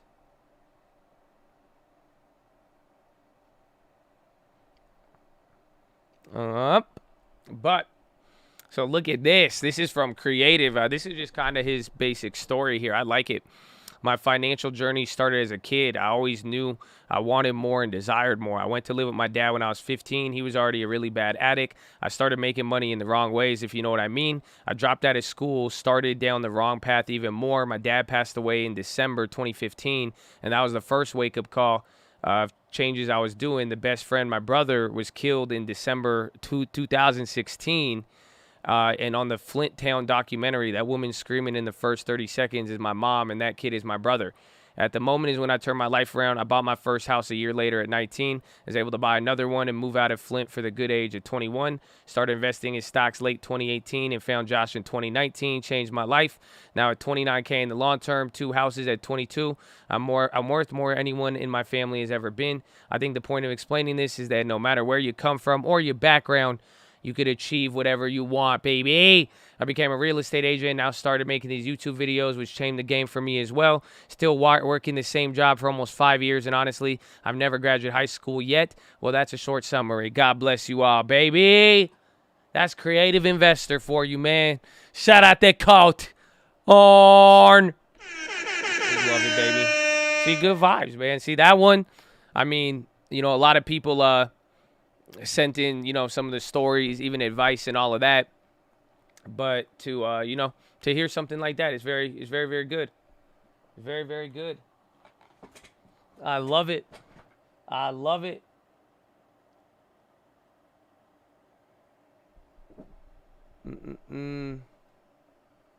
This is it. What else do we got? What else do we got? A lot, honestly, a lot of just positive stories. Y'all have sent me some stories. I mean, some people with advice and all of that. I'm going through these right now. Let's see. This one, Wall Street stocks. Yeah, this one's a fun one.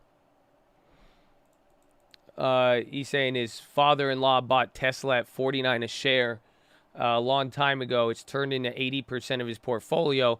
He's looking for a way to scale out and diversify into something a bit safer as he's getting older. What are key things to take into consideration when scaling out of a multi-million-dollar position?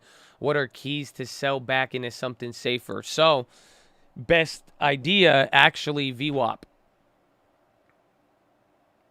So, it's if you could actually sell with VWAP, but usually over time. I mean, that's really what it comes down to. If you're, otherwise than that, it's kind of just like you would get into the position, you would want to get out from it, just little by little. So that would be the best way, set up. If you want to scale out 30, 40% or all of it, you want to go little by little, month over month. Essentially, yeah, dollar cost on the way out. Or even selling covered calls too, but that would keep you in it a little bit more. The real question comes down to the need of the capital. So if he's going to make big positions, and also you do have to think about taxes there. But if you have bigger positions, what is going to be the need for that type of capital and when, and that will influence it. Let's go.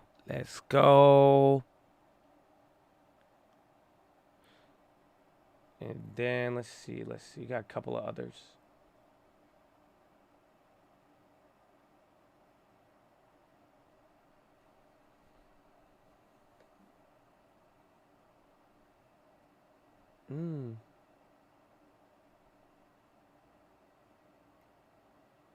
Let's see. We got a lot of different ones. So many emails. Sell out of Tesla for UWMC.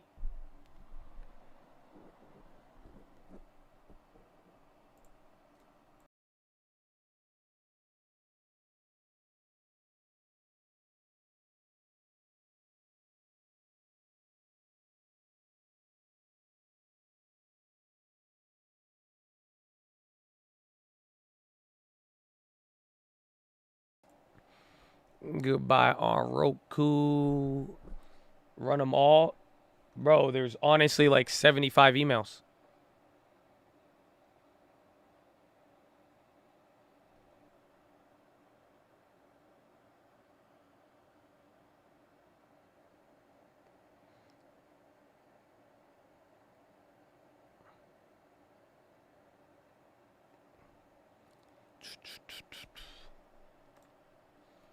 All right, that's a good one. Let me see.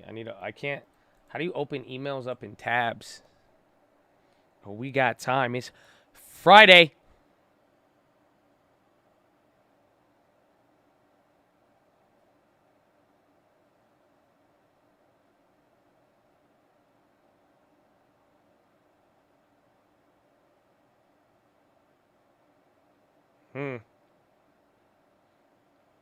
That's interesting.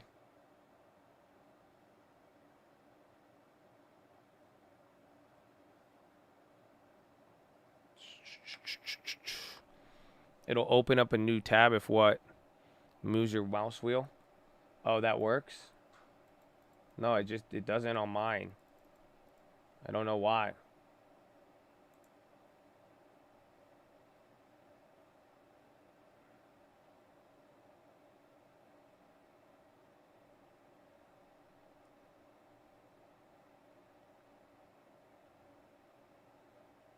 All right, this one's a good one. First, thank you for what you do. You keep me focused on making back my losses. I've been trading in the markets with lawn mowing money since I was 13. My account halved in 1987, but doubled again soon. It paid for many life expenses. Later in life, I worked for Wall Street, 10 years in the trading and strategy. Finally, in a place to trade my own funds, I started to focus on my dream for years. At the time, I started the first formal year purchasing a home all cash. My wife absolutely refuses to leverage anything off the property. Over the course of 4 years, I managed to lose $350K. Lost IRA, gold savings, cash savings, tons of Amex. My trading account hit $1,400 and has grown to $1,900. I started my long-term in a new Roth IRA. My wife didn't work, but now has a job to cover expenses. She refused to give me any money towards my trading account. I'm forced to trade with $1,900 with a positive attitude from listening to you. But is it realistic, not fantasy delusion, to really grow something like your sister's account with my horrendous track record? Wow. So what do you think? What do you think? And now my question is, I mean, where did the loss of $350,000 come from? I mean, with the IRA, the gold savings and cash, was it just normal life, or what was it that led to it? I don't know if you're here in the chat listening. I know your name, so I'm looking for it. But that's part of it. That's what I'd want to know, because one thing I will say with financial stuff, and I hope all of you could pick up on this, okay? Like, you have to really, really think about it here, is that usually the same money mistake is probably going to happen again. Okay, so let me say that again. The same money mistake is usually going to happen again. Go look at the last time you blew up your account. Go look at the last time you made a certain problem. Chances are it was the same culprit. You see? So, as part of moving forward here, I would say figuring out what was the root cause, and if there was something that led to a problem. It could have just been being over aggressive. It could have been a lot of different things, but that right there is important. Now, for this question, is $1,900 fantasy to trade with, to turn it into something? So I will tell you this. I don't think it's fantasy on any level. However, do I think it will be difficult? Yes. And now it's more fantasy in trading land, even though trading land will make you more. What I'm trying to say is, with your long term, with enough time, and you're willing to build this out, the long term will shock you. Again, we couldn't fathom what some of these gains would have done, what the market would have done, and that's the point, Like, we could call out some plays like Snapchat, and you've seen what we've already done, but at the end of the day, it's not really about, that's only based off of what we know. There's stuff we don't know, and that's the point, Like, when I bought Amazon in 2015, the last thing I expected was for it to be this high. Again, just with that Instagram picture I posted, I was buying Bitcoin in $300, for it to hit $60,000 today. I would have never in my wildest dreams imagined that. So the point is, and that's what we set up for, small good decisions. You make good investments. You give yourself enough time. You don't know what it will create, but this is how fortunes are made, and you would be surprised how easy it is. But that takes time. That's not fantasy. Now, with trading, it's going to be hard. So I would think it's more fantasy with $1,900 to think you're going to day trade it all the way up to $1 million or $500,000. And that's if you're like literally fantasy in the sense of, I'm going to go quit my job and I'm going to start at this with this amount of money to try to double my money every day. That's more fantasy. What I don't think is fantasy, and it sucks because I wish we did it better this year because there were so many different things, but this is what we did last year and the year before that. It's simply taking that small amount of money and waiting for the right opportunity. Essentially, if you're able to hit 1 to 3 events, even 1 or 2 events in a year, those would be enough to turn a lot. Again, wait for a TLT, wait for earnings, a couple of good plays, really small good decisions. If you're limiting yourself in how much you're trading, I think it's possible. Ross Cameron started with 530 and made 1.2. So Ross Cameron has been on YouTube and selling stuff before I was even in the market, right? And at that same time, if you started with $530 like 10 years ago and put it in almost anything, you probably would have. I think if you put $530 in a Tesla 10 years ago, you would have $1 million too, or Tesla options. What I'm trying to say is time in the market is always going to beat it. Does it mean that people will be able to trade and do all that? Yes. It's not saying it is, but, it's, again, we're talking fantasy or realistic here. I do think you could become a good trader. I do think that you could do a lot, but it's not, I'm saying, where you're starting out from and working up to that level. Again, it's just what I'm really trying to say is focus on the long term, but then, like we've always said, set aside money to trade on the side to get up into there.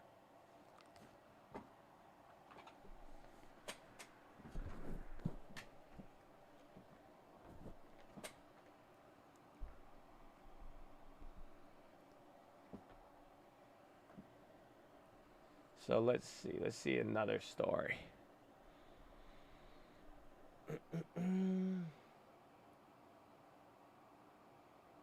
I mean, again, my answer is both. I hope you guys realize that. But it's nowhere where you're going to be able to really, really build your wealth and let your time and experience catch up to you. That was even, that's what I was even saying there, even with that Instagram post that I made, because it simply boils down to, you're going to learn to develop over experience. You're not going to get experience until you do it. Eventually, you are going to know how to trade better and better, even if you think you don't know anything now, or even if you've been going through ups and downs. The point is, watch what happens with enough experience. But at the same time, we want to make sure that you're still able to get your hands on this money pot in the stock market by taking advantage of the long term. So 2 accounts, but get your expectations realistic. I mean, if you're going to take $1,900, not work a job, and sit every day on the computer to try to turn that into a yearly wage, I think you would be better off working part-time and then swing trading. And then that's what I'm saying. You could wait for certain events. Unfortunately, this year, we haven't really had an event.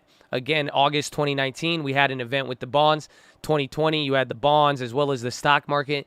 It's waiting for those moments.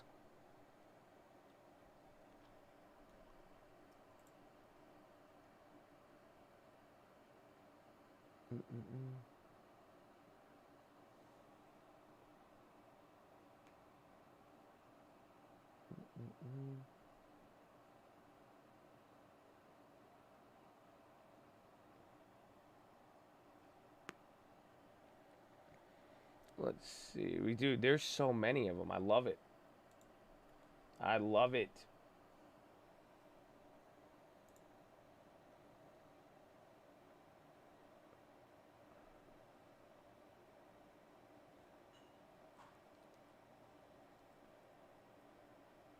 All right.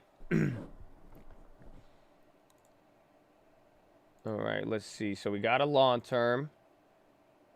Okay, we got some crypto.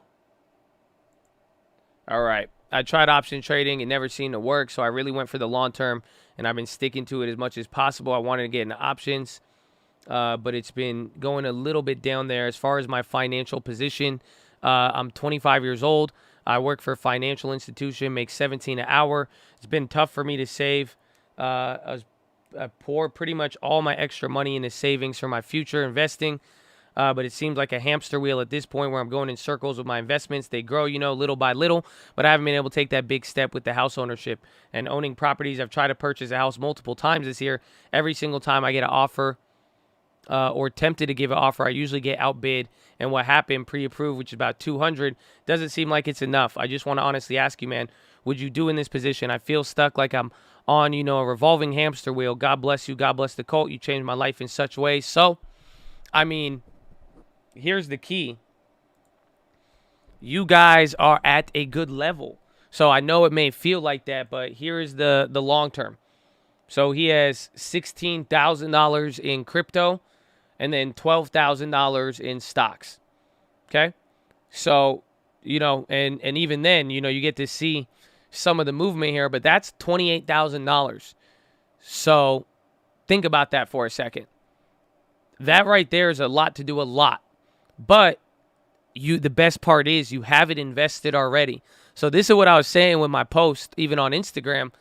It's going to start off slow. Like, I don't think you guys realize how many years I even spent at a range where I felt like I was in the hamster wheel. Again, where I was dealing with smaller properties, smaller investment amounts. At one point, I only had, $10,000-$20,000 into certain stocks I like even Facebook, and then I had to build out through it.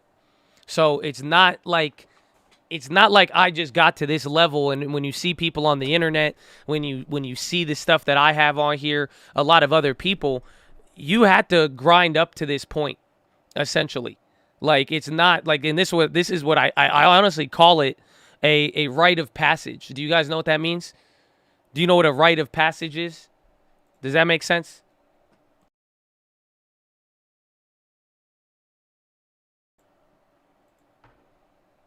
Dude, what does it mean? Like, I think it's just, like, it's kind of like hazing a little bit. It's just something you have to go through to, like, earn your way.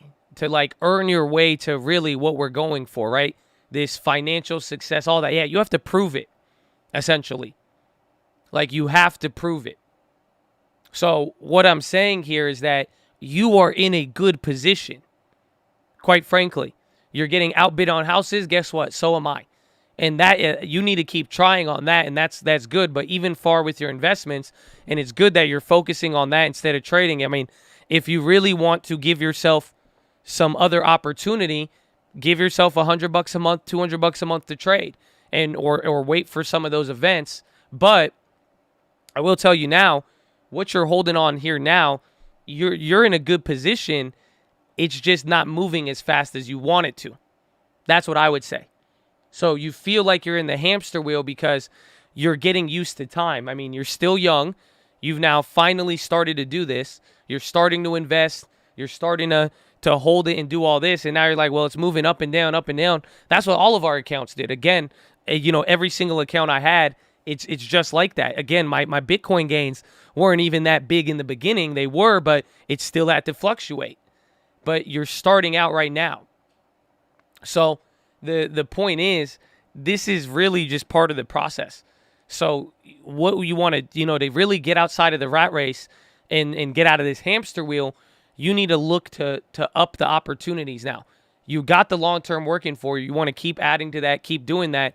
See what you could do as far as, is if you could get a different job, work another one, if there's a side hustle, anything like that. Or, again, investing in real estate, and then that will be now your second source. Because if you could get a property, you get your stocks, you got crypto, and then you also have a job bringing you money in every hour, that right there is where you're going to start building up to it. But like I'm saying, with enough time in the market, once you could handle this level, before you know it, it's going to balloon to the next stage. And once you know how to handle it here, this is what I'm saying, you got to prove that you could handle it.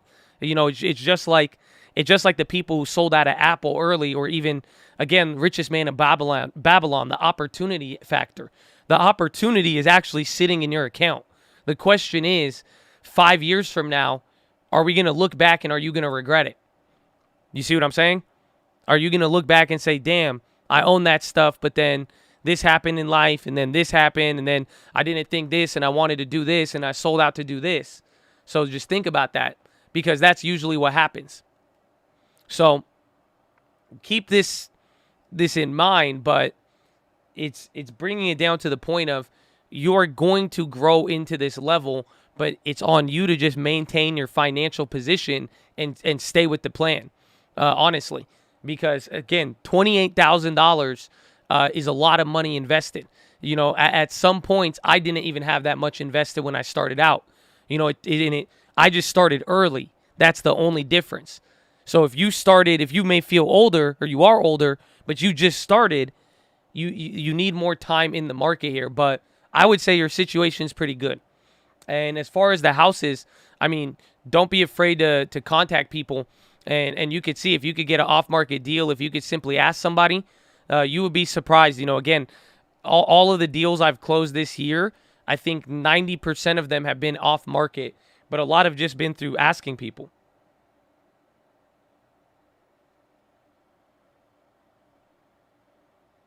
I ain't gonna treat Airbnb like that.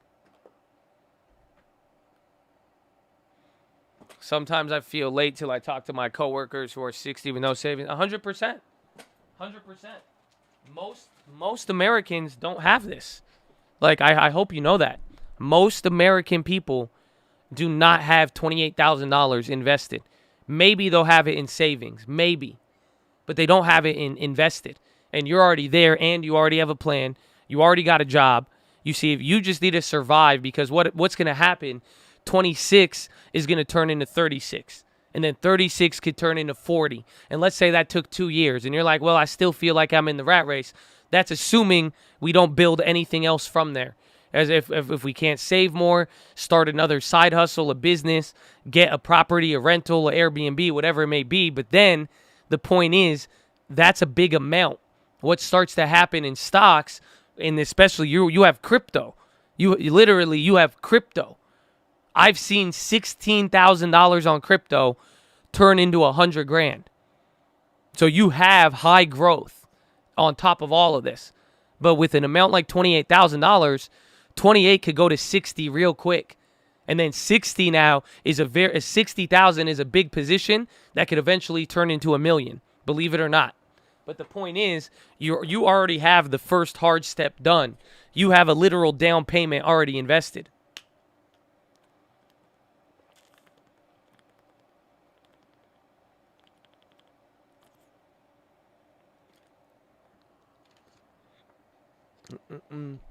I'm 40 years and I started investing a year and a half ago. Can I still get that Lambo?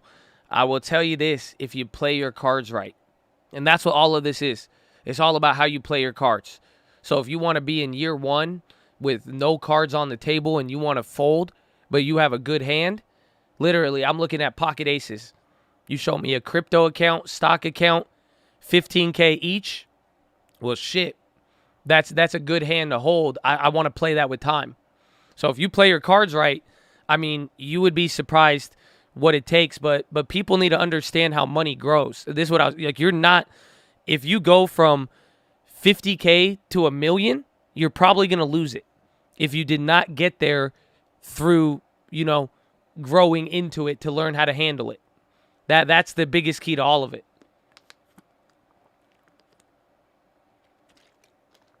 FDA backs J&J COVID booster. You're giving me more hope that I'm doing something right. A lot of you are. Bro, I'm reading these emails and I'm seeing all these long terms, and it's funny because some people have worded it like negative. Some people are like, oh, I feel like this. Like, that is a personal feeling. I mean, I promise you I could put it on, God knows. I wish I had some of this when I was where some of you guys were. And when I started out, I wish I could have said some of this stuff. I wish I had a long-term invested this early on. I wish I was 1.5 years into the game with $20,000 invested. Fuck out of here. I did not have that. I was still at the $800 account, $2,000. Again, in my first couple years of trade. Again, it took me 4 years just to become profitable and even recognize what is going on, to recognize what I'm telling you now. So think about that. A lot of you guys are sitting in a position that the person who's teaching it to you, I wasn't even in there. I did not have that opportunity to get ahead like that. You guys are ahead, and the problem is I just didn't grow up in the same time frame. That's the difference. Because y'all got social media, you see the fast money. You're seeing what other people are doing, and that's what I'm saying. I could tell you what's fantasy or not. You could bring me up an example every time because you have the internet. Back in the day, that didn't exist. You just had to go with what worked or didn't. It was just being sound financial advice. But that if you're looking at every other people here, that's what I'm saying. You're looking at other things and you're focusing on other things, but you're not focusing on the discipline. Where if you realize you have a lot of money saved, it's already invested. You got money coming in. You know what to do and how to build it. If you just focus on being disciplined and take more value and pride in the discipline of following the path, as opposed to focusing on what other people are making or what you could have made, or look at this is what if I just did this and could have done into this. Yeah, it's great to learn, see where you could do better, but you need to focus on the discipline of it, and you have to take pride that you're doing good in it because you are. That it's simple as that, because I promise you, tortoise versus the hare. Any of your friends right now who made a lot of money by fast money in 2 years from now, you are going to have more money than them. I could promise you that. 12 to 24 months from now, compare the people who went after hot money and crazy high assets and didn't, versus taking a sound financial path and going long term and then still exposing yourself to trading opportunities, but having a financial discipline. You will have more money than them in 2 years. I could confidently say that. 100%.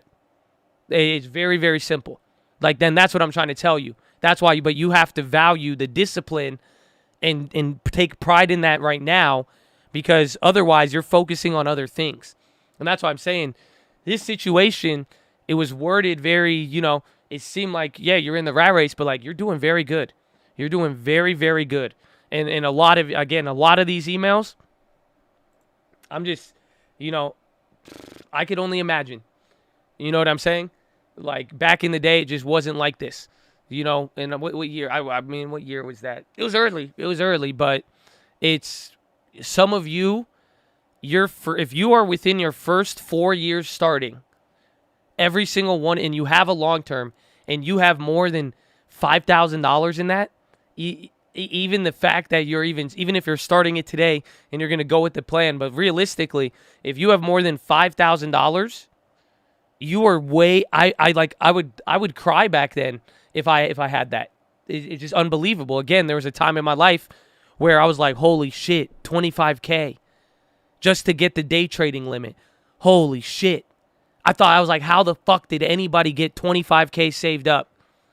Honestly, God is good, man. It's very humbling to even say this out loud, and then to see where I could even show you now accounts with amounts that some of you would be like, what the fuck? But it's just like, y'all are in great positions, and I hope that the world and culture and society and your own personal feelings don't rob you of what you've really started and built right now, because it's very, very good. Let's see what else we got.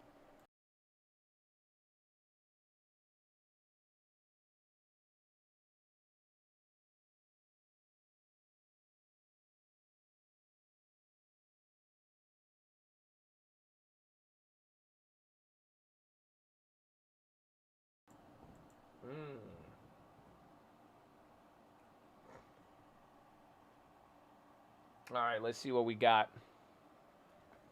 Another one. I joined the cult in 2018. After the birth of my first child, I knew as a new mother I wanted to provide for my son with generational wealth as well as my full attention. My husband provided me with the opportunity to stay at home with my son. I took that opportunity to teach myself trading, enroll in a program to earn my bachelor in economics and finance. 2 years in my journey, I learned a lot. TLT hit on my birthday while at the Houston Rodeo, and that's where everything went wild. My family interest took over the better economic decision of reinvesting. There were bigger purchases made, big for me at least, a couple of guns, a trailer that we remodeled to travel across the country. I set up a long term for my son and found out I was pregnant with my second child. Traveling from Texas to Washington, I spent the majority of my pregnancy traveling, working, building a good stream of revenue to fix years of debt and poor decisions, able to pay half my debt, raised my credit to 653, and secured an apartment back in H-Town in time for the birth of my daughter. Now working after my daughter was born brought me back to the cult. I was slacking in my discipline, had to sell my entire portfolio in May to make rent. Heavy depression was settling in, and the cult gave me hope for peace. I come every day to listen and learn to do it right this time. Lessons learned in it for the right reasons. Woo! Amen. Horn. I'll take it. I love it. I love the end of it, honestly, to say. I mean, think about what we were just talking about. Literally, what did we just say? A rite of passage. This is the other side of the coin, right? Your first rite of passage is being able to hold them out and let it grow slowly without fucking it up, right? That's the first rite of passage. Can you hold a good thing and not fuck it up? Oh, y'all don't feel me. Can I say that again? Can you hold a good thing and fuck it up and not fuck it up? That's the first. That was other situation. Now this situation, what? Life is gonna throw something at you. Okay, you run into an opportunity. In this case, this was a trade, right? So she got to hit a trade. She hit TLT. Boom. TLT, that's an option trade. Small amount, large amount. You get to do stuff with it. You did reinvest in a way. At least you got long-term for the child. You got to even put it into the trailer. That's an investment in and of itself. But look at the other side. Rite of passage. You mess up or you sell out or you have to start from square one. But learning to do it right again. Oh, y'all don't feel me. That's the second part. That's the second rite of passage. After making an error, after having a setback, do you spiral downhill, or are you able to, obviously you're going to absorb some level of loss, some level of setback, but then are you able to get back on it and now say, okay, I'm actually going to start, I'm going to humble myself, I'm going to actually go back and see and realize too, okay, where do we go from here? So it's this one is just a nice story in a sense that it may not seem, you're like, well, wait a minute, long-term got sold. What about this? This is why we did it, right? This is why you wanted to make a trade. If the trading works and we get gains, awesome, it could help. But then building out the long-term. And then now too, this time around, you get to really learn from it. Anytime you touch a dollar, set some aside and hide it. Not from your family, not from anybody, but from yourself in a way. Stick it into the long term and act as if you can't change it for 10 years. You're mine. But guess what? This is why we make it. If something does happen, it's there. You need to pay rent. You need to pay a mortgage. Again, something in the family happens, whatever it may be, it's going to be there. So it's still your money. But that's part of it. And above all else, I mean, I talked about this, and I don't think people realize it. But like and this is what I get worried about too, just for everybody, because I know, hearing stories, and even like I'm saying, I really hope some of you guys are blessed and realize how blessed you really are, because emotions in trading is really important in the sense of like depression and people getting sad and in some of these situations and how that is going to affect your decisions. It is very, very key. And that's what I was saying, what I got from the last video that I even showed you guys. It's just like the vibe, like you really have to be able to have a positive outlook. And I'm telling you, don't sleep on it. Don't sleep on it. And it's not like you have to come to the cult every day to get that. I hope none of you ever think that. It's in the sense, and I'm saying that so it is your responsibility to take care of yourself in that sense, and never let the money get to you like that. Okay? It's hard early on. I'll tell you that. Again, same situation where I could say I never had that much money when I started out. I was more emotional about it. You know what I'm saying? So even then, especially now with what you see in the world, the internet, it's going to be very, very difficult. But you have that job, I hope as part of your trading, you need to have a positive outlook. Otherwise, it's very contradicting. We are not trading and we're not investing and saving our money if we're getting shooken by every little situation. If we're changing our outlook on the future, you have to understand the whole point of investing is for a future. Like, you realize that's why companies put down money. It's assuming that something is going to be here, right? So can I ask you that, like, real quick? Like, do you think you're going to be here in 5 years? In 10 years? Like, seriously. I think the answer should be obvious, but what are you tripping about then? Think about it. You're going to be here, God willing. Like, you are going to be here. So it's not, so whatever you're thinking today, whatever's getting you worried, the chances of a future self of you existing in the future is very, very high. So that's what it's about. But now too, again, we've seen success. We got stories of good, stories of bad. I think on whichever way you're at, if you're doing good, but it may not be what you want, be okay with adequate and be able to understand you're in a good position, and can you not fuck up a good thing, and then vice versa. Now, how are you going to respond now when the hole is there? What are you going to do when the light gets dark? What are you going to do when a good situation turns into something you couldn't forecasted? That is up to you now. But at the same time, it is understanding that there is going to be a future and that these plans do work and people have done it. You're not the only one, right? People have done this and people have built wealth through this. Again, we could see all these different stories and it just highlights it. It honestly shows you life. Everybody has a different story. Isn't that crazy? Right? Some people were here early. Some people were here late. Some people hit a trade. Some people hit the long term. But then isn't it funny how something different affected the outcome? Y'all don't feel me. Y'all don't feel me. Isn't that how does it work like that? Like one guy, he bought crypto early and then it turned into 60,000, but then he had 60,000 in debt. Oh, come on. And then the other guy, he built it up, but then he's like, well, then I ended up losing it, and then I made it, and then now somebody hit TOT, and then they lose it, and then you could go through all these stories. Think about that. Different time frame of when they're entering. It could be the same investment, same trade, or whatever, though. And then there's the trade, and that's why some of you, this is the fuck the bullshit on the internet. Because guess what? You're watching, even myself. I hope I keep it real with you enough so you don't fall into this where you could see some stuff, but you don't see the life effect. You see the trade, but you don't see the life effect. Some of you are like, oh, I wish I hit 20,000. I wish I hit a $30,000 trade. But what was gonna go on in your life? And then what would be the end? What would be the end destination? Because who knows? You would have had either debt. Maybe you didn't have debt. Maybe one guy, he ended up with no problems and he did good. But the other, and that's showing you the variability. And that's showing you too, though, managing yourself in this sense is very, very key.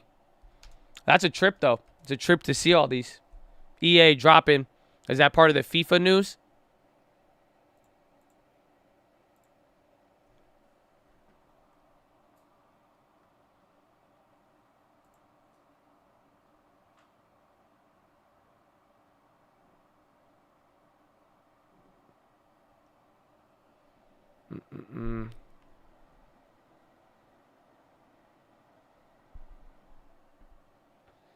Clear debt, buy real estate, invest more. Seems pretty simple. I bet 1 million. If I had 1 million, I'd never go broke. Now, I love you. And this is what I'm saying so that a lot of people can understand the situation they're in right now. A lot of you are doing better than you're giving yourself credit. What I'm trying to say is most people, if you've never handled a large amount of money, if you got $1 million, you wouldn't make $1 million. I promise you. And I say that because that's what often happens. If that was the case, there wouldn't be people with a large amount of money not doing anything with it. Do you know how many people have $500,000 to $1 million worth of assets and they haven't done anything with it?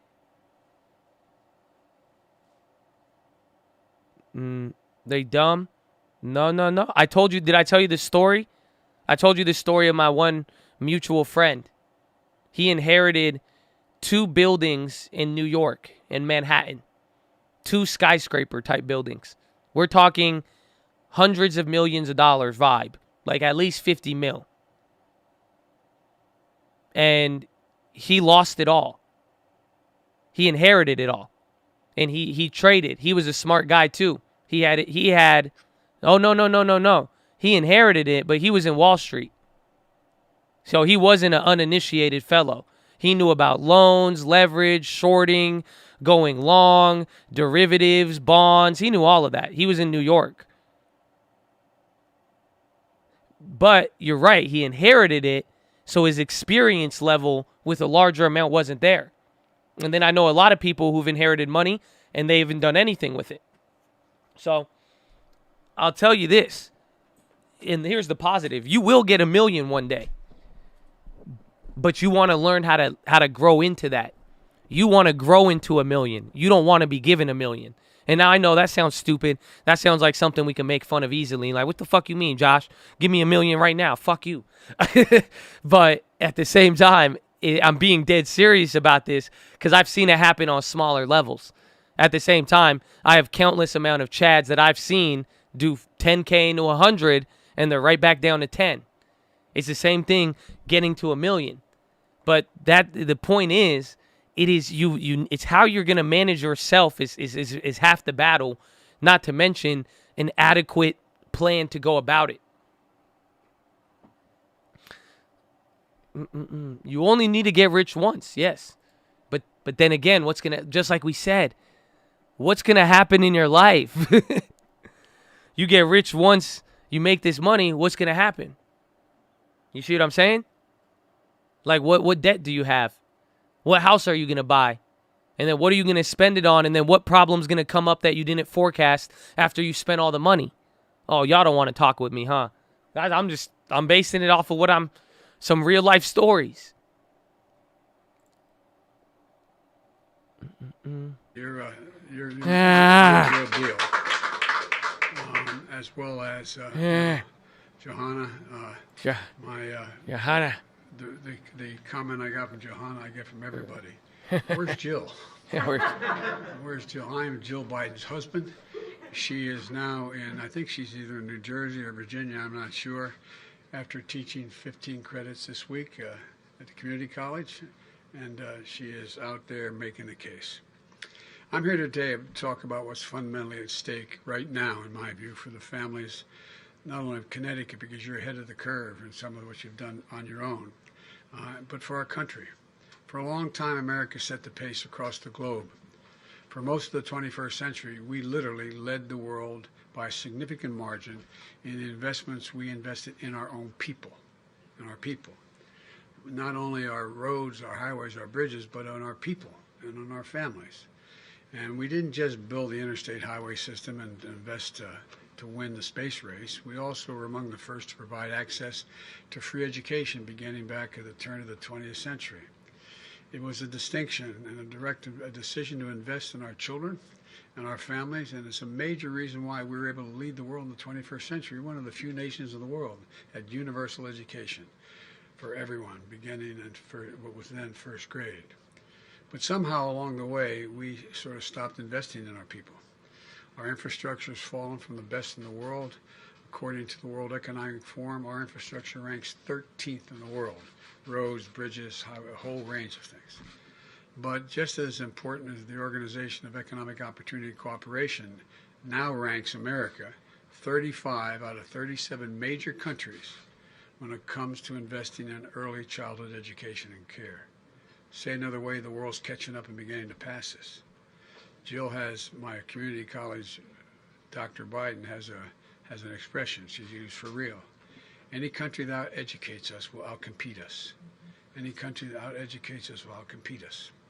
We cannot be competitive in the 21st century in this global economy if we fail to invest. That's why I propose two critical pieces of legislation being debated in Washington right now. They're both bills. They're not about left versus right. They're not about moderate versus progressive or anything else that pits one American against another. These bills, in my view, are literally about competitiveness versus complacency, about opportunity versus decay, and about leading the world or continue to let the world move by us. Folks, a lot of folks know what's at stake in the infrastructure bill. It's about rebuilding the arteries of our economy, putting people to work in good-paying jobs. The estimates in Wall Street would create up to 16 million new jobs over time. Good-paying jobs, union jobs, not $5 an hour, $7, $15, but $40, $50 an hour, prevailing wage. You can raise a family on. You can live with some dignity and pride. Bringing our roads and bridges up to speed, replacing lead water pipes. There's over 40,000 schools across America where you got to be worried when you go to the water fountain, whether there's lead in the water and the children are being poisoned. You can turn on the faucet so that every place in America, you're sure the water is clean and able to be drunk. Laying transmission lines for a modern and resilient energy grid. Making high-speed internet affordable and available everywhere in America, from urban, suburban, rural. There's parts of the country that are just being left behind. And there are parts of the country in states that are economically prosperous that are being left behind. Meeting the moment on the climate crisis, and in the process, creating millions of good-paying jobs. I've had a couple conferences already held. I'm going to COP26 in Scotland shortly. And what I had 71 heads of state on the first one I did in the White House. And I said, and people are starting to talk about it now, not about me, about the idea. When I think climate, I think jobs, good paying jobs, union jobs. This is an opportunity. We're the only country in the world that has consistently turned difficulty into opportunity. We have a chance to not only make this world more livable, but to actually create greater opportunity for people. Making landmark investments in public transit and rail, and increasing efficiency, reducing emissions. You know, there's millions of kids getting on diesel school buses, and inhaling air, getting asthma. They should be electric buses. Electric buses. That's going to happen. So look, I'm going to have a tendency to say more than I need to say because you all. How many understand it, people but the are in bottom that line is crowd? I wanted to come here today because too many folks in Washington still don't realize it isn't enough just to invest in our physical infrastructure. We also have to invest in our people. And that's what the second bill does, the Build Back Better initiative. Seeing children and educators here at this center is a perfect reminder of what our families need and our economy needs so badly to be able to thrive. You know, you all know the statistics, particularly the teachers here. A child coming out of a single parent house where there's real difficulty will hear literally 1 million fewer words spoken, not different words, spoken, than the child coming out of a middle-class household. And so no matter what you say, you start them at the same Disney age, popping. age 6 or 7. It looks like they got 5 or news. 6 in Oh, it's school. final trades on They're already behind the CNBC. curve. Be careful, Already but behind you're getting How momentum. can we compete in a world of millions of Americans' parents, especially moms, can't be part of the workforce because they can't afford the cost of child care or elder care, I might add. Oh wait, Elder chatter. care. Disney The sandwich spinning off generation getting ESPN. crushed. Here Oh, in Connecticut, shit. the average annual cost to bring your toddler to a quality child care center is about $16,000 a year. That's what it is around the country. Some places more, some places a little less. A lot of money. It's $16,000 after taxes, after you pay your taxes. So the average two-parent family with 2 young kids spends 26% of their income on child care every year. My Build Back Better plan is going to change that. It's going to cut the cost of child care for most Connecticut families literally in half. No middle-class family will pay more than 7% of their income on child care. None, period. And that's going to help parents get back into the workforce and make ends meet. Or maybe care for that. We have to do the same. I'm not going to talk about it today, but the other piece of it you all know, it deals with elder care. You got 80,000 people waiting to qualify under Medicaid, and there's no spaces. We can afford to do this. But at any rate, we also have to provide businesses with tax credits to build on-site care facilities. Look, you in the legislature were way ahead of the curve. You decided that for people working in the legislature, there should be a place for their children. Well, you know, what we want to do is make sure that we encourage businesses to do the same, to get a significant tax cut, to be able, if they have an on-site facility, to take care of their workers' children when they show up. So you go to work with your child, and you have a serious facility on site.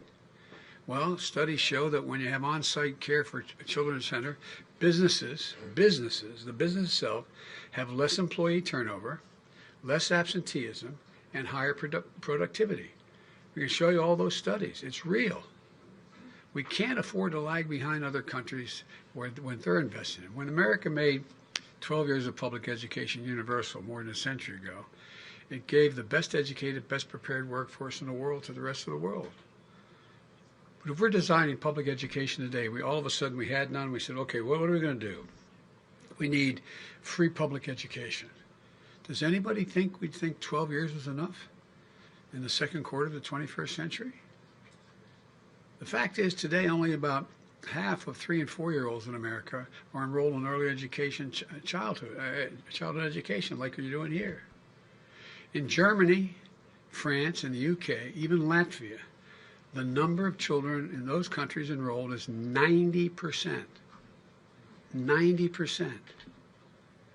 My plan gets us back on track. Provides 2 years of high-quality preschool for every child in America. It also makes investments in higher education by increasing Pell Grants, I don't know if I can get it done, but I also have proposed this free community college, like you've done here in the state of Connecticut, to help students from lower income families attend community college and four-year schools. And invest in historically black colleges, universities to make sure young people from every neighborhood have a shot at good paying jobs in the future. We also extend this lady's child tax credit, which is finally a tax cut for the middle class. Now look, my friends on the other side never had any problem for adding $2 trillion in tax cuts for the very wealthy. Look, I don't think you shouldn't be able to make $1 million or $1 billion. I'm a capitalist, but guess what? I'm also listed for 36 years as the poorest man in the Congress. But I make big money now. I'm a president. But all kidding aside, I don't think we should punish anybody. Yeah, look at that long term, pay bitch. Your fair share. Shout out to Just Hunter. pay your fair share. Yeah. You know, the issue that has been championed by Rosie for years, in the past, if you paid your taxes and had an income high enough that you were able to take the $2,000 per child deduction, you could actually write it off your taxes. But how many families do you know of cops and firefighters and school teachers and what that don't pay that much in tax because they pay a tax, but there's nothing? You say you're going to get $4,000 back for your kids. Well, you know, it's not refundable. Either it comes off your tax bill or you don't get it at all. The American Rescue Plan, which these folks voted for as well, and I'm very proud of it, it's a real game changer. It started our economy moving again. Recognize that people with lower incomes don't get the benefit of that tax break because they don't have that much to deduct. So we make it refundable, make it permanently refundable. So you get that back over the years. You get, if you only had $1,000 in taxes and you had 3 kids, you'd end up in a situation where you get $5,000 refundable to you. They would pay you. The government would pay you. And we increased that amount in the near term to $3,600 for every child under the age of 6 and $3,000 for dependents between the ages of 6 and 17. The money's already a game changer for working families. It's projected to cut child poverty in Connecticut, one of the wealthier states like Delaware, in Connecticut, by 40%. If we don't pass the bill, I mean, it's real. It's a life changer. The Build Back Better Act says that you get the first half of it paid to you, and then the second half you get paid on a monthly basis. People are getting, hard-working families are getting a check in the mail on the 15th. Today's the 15th, isn't it? Or their bank account, just like you get your Social Security check. But it's for your children. It's for being able to raise your kids. That monthly tax cut for parents is going to end in just a couple months. It's going to impact families of 61 million kids right at the holidays when the winter heating costs are going up, when we need to keep the taxes for families going down. The bottom line is this: when you give working families a break, we're not just raising their quality of life, we're positioning our country to compete in the future. You know, when I talk to all your folks out in the playground, as I joked, everybody knows I like kids better than people. Fortunately, they're like me. That's why maybe I like them. But all kidding aside, you all talked about it. You all talked about what it means to the families of these children. And granted, you had to cut way back, and because of a lot of things happening, things aren't the same as they were. But these bills are about strengthening the economy for decades to come. Both of these bills spend out over 10 years. Take the infrastructure bill. All those investments in roads, bridges, highways, high-speed internet, water, clean water, everything that represent less than 0.5% of our economy each year if you add it all up over these years. And the cost of the Build Back Better bill in terms of adding to the deficit is zero. So when I hear people say it costs $3.5 trillion, and be honest with you, we're probably not going to get $3.5 trillion this year. We're going to get something less than that. But I'm going to negotiate it. I'm going to get it done with the grace of God and the goodwill of neighbors and the creek not rise, as my grandpa would say. But all kidding aside, we're going to keep coming. And because the more we demonstrate it works, the more we can do. It's paid for because big corporations and the very wealthy ought to start paying their fair share. Let me be clear. Nobody, since I got elected, and when I was campaigning, nobody who makes under $400,000 a year, which is a lot of money, will see their taxes go up one single penny. Nobody, not one. That's why in the highway bill, What about the price of gas food? tax. So I keep that commitment. In fact, this plan cuts taxes for working people. There's no reason why, as I said, billionaires should pay a lower tax rate, literally a lower tax rate, than a school teacher and a firefighter, a couple. So that's what's happening now. It isn't right that 55 of our Fortune 400 companies, the largest companies in America, last year, 55 of the Fortune 500 paid zero in taxes. And they made $40 billion in profit. I'm glad they made a profit. Keep people employed. I mean that sincerely. But pay your fair share. Just pay a decent portion of what we lay out in this piece of legislation. And by the way, I've had a number of Fortune 500 companies come to me and say, you're right. We can pay a higher tax than we're paying now. Because they understand the impact if we don't invest like we have to on their long-term health and well-being. This needs to change. Working folks understand it. That's why, despite the attacks and misinformation, my plan still has the overwhelming support of the American people when they're told what's in it. They understand that when families have a little more breathing room, America has a lot better shot. My dad used to say, for real, my dad was a well-read, well-bred man who was regretted his whole life he never got a chance to go to college. And he worked like heck. He'd always come home for dinner and then go back to work. And I remember we lived in a four-bedroom split-level home with 4 kids and a grandpa. Hey, little mama, let me whisper. Yeah, taxes won't go up if you make less than 400. My bed was against the wall where my parents' bed was against the adjacent wall. I remember one night, I could tell my dad was just so restless. I was in high school. The next morning, I asked my mom, I said, what's the matter with Dad, Mom? She said, well, honey, his company just told him they're going to do away with health insurance. No health insurance. Well, you know what? My dad's not, we weren't poor. My dad made probably on average in those days $22,000, $25,000 a year, which is a decent salary. But he used to say, everybody's entitled to just a little bit of breathing room. Just a little bit. A little bit of breathing room. You know, they know this is about dignity and respect. It's about building this economy from the bottom up and the middle out. I've never seen a time, and some of you may have, beyond my colleagues in the Congress, the press may have your master's or doctorate degrees in economics. Name me a single time in American history when the middle class was doing well that the wealthy didn't do very, very well. Name me a time. One single time in American history. So we're not hurting anybody. We're just making sure everybody gets a shot. Let me close with this. And this is not hyperbole. The world is watching.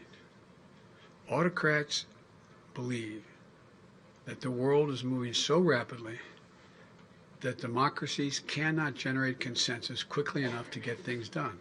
Not a joke. I've had hours and hours and hours of meetings and personal conversations with Xi Jinping. I spent more time with him, I believe, than any other world leader has when I was vice president and now on the phone. Every time he calls or we talk on this, it's a conversation between an hour and a half and 2.5 hours. Not a joke, my word. But he doesn't think democracies can compete because they can't react quickly enough. In my summit with Putin, Switzerland, they're betting democracies can't compete. We can't move quickly enough. I'm heading to the G20, came back from the G7. You know how they measure? They don't measure us based on the size of our military. They don't measure us on how much power we have that way. They want to know, can we get anything done? Not a joke. And many of you travel internationally. Can we get anything done? Can you put anything together to get something done in America? So folks, they're betting that we won't respond to this inflection point in history. But I've always said, And I mean, some of you guys who work with me know this. I've said it 1,000 times. It's never a good bet to bet against the American people. Never a good bet. So it's time for us to invest in ourselves. Show the world that American democracy works. We've always led the world not by the example of our physical power, but by the power of our example. That's why the world has followed. And given us that half a chance, there's not a single solitary thing that we can achieve if we do it together. So I'm hopeful. There's a lot of questions the press is going to want to ask me, I know, about how are the negotiations going and how we're going to get this done and so on. Well, I told you before what my neurosurgeon years ago said when I had that aneurysm. He said, your problem, and I was then a senator, your problem, Senator, is you're a congenital optimist. But I'm convinced we're going to get this done. I'm convinced we're going to get it done. We're not going to get $3.5 trillion.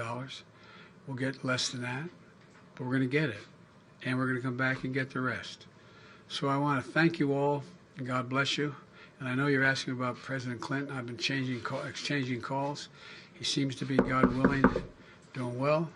And so when I talk to him, I'll let you all know. But in the meantime, thank you for taking the time to be here. And I say this again, the press heard me say it, for all you elected officials, it's like a busman's holiday for you. Come to have to listen to another politician speak. But I am really, and I mean this without exception, I'm so proud to be associated with each one of you. You're honorable, decent, smart women and men, and there's a lot we can get done. So thank you very much. Thanks, everybody. I'm kidding. Thanks, Joe. Thanks, Joe. Appreciate you. Appreciate you. Tax credit. I was actually just reading your guys' emails so that I wouldn't have to read them so that it was slow. So Joe gave that opportunity here for us. It's already 11. I feel like these emails have turned into philo. You're so inspirational. I don't know. I laugh because I don't. Have you ever listened? Never mind. I'm just that. I don't think anyone's ever said that. That's good. Yeah, Bill Clinton. That news was this morning. Can you look at my email? So like, there's a lot that came in, and I just don't know who is who. So I was reading through some of them. You know, I'm trying to read through them a lot. There's a lot of good stories in there, but I've only got to read a couple of them. But I have a couple set out for now. I got a couple set out. Apple, there was the news of Disney right there. That's what set everything going up. Or they were, what's it called? They had news of spinning off ESPN. They said that they're in a lot of talks to do it, but nothing confirmed yet. And again, they have earnings a little bit after Netflix, I believe, or like 2 weeks after Netflix, but they have not moved. Again, this last year, I mean, Disney might low-key be a good play both ways, but that I'm mad that premiums rocketed like that already.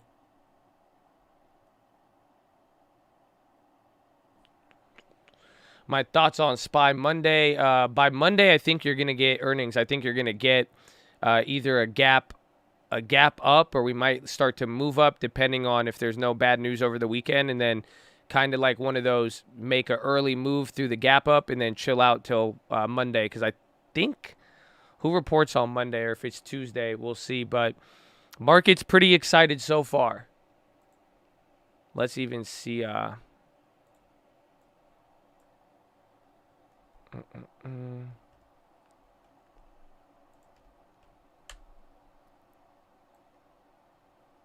then SPY's even at a high now. Man, almost 1%, 0.5% on the NASDAQ.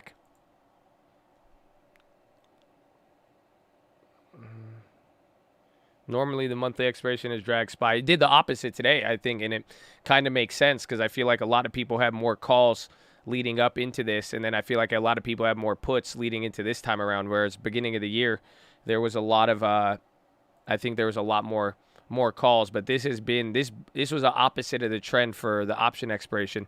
Middle of the week, we finally saw a very nice run up. I have not looked at corn yet, surprisingly. Is that 61? Oh. Oh, man. That's crazy. That's like actually insane. But this is what I'm going to show you. Corn. Bitcoin ethanol. It's good for him. Good. Hold on. All right, so this is, oh, no. Hold on. I was about to go fully explain all of you this in Biden language, but nah, this is, again, this is so far with earnings. So still kind of early. This is what we're saying. Even this earnings too, we could already get an idea of what has been the top trends from the earnings calls and all of that. But so starting coming into Monday, we're going to get a lot of other, a lot more earnings are going to start going in little by little. So like even right now, revenue guidance, that's been mentioned the most so far. Usually they are. M&A, that's came up a lot. Margins, competition. But so far, I mean, you already got a decent amount of mentions there, but nothing of the keywords we were looking for, like labor, pricing power, inflation. I mean, nothing's showed up too crazy just yet. So a lot of the earnings are going to be key, and then we're going to go from there. Oh, man, I forgot. We have the quiz. Oh, we forgot about the quiz. I forgot. Oh. Okay, where is it? Let me find it.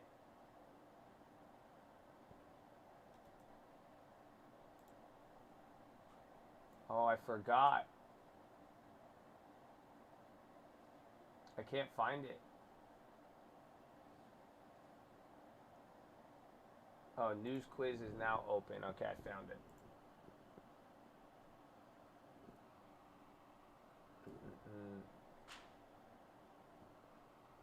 I mean, do you guys want to study first? Oh, hold on. Let's see. We got U.S. Future, China breaks silence on Evergrande, gold demand to sparkle, day traders are sparking Bitcoin futures, Facebook added Evercore underperform list, vaccine gaps leave world of mercy, buy the dip is alive, kicking heavy for Tech 100, G seeks to steady China-Europe ties. China forces brands to mute themselves over dirty cotton. I'm taking it now. It's hard. Oh! So we could cheat now. Oh, man. Damn, Troy's taking it now. Oh. Just give us a couple good ones. What do we got? We don't see it. I'll never cheat. Man, we got to start. We got to get to the number one, baby. Number one.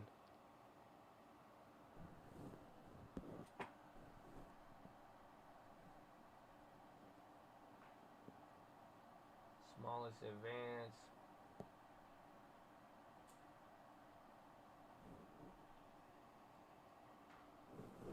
EU data protection. Set Broad's goals.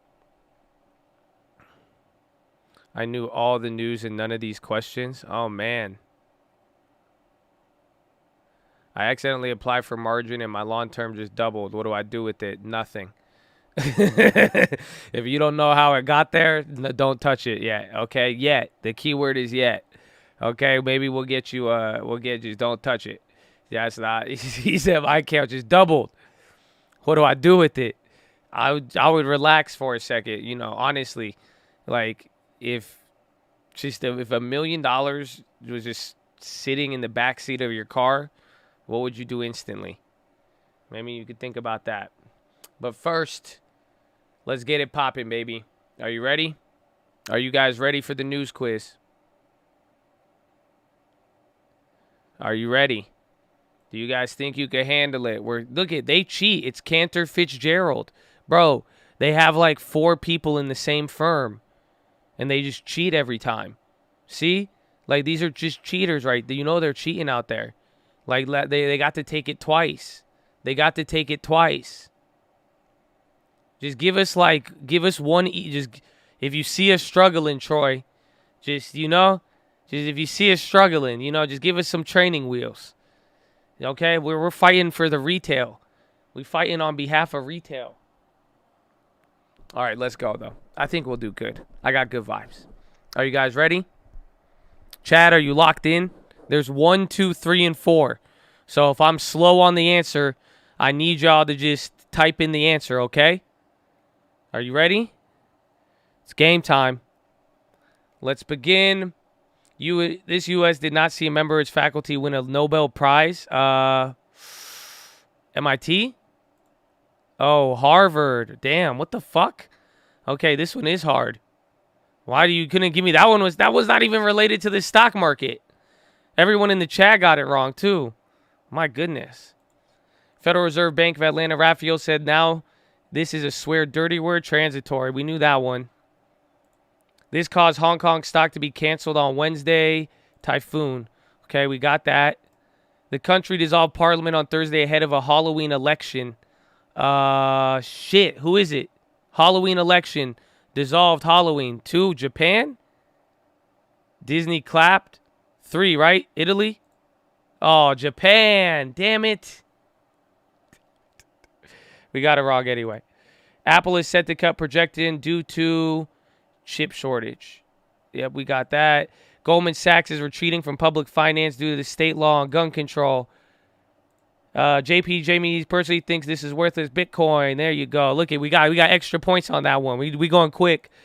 Turkey's president fired this many members. I think 3. There you go. This country's central bank highest rate is 120%. Chile. Okay, we're doing good on this. One more, baby. All right, Chad. Are you ready? Let's refresh. No answers. I need y'all ready for the last question. I need y'all ready for the last question. Okay? I need you ready for the last question. Shh, clear the chat. Clear the chat. You said Disney's getting clapped, though? Oh, yeah. What happened with Disney? Check. Ooh. Yes, 1.25 is 125. All right, you ready? We need you locked and loaded. Troy. Let's go. Coinbase yet to a launch for this non-fungible tokens. Got it. Let's go, baby. We only missed 2 that time. We're in there. Some of y'all just put in the wrong answer. Some of y'all just put in the wrong. They were sabotaging us. We should have gotten Japan. I know. I was thinking Japan. But then I was like, Italy. Because I know something with EU got suspended. So let's see. Let's see our results. Oh, baby. 206. We beat 95.8% of participants. 206, baby. 206 out of 5,000. I'll take it. I'll take it. And most of this was covered in the watch list. I could confidently say that. That's why they're easy. But except for the Japan shit. That one and then Harvard. I didn't get that. You beat 12? Oh, Troy. You'll get used to it. You'll get used to it. There you go. Hide my name, baby. Anonymous. We don't mess with y'all cheaters. That's pretty good. 95% of participants. I'll take it. I'll take it. It's not bad. Yeah, that's not. See, anonymous. UBS. We took a lot of people out on there. We took a lot of people out on there. Good work, Chad.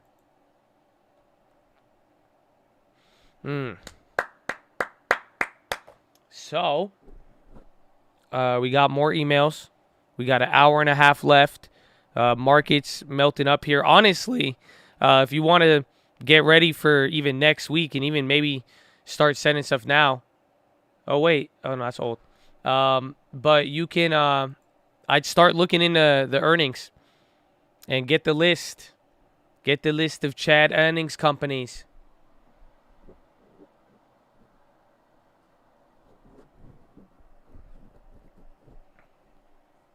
Oh, whew. Disney rumors said it wanted to spin off Disney. They say it's false and stock sells off. WBA selling 2.3.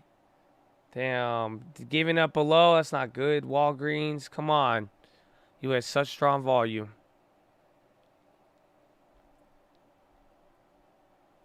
So the Disney is false.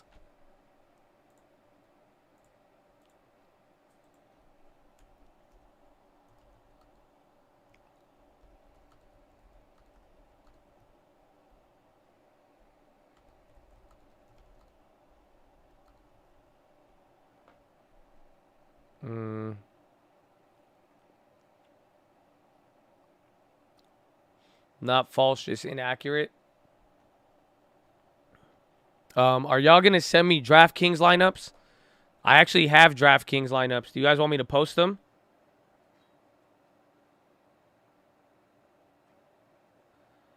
What do y'all... I have 3 lineups, but I need more. But is this going to encourage you to gamble? Some of y'all going to gamble. Prague Pop.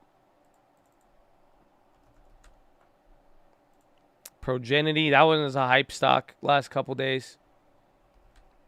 The DraftKings straight up bets are illegal. But not the like game, the fantasy game for money.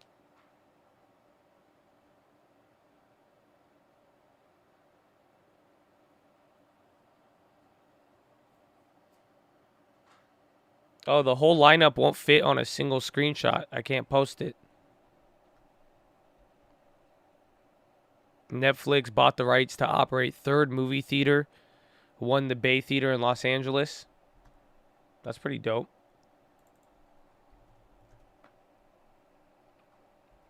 Roku getting super clapped. I thought it was up. 1.3. I'm surprised. HLBZ. Troy posted that a couple minutes ago.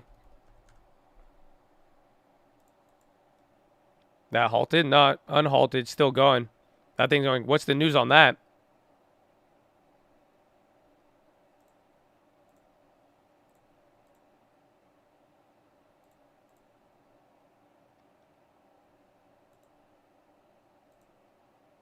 Google Workspace integration. Wasn't there another company this morning with Google?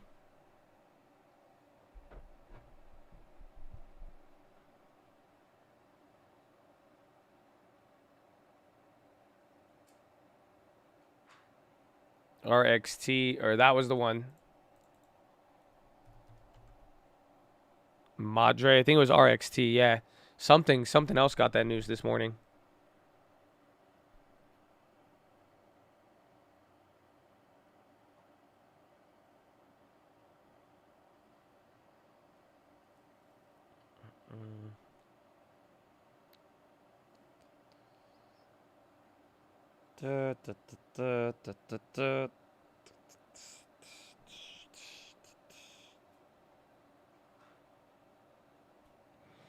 Disney report on EF exploration is inaccurate.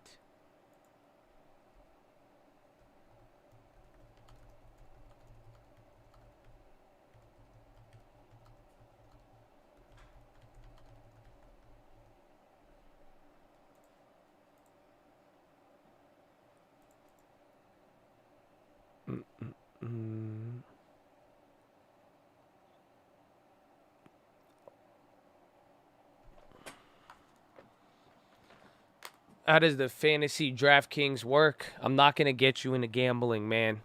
Okay? It's just something you either came across it or you don't. It's the devil, man. But the stock is good. That's why I got the stock. Dude, please. No.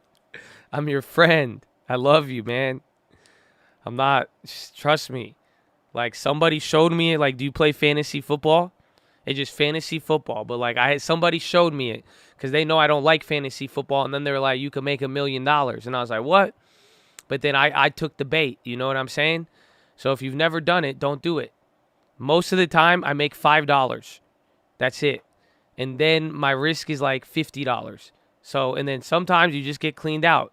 It's not a habit to have. I'm just supporting my stock. That's all. That's all. And then it allows me to relate to the football people. You see what I'm saying? That's it. That's part of it. So now I don't feel like as left out, and like you know, I could chat at the table. I could be like, oh yeah, dude, Mahomes. Oh, Mahomes. Oh, dude, Lamar. You know, Lamar with the Ravens. See, I could tell you all that. I could tell you about like Higgins with the Bengals. You know, I could tell you know, I'm telling you, I can't get left out now. We make sure we represent. Mm-hmm. I got you. I know all about sports ball. RXT was the news that there was just a Google partnership this morning. My parents would clap me if I downloaded DraftKings. That's good. You have good parents. My dad whooped my ass. I was 18. I got my ass whooped because I went to Barona and I just wanted the free buffet. I didn't even gamble. And I just signed up for the free buffet so I could get the free buffet, and they sent shit in the mail. Oh, bro, they clapped me. I just wanted a free buffet. I tried to explain it to them. They didn't believe me. I said, what?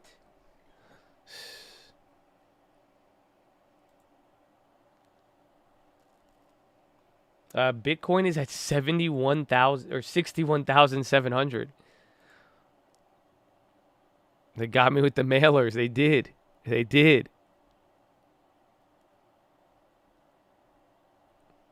Yeah, Ethereum 3884.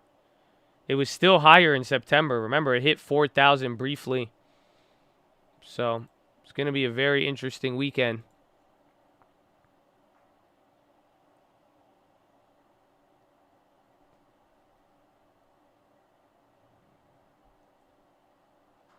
No free lunch, man. I'm telling you, I got clapped.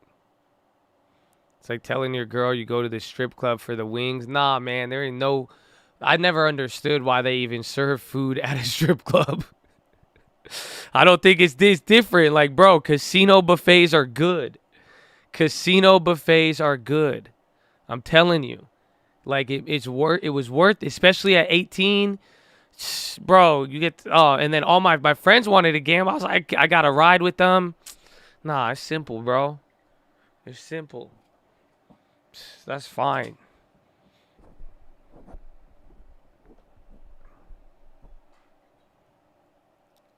Food and beverage loss is insane. Casino buffets go hard. Everybody knows that, I feel like. I'm from Cali. I am from Cali.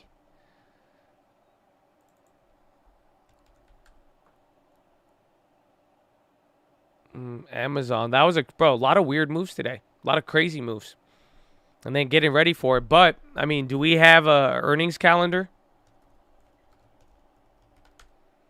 I know they have some I got to find. Earnings. Because it's happening. We have that, and then our emails. Earnings whisper.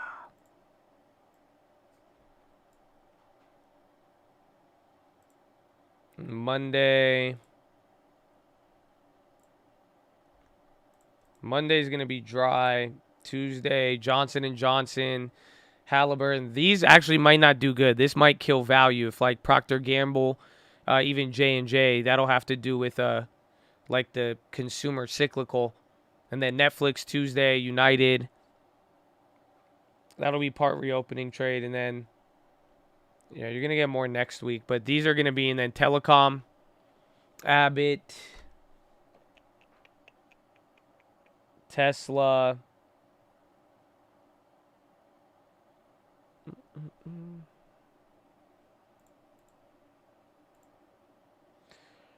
Yeah, Tesla, Telecom, AT&T, Airlines. Uh-oh, Sam. Yo, Josh, I'm effing scared. What are you scared of, baby? It's okay. We got you. We got you, man. Life is good. What's going on?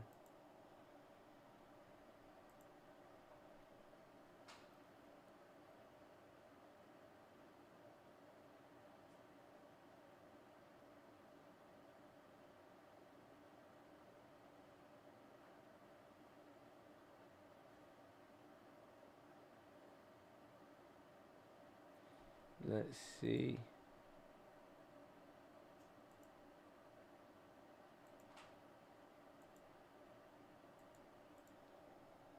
Hellbiz, did anyone actually read the PR?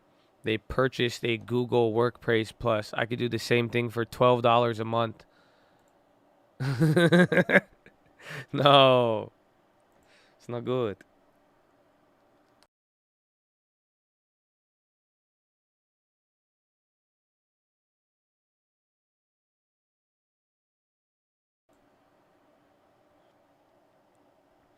You think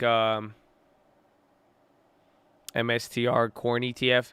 That new ETF, what is it? It's like BGIO or something. The new Bitcoin thing that they talked about today. That thing is the fee on it is like 4 times less, pretty much, or 2 times less than the than GBTC. So the new Bitcoin ETF is actually going to get a lot of demand because right now GBTC, there's a 2% maintenance fee on that. So this thing's shooting up, but yeah, this just looks like Bitcoin's chart. This is how you would pretty much play Bitcoin. If you really, you don't even need to go to MSTR. It's going to be GGETC ticker. I could vibe with that.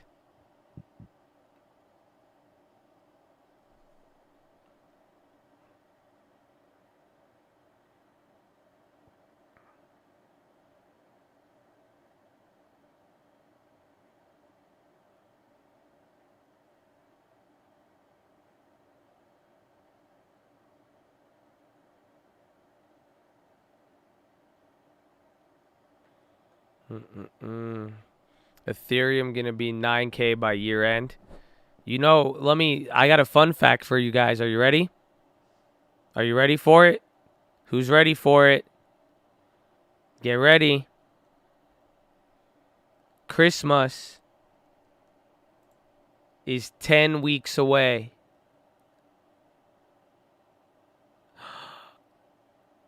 Christmas is 10 weeks away. Oh, that's crazy. Yo, come on. Oh, you say, I don't know. So you got 10 weeks for Ethereum. He said, bah humbug. Christmas. What is it? Christmas? I feel like that's inappropriate. It's Christmas. Let's go to Frankenmuth. Frankenmuth for Christmas. Can you do an earnings strat refresher over the weekend? We could. There is, playing straddles, strangles, pricing, all of that. Oh, yeah. What video do you want? I'm going to see, though. What do I have anything this weekend? I might bail on you this weekend on the weekend video, depending on the schedule. Unless y'all give me some good creative directing. Y'all killed it last time. Netflix fires an employee for sharing confidential information. You talk like Jay-Z. Not sure why I feel this way. I don't think so. I think Jay-Z is... I like Jay-Z. I don't think I sound like him at all. Enjoy tank top in the next video. Okay, you trying to see the guns? I had a good lift yesterday. All the Colt merch at once. I was going to wear 2 pairs of pants, but then it was hot already. S-Rad Pop.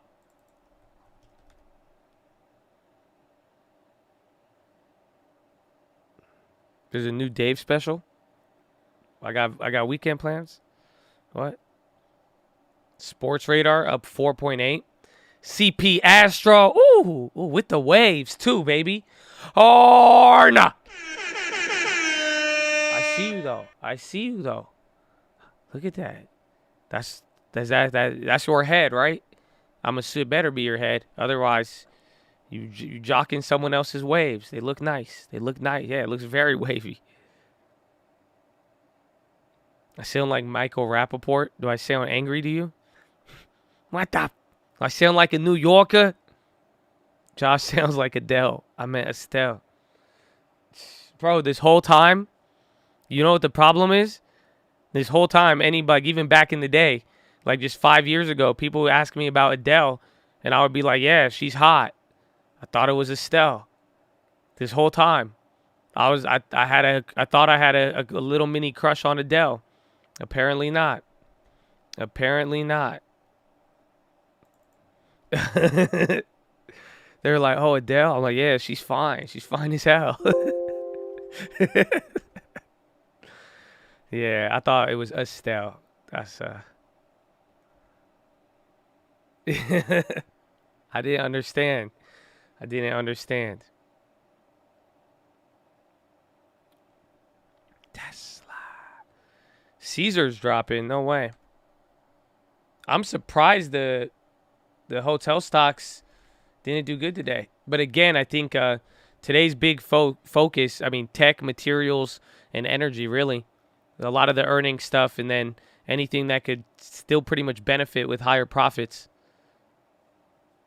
You did not hit the like button yet? Oh, now you feel better? That's good. It'll do that to you. It'll do that to you.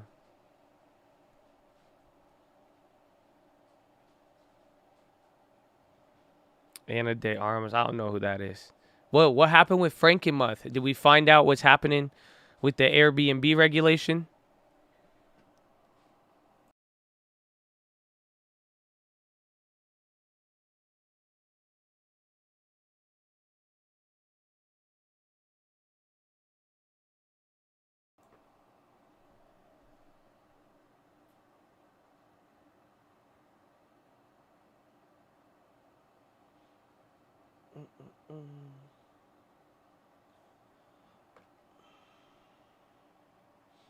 Bro, so someone's trying to wholesale me a house. It's a good deal, kind of. But this is crazy. Actually, guess who got the deal? I got a text from Lending Tips, and I was surprised. He said, blank got this house under contract. Who do you think? I was surprised. He shocks me every day. Mustafa. Mustafa got a house under contract. A wholesale. So look at this house, though. I don't know if I can't post the link. But are you ready for it? It's listed for $105,000, right? In Ohio, listed at $105,000. But they said they will secret society. Fuck that guy. They accepted an offer, or he has an offer that they'll take at $50,000. And it's listed at 100, and the Zestimate is 130. Okay?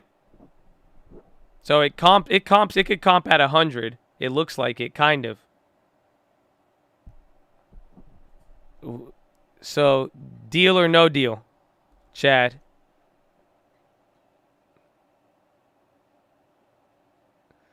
No inspection yet. But just off top, because I have one more piece of information. But I want to see if you deal or no deal right now. Something's wrong? No, I'm telling y'all, it's just, sometimes you never know. Greenridge up 7%. It's had a couple of these pops yesterday too. Okay, deal, no deal. All right. Here is the next piece of information. The house, when was the date? The house previously sold. Where'd it go? I just had it up. They're playing me. I want to make sure it's accurate.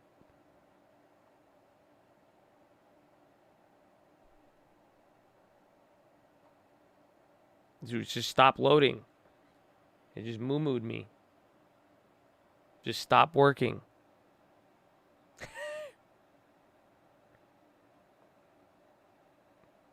They bought it in May 2020 for $7,800. Is it still deal or no deal?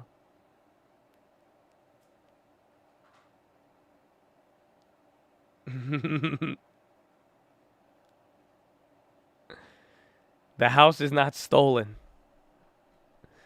Again, houses were going for that back then. I mean, I'm telling, in some areas there was those cheap little. We showed those in the video. I would have took this deal without seeing that though. I said no way. I said no way. I'm gonna pay 50 grand for a house that just sold for 7 grand 2 years ago, a year ago. There is some comps, but let me see.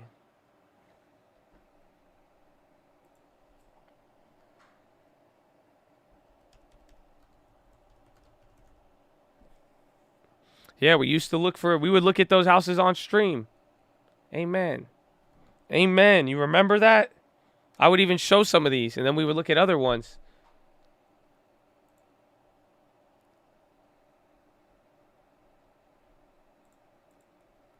Oh, what the hell is this? Oh, I spelled that. I spelled it wrong. Tax trap. Yeah, that one is not. Again, I like those. I like those houses for 10K. You know, there's nothing wrong with buying a 10K house. They have a lot more risk, and then they usually need a lot of work. But it is no, the house is already. That's the thing. This house is already rented though. That's the key. I should have included that information. The house is already rented at $1,250 a month.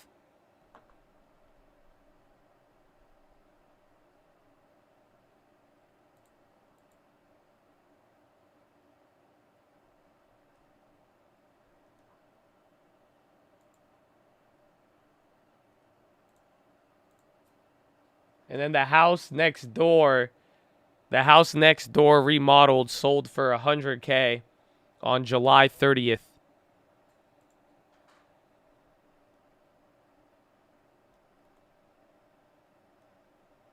I forgot about that. I'm checking more deeper comps.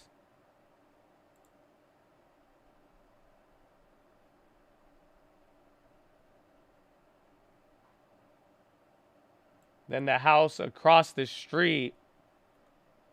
Oh, shit. Not across the street, like to the side of it. Sold for $33,000. But that was in 2019.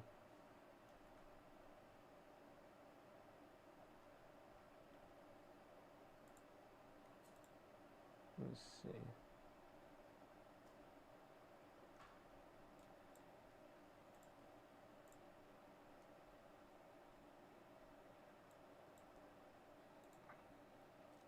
Deal, show it. I can't show it. I mean, this is a house. This is someone else's. I mean, they presented it. I mean, Mumu presented it to me.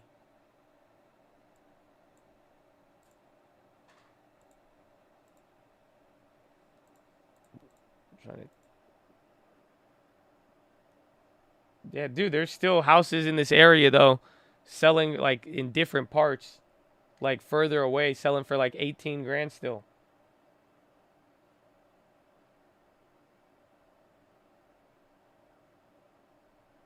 That's wild. There's another one that sold for 7 grand. Then the house next to it sold for 40. Whew. T-Doc Chick-fil-A. Gree is still running.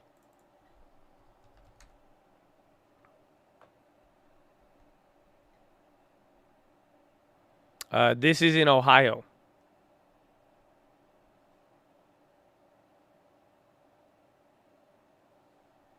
Rent asylum. Owner may not be getting their money and they can't evict. Looking to rent asylum in that area. No, so the house is what's it called? Oh yeah, Teledoc is dropping. The house is already rented. This is a real house. This is a house with land. But why would if the Zestimate is 100K, why would they sell it for 50? I mean, sometimes houses are like NFTs. Again, it's up to whatever someone's willing to sell it, but people do that for an easy deal or if they need it fast. So he's had it on the market already for 30 days. He might just want to sell it. Again, he bought it for $7,000. If you want the cash out now, I mean, and you don't want to wait to get your price, you would take a quicker offer.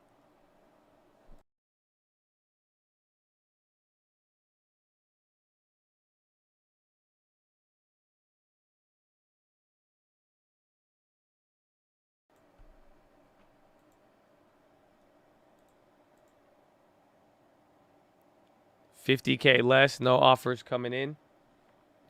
It's that, and I don't know. Mumu has some weird charm. Like, Mumu has that weird Arab charm where, like, he, like, negotiates real estate like swap meet. It's weird. He'll be like, look at the floor. No. This floor, the crack there. No. Look to the roof, huh? Look to the roof. You know what I'm saying? He's saying, no. He said, best I give you best 50,000 right now. Cash. 50,000 cash, but you're not going to get better anywhere. I mean, look, you had it listed. So, I don't know. That's what he did with his other house, and it worked. They gave him like 75% off.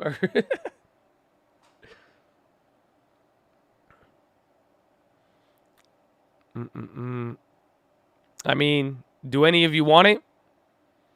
I don't know if I want it. It's rented. It looks like there's value, but I don't like these I don't want to pay $50K for the $7,000 house. I'd rather buy it at $7,000. $50K, $1,250 a month in rent. And then I think there's what's it called? There's one more factor, right?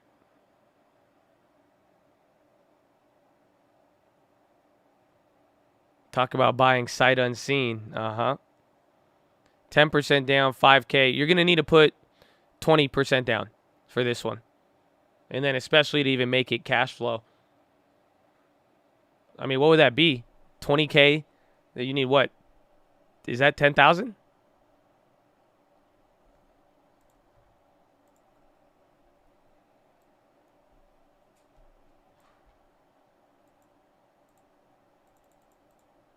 The smaller numbers are just, they mess with me. Yeah, 10K.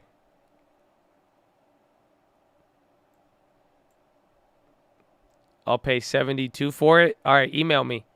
tradingfraternity@gmail.com. I'll sell it to you for 72. I'm buying it from him for 50 though. I'm just saying, I mean, if you insist, I'm down. I'll get it to you right now. 24 hours.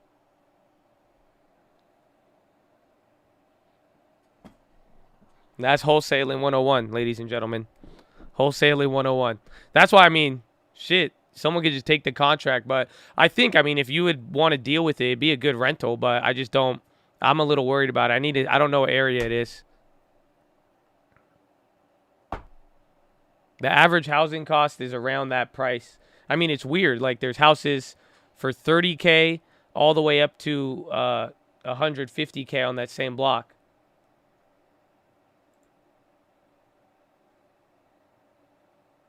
But the ones for more are like way bigger buildings. They're like multi-units. Irvine is really good. Irvine is always been good. It's just expensive. Like, you're going to spend like 800, 900,000 just to get like a townhouse or a condo.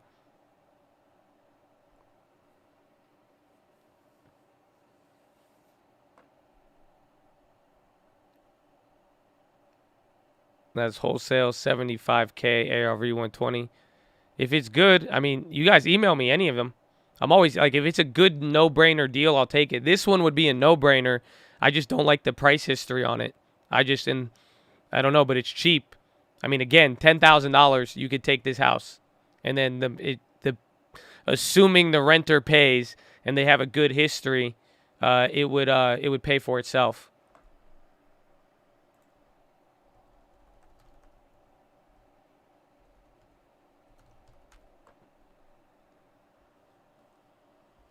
How do you get approved? You don't even need to get approved for that. You just need $10,000. It's a hard money loan. It would be, you could even, I mean, you could do one if you have some bank statement. You could do, it won't be a lower interest, 10% down. Shark, I'm just saying, I don't want this deal. If somebody genuinely wants it, I mean, email me.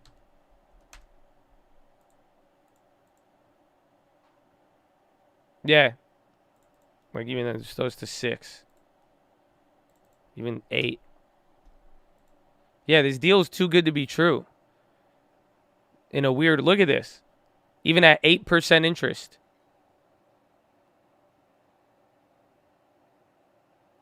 So this is literally $10,000 down. That's 20% after taxes, insurance. Your taxes might be a little higher, but the mortgage on even at 8% interest, 8% is ridiculous, is a hard money. That's even higher.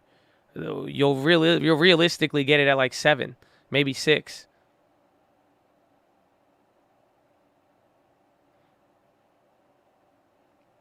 I put 5K in the Shiba. This house is less risky. So 449. So the mortgage, even on a high, again, like I'm saying, you wouldn't even need a job, income verification, nothing to get this loan. You need $10,000 down, and obviously you take responsibility for the house. You have to factor that into play. It becomes your house, you know? And it's rented right now at $1,250. So you're making $800 cash flow. But it seems like way too good to be true. You get cash flow and equity. But the house was a really bad house just a year ago. Again, this was in the gutter at 7K. And this is an area where houses still will sell for 20 grand.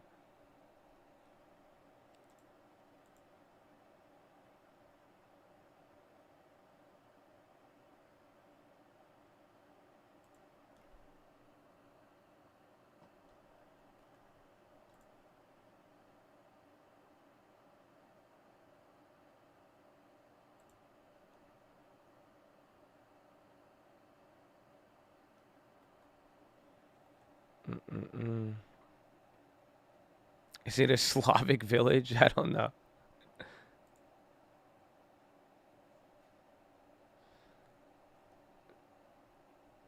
The main line is probably shit, 30K. That's what happens on some of these houses. They're big. You got to think about it. You're only paying 50K for the house. The house is damn like 2,000 square feet. That's a lot of material cost. If anything goes wrong, or if you want to buy, like, dude, a fridge, a new fridge, a washer, dryer, that's how they clap you. Because, again, it becomes your property. That's why. So there is a lot of risk baked. This is too good to be true.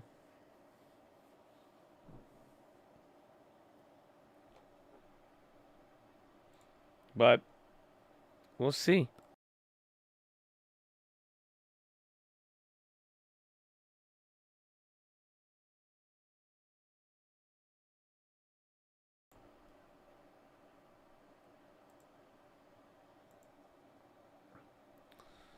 Section 8 is guaranteed money. We work with CHA. Yeah, I have a Section 8 property. It's not actually bad. I've never done it in another place outside of Cali, though.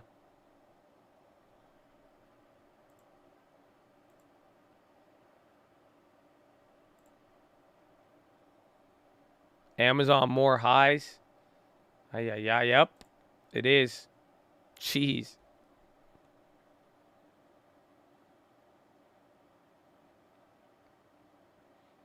Buy all the other $7,000 homes and raise the value.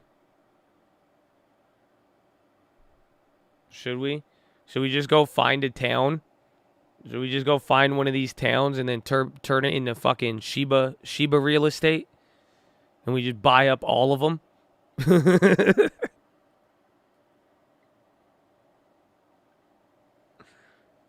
I don't think Zillow messes with these small ones. See, but that's where real estate, like, it's so much risk, though. You got to realize it's still, like, all of these houses are still like there's cost to it. So it's like, and if something goes wrong, you could end up holding a dud and then you still pay taxes and everything.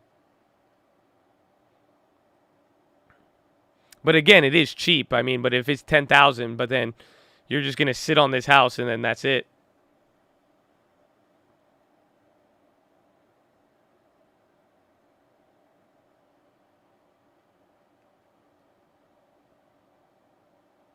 $100 million Shiba on close? What? Chattadonian Villa.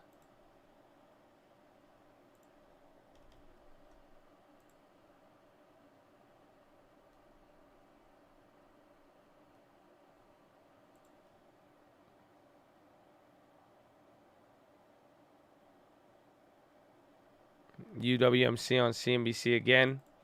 They're trying to hammer home the Bitcoin news. Shiba Homes. Wow.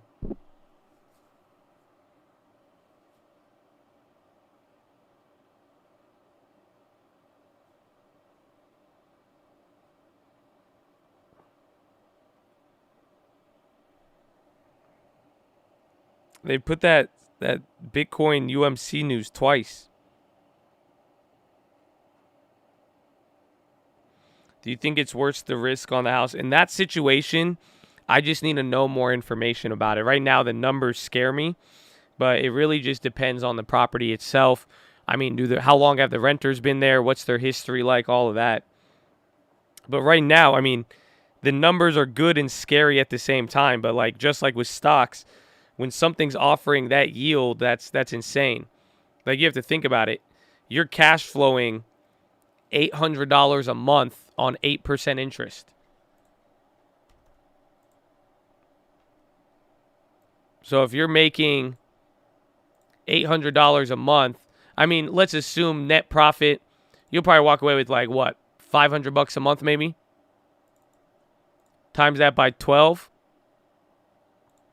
You're making $6,000 a year. So if you paid $50,000 for that, your cap rate's like 12%. That's a 12 cap.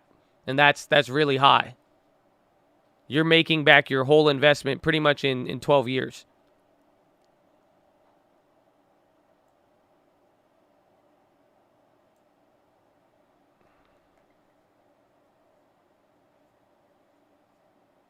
Or no, 6 years to make your money back. Or 5? No, excuse me, 5? No. You make $6,000 a year, so you just need to make 50 grand.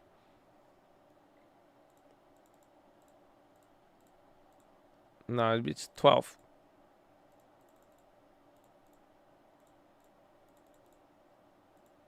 No, less. Oh, it's 50,000 divided by 6.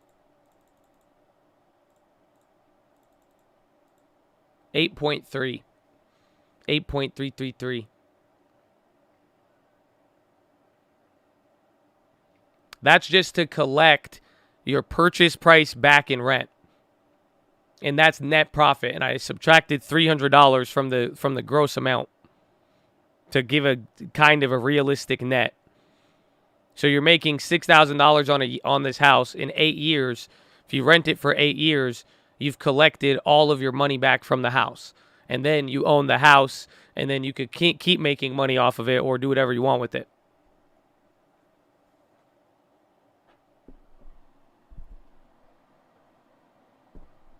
$8 years to make $50K. I could do that at Taco Bell. Yeah, but you don't have to do anything. Assuming all goes well, I mean, you have a property manager in there, you do something. This house is just it's a house. It's not doing anything. So that's all passive. You could go work at Taco Bell and own the house. And now you just made $100 grand.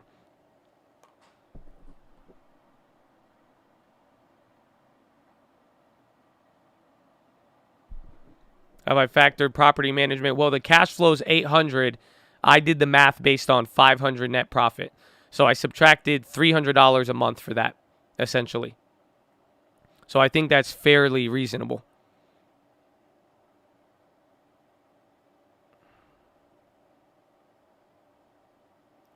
What if the house gets problems? There is going to be upkeep. That's what you got to think about.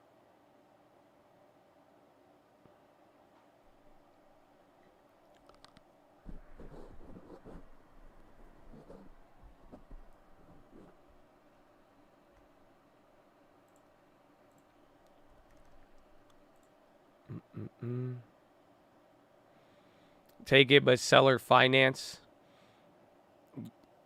I'll take ownership. You keep rent payment till tenant moves out. But why would you seller finance? I mean, the deal is already.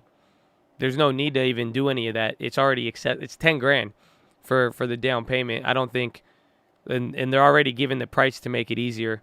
I don't own this house yet. This is a deal that Mumu got under Mumu's trying to sell it to me. So Mumu says if I want it, Mumu's going to charge me $5,000 on the price. So I'm going to end up paying $55,000 or probably $2,500.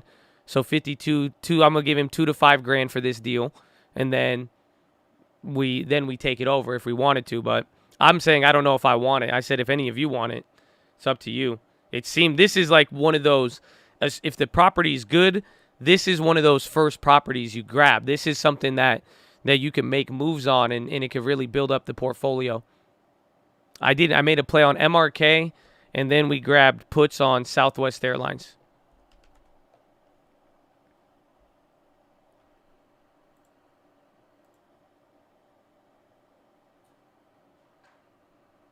The Love plays up 40. No shit. Nice. That says 27 on based on the price I got it at. Yeah, you get the down payment back in 2 years. Literally, after the first year of rent, you get back $6,000 of your $10,000 down. If you do all the right inspections, sewer, roof, foundation, general, it's good. It's probably okay. And then you just have to factor up, freshening it up in the future or how long the renters will be there. Any other plays before close? I'm thinking of some earnings plays, but next week is really going to be airlines, telecom, and some consumer cyclicals.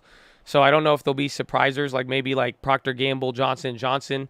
And then if you want to play the telecom, but I will focus like Netflix and Tesla, this will be a good time to set up if you really want to go for it.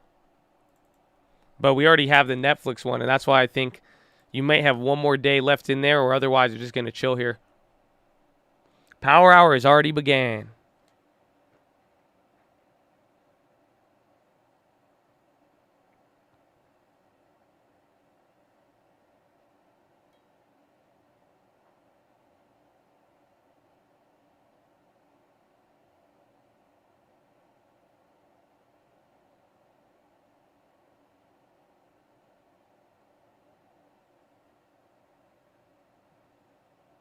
Go, CEO, Fox Business, respond and defend the Elon tweet. What did Elon tweet?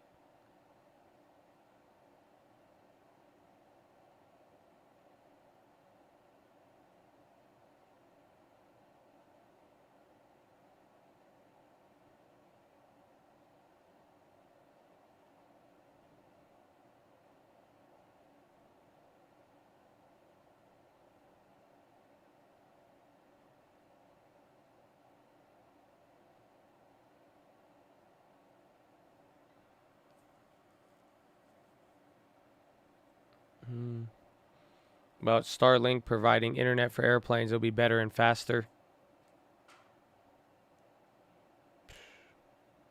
That's crazy. God bless the humble in the chat. I need a protein shake. I need a pro. I'm hungry.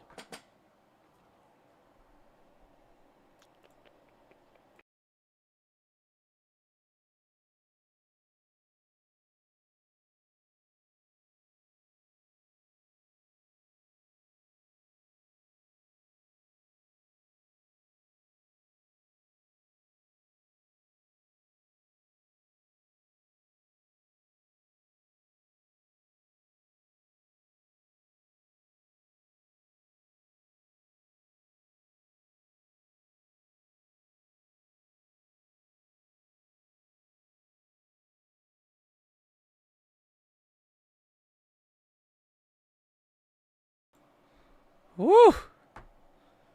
Prote has been secured. See, listen. Oh, that's the pop. That's how you know it's fresh. That's how you know it's fresh.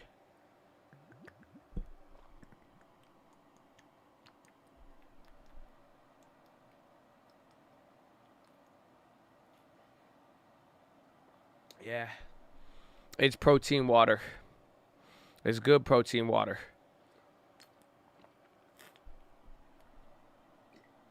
Oh. Airbnb dump. It's coming back. What was that? That was a weird move.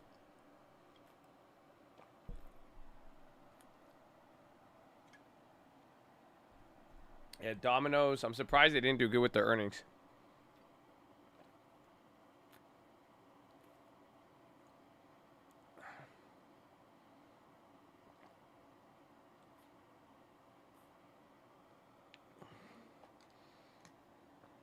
Fairlife chocolate. I used to drink those a lot. But the milky ones make me poop more. I'm sorry. I had to share that. Yeah, we went out the money on Southwest. That was an earnings play again. United and a couple of other ones next week. Oh. I need a burp.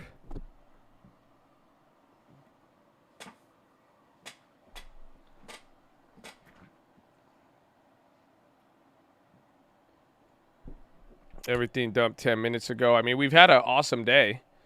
So a lot of things are kind of, I mean, it looked awesome, but we've stayed in the range, but there's been a lot of, I feel like, widening out. A lot of different names have started to move.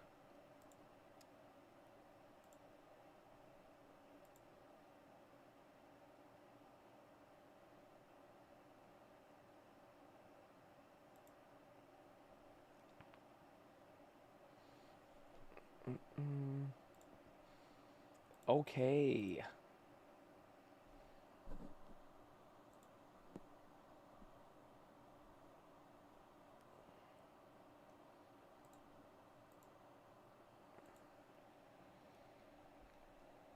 Draft gets 12-10 already? Damn, son.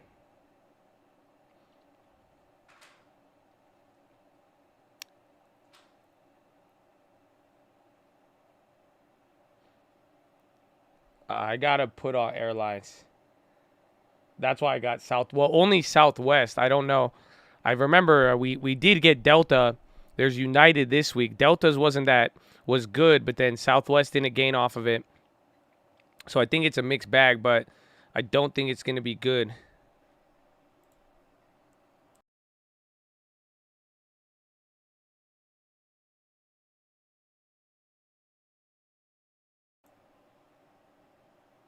How's the surgery a while back? It's good. I don't feel different anymore, but it took like 6 months, probably more, to kind of adjust. There's been some weird stuff, but other than that, it's chill. Nah, there hasn't been news on Southwest. They said they got it cleared up, but even then, I mean, Southwest has had the most worker issues, whether it's related to anything or not.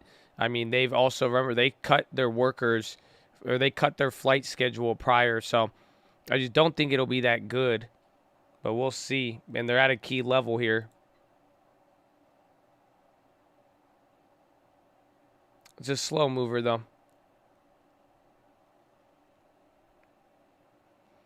Squat or leg press? Squat. I had a hernia surgery. Inguinal hernia. Jasper halted due to volatility. Think we got time for the reopening trade for on the upside? A little bit. I mean, if the consensus that consumers will accept the higher prices and then we start getting good earnings and good guidance, I mean, who's to say it wouldn't be there isn't steam, and that's where a lot of people are pulling to. But the more consumer cyclical ones, those ones are going to have some headwinds. Jack in the Box adds Doug Cook as Chief Technology Officer. Okay. Mr. Doug Cook.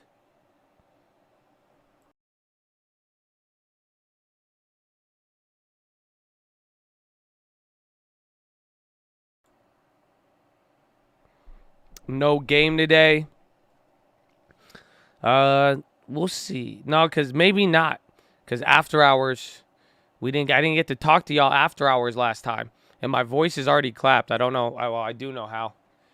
I mean, I worked out really hard this week. So now my voice is clapped. My chest is tight. Hello. Maybe we have a Bible study. That leg day did. Your voice from working out? Yeah, when I wake up after a workout usually, my voice gets clapped easier. It's weird. It's because I'll get tired. I'm not like it, like I have to like sit up straighter. It's really weird.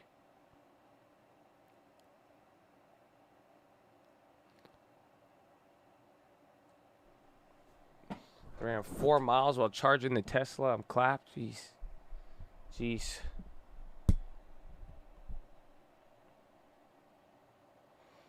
Where you teach Chad about an economic topic. Oh, I would love to. I would love to. ARQQ? ARQQ?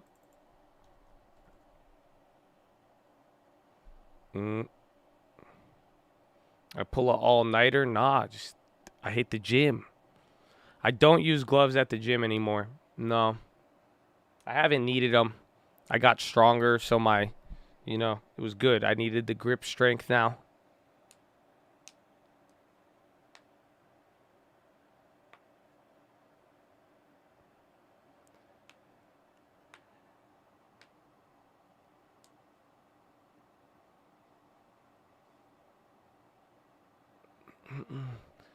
People ask more of you, you give. Usually, I mean, it's a good philosophy to live by.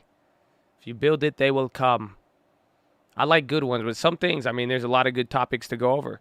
I like it. I like when everyone gets to learn new things. Always fun. That's why I think that one lesson, even from that old video, always a classic. You're throwing your son a B-Day party tomorrow with a taco stand? Roku, where's Sencal? Central Cali? Happy birthday to young Najee Wolf, baby! Horn.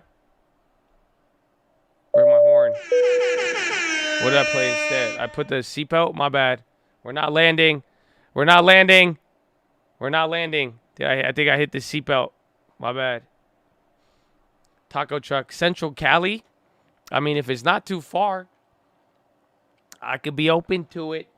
I got a couple things this weekend. That's why I said even the weekend video, unless I get a good Chad creative, I'm going to see on that one. Cat is on the high. First birthday. Okay. Where's Central Cali? Central California, I'm going to assume. In the middle. And tap.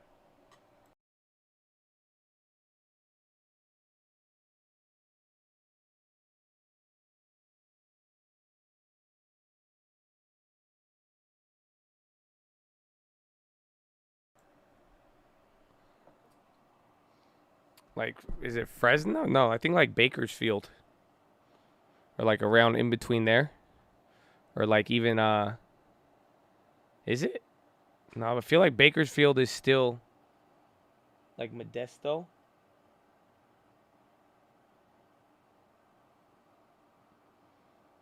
Airbnb below 170. Me B-Day tomorrow. Happy birthday, Dylan. You made it another year. Hopefully you could take a long term with you every year. Just look at your long term every birthday. Oh. That protein clapped me. Was curious about the area. Victorville. I've arrived. I'll see you at the weekend special. That was quick. I know. I just chugged it all, though. It's good. I need the gains. Woo!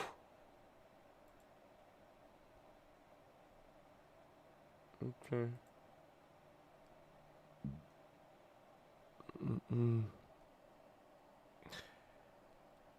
Freddie Mac announces pricing of 381 million multifamily small balance loan securitization. That could even be good for UWMC, actually.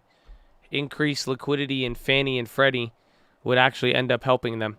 So any sort of deals like that, even the conservativeship, there's something that even if it ended, they would actually benefit off of it.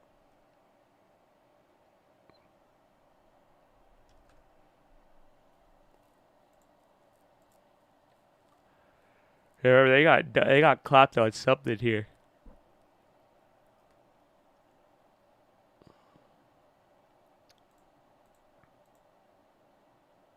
Honestly, in a weird way, Fannie and Freddie, Fannie looks like UWMC.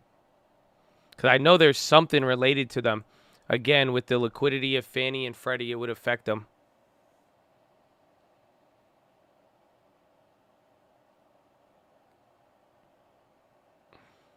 Five.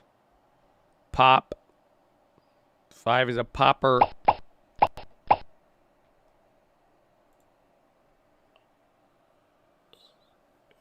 Fannie is FNMA. I'm holding 100 of Fannie. I mean, it could have been a good investment until Biden did that. Biden changed something with it because they were about to go. They were about to either they were going to end or start the conservatorship. I'm blanking on one or the other. 2 Turkey soldiers killed and 5 wounded. Uh-oh. Jasper, that got halted. A lot of moves here on Friday. So, again, if you want to set up for earnings, Jasper's popping. But airlines, Tesla, Netflix, those are going to be some big ones. You could even set up early with, like, Texas Instruments and, like, STX. That could be one, too.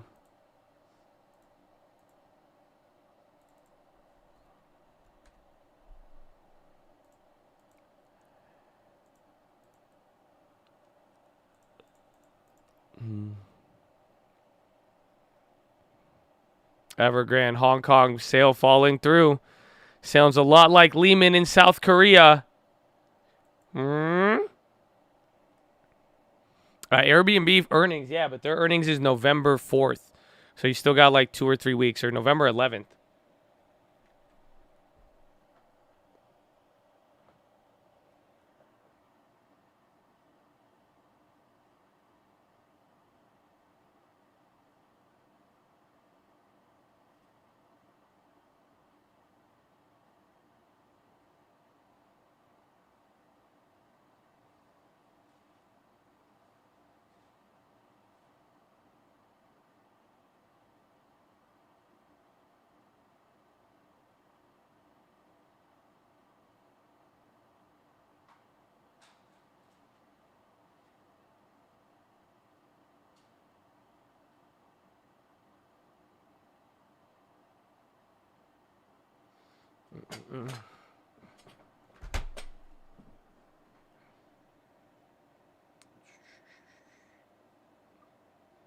All right, we got another one, baby.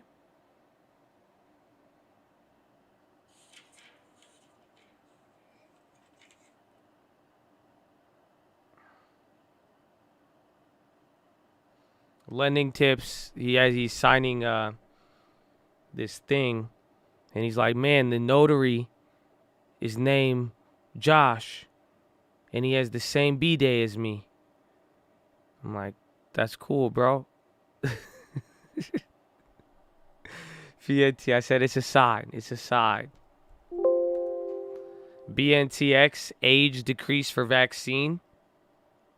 What does that mean?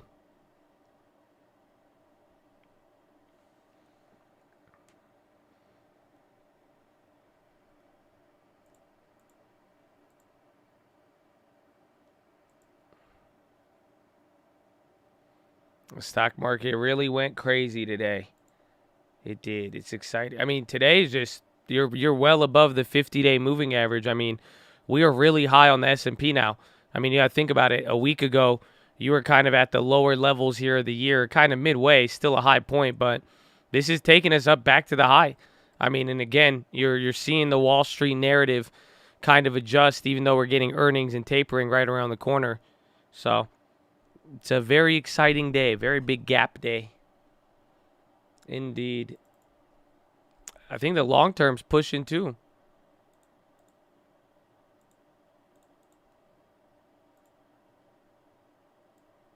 Yeah, decent day for the long term.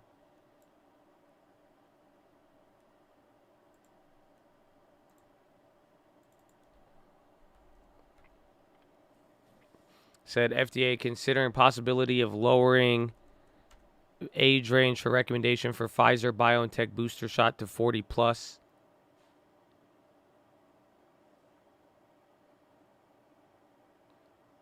Says saying everything going on and how we're reacting to it.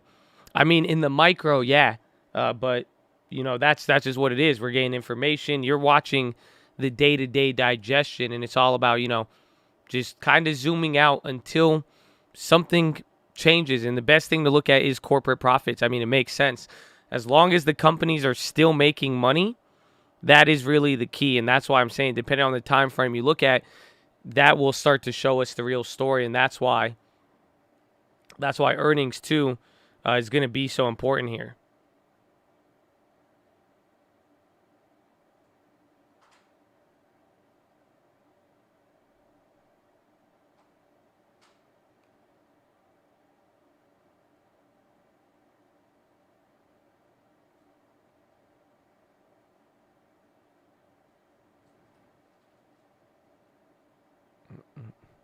Ozone running.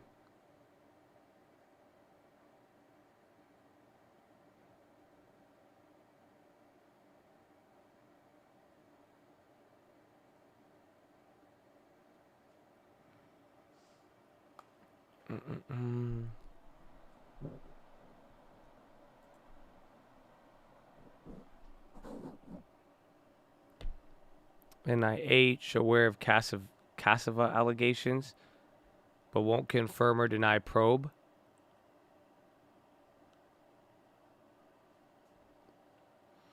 Do I buy Tesla with this margin? Again, we have margin on the long term. Like, that's why. So when you turned it on, it doubled your account. That's pretty much here. Our account is still worth $10,000, but even though I have margin, I've never spent more than the available cash I've deposited. That's why my buying power is as much as my account. You see that? But my account isn't worth more than $10,000. They'll let me get up to $20,000, but doesn't mean you should necessarily do it. Again, you could buy $20,000 worth of stock, but you could only afford to lose $10,000, if that makes sense. Oh, you can't see? So here, 10,300, stock buying power, 10,600. So I could go right now on the YouTube long term. I could buy $10,000 worth of stock. The trade will go through. So literally, Airbnb. If I wanted what? 50 shares, would it work? Yeah. I could go buy 50 shares right now. And look it. I'll still have buying power left in my account. Do I have $8,000? That would cost $8,000. So you have to think about it. If I did that, it would be nice, but it is going to compound my gains and losses. So right there, it would turn the portfolio to $18,000. Does it mean we have $18,000? No.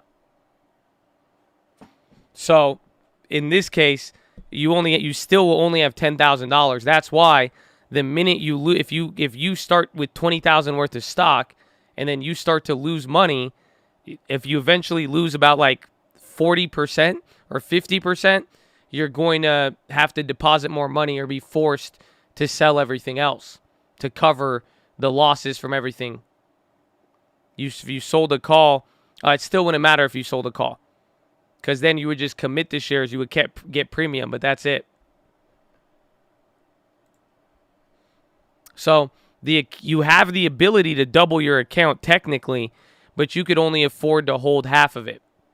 So however that plays out, the point is with margin, now with me not using my margin, there's no way I could lose what I have. So if the stocks all go down 50%, I don't have to sell anything. But if I do margin, I could be put in a position where I would have to sell everything just to pay on the leveraged losses.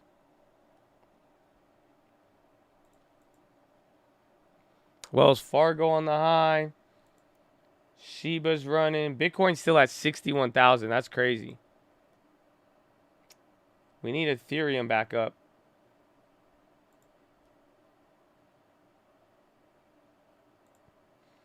But it'll give time for the altcoins to run. I'm going to turn off margin, but it was going to F you. As long as you have, what's it called? As long as you have, your margin requirement and you're not on, like, it'll say you have margin on some stocks, but as long as you didn't over leverage and overbuy, you should be good.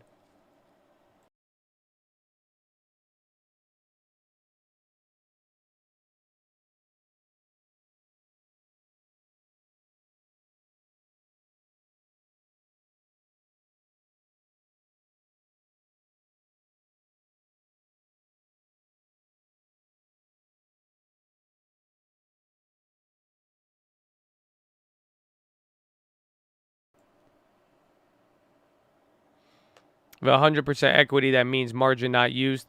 I believe so.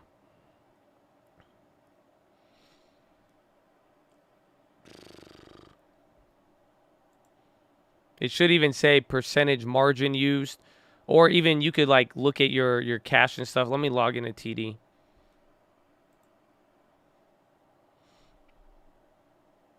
How do they, it's up to the stock. If this stock's more risky or not, that's the down payment amount.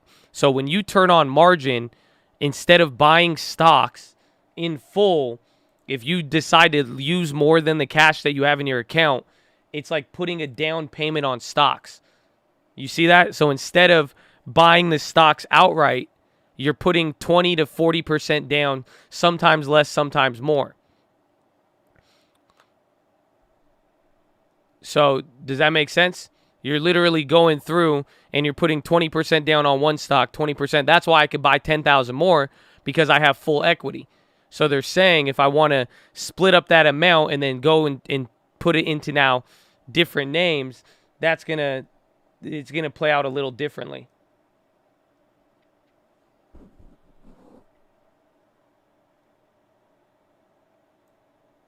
See? And this is where it'll help you too. So even though I have margin on the small account, I'm guilty. I actually have a margin balance right now of $60. So I went on margin by $60. That means our last transaction, I probably bought one extra share. Or I went up one too many. But this is where it'll show you it. So it'll say cash, 0, margin balance, and then maintenance requirement. That's what you need to pay for the margin, and then how much you could buy. Yeah, I think I'll be fine in this case, but my maintenance requirement's $3,000. So I would only need $3,000 in cash to hold everything I have right now. And then I could go buy everything else. I am going to get charged interest on that $68. It'll probably be like 1 or 2 cents. I think it even shows up.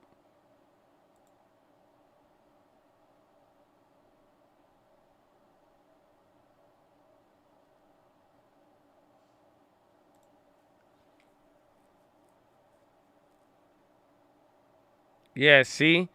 They charge me even like 75 cents a month, I think.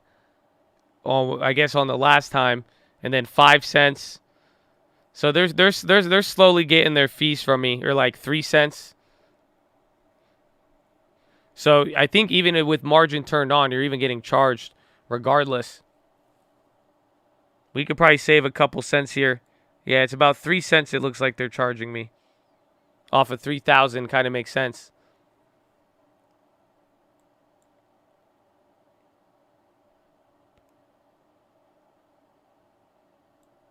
$0.01 in January went up.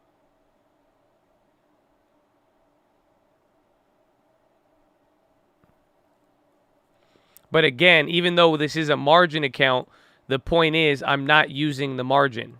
That's the whole point. So again, total cash, except right now in this case, I have $64. $64 of margin.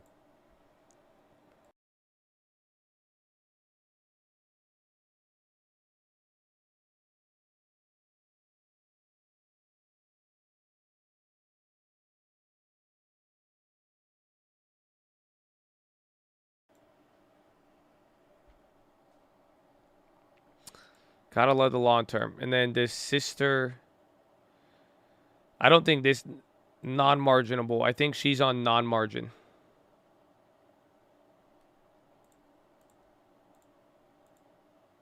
Yeah, because it doesn't say BP effect.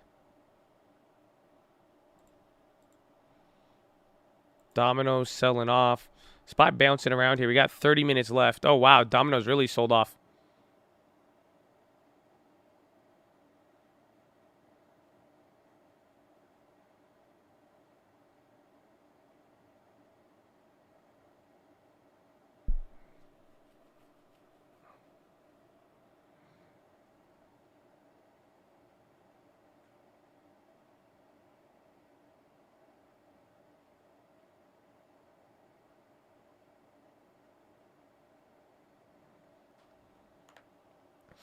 So you have to pay the maintenance requirement, or you just turn it off, and then you'd have to pay the margin balance. The maintenance requirement is just because margin's turned on. But right now, on that account, I have a $60 balance. So in that case, I would have to turn on margin and then, or turn off margin, but I have to pay the $60 extra to clear the credit.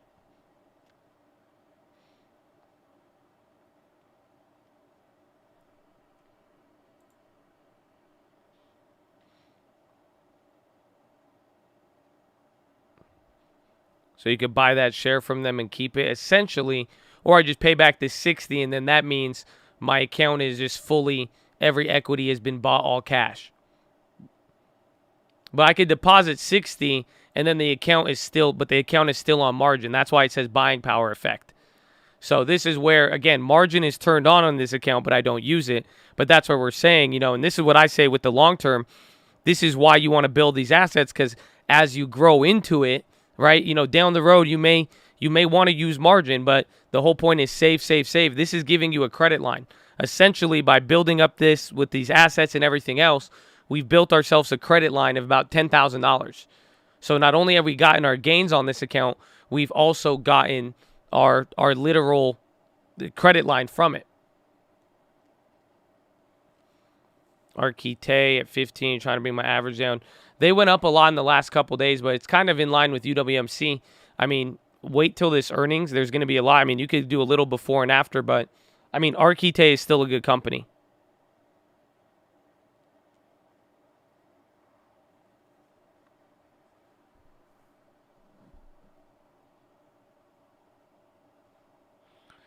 Margin on divvy stocks, sell covered calls, they will pay interest and then some. Yeah, that's it. As long as you do the math and it works. And again, too, as you gain experience through it, some of you are still on your first year, but as you go through it and you grow into your account, you're going to be able to use it. But just understand it's borrowed money. It's like a loan. You have to make it make sense. Some people even said you wait for corrections because, imagine the market drops 20, 30%. That might be a good time to use it. But you also have to understand how it's going to affect you holding your other assets. You don't want to put yourself in a position where you are forced to sell your other assets. So somebody in here said Buffett uses about 30% margin throughout his career. That makes sense. You don't want to be put in a position where if something goes down, you are forced to sell something else to cover it.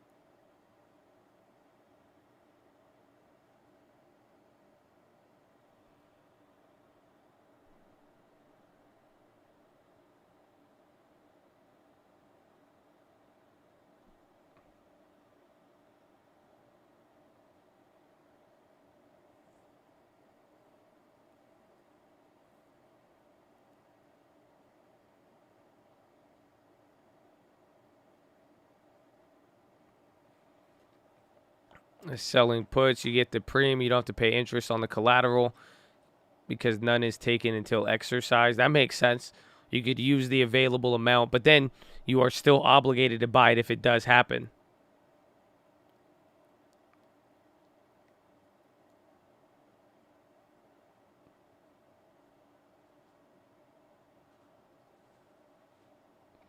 Based on assumption that consumers are willing to accept higher prices for the rest of the year, does that mean just for holidays? It seems like it, but it also seems pretty much it's going to be data dependent until it's not. That's why the market's kind of like this now, because I think it gives justification coming into the holidays. So that's why the earnings and guidance will be very, very key to see.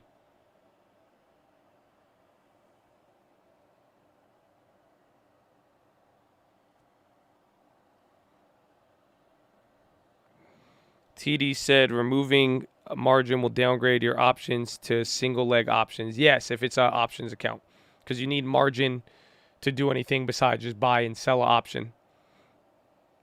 So if you wanted to do spreads or anything else.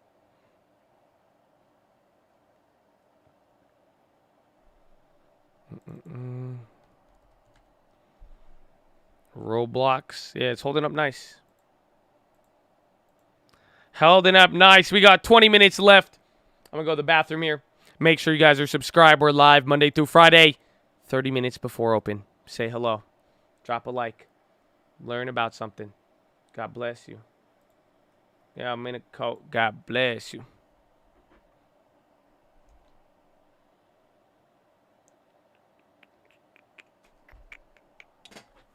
Ba-da-ba-ba-ba. How are my legs still sore? This is crazy.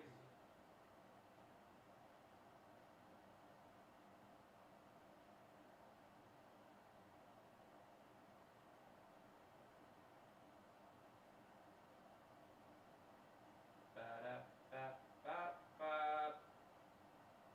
I'm in a coat.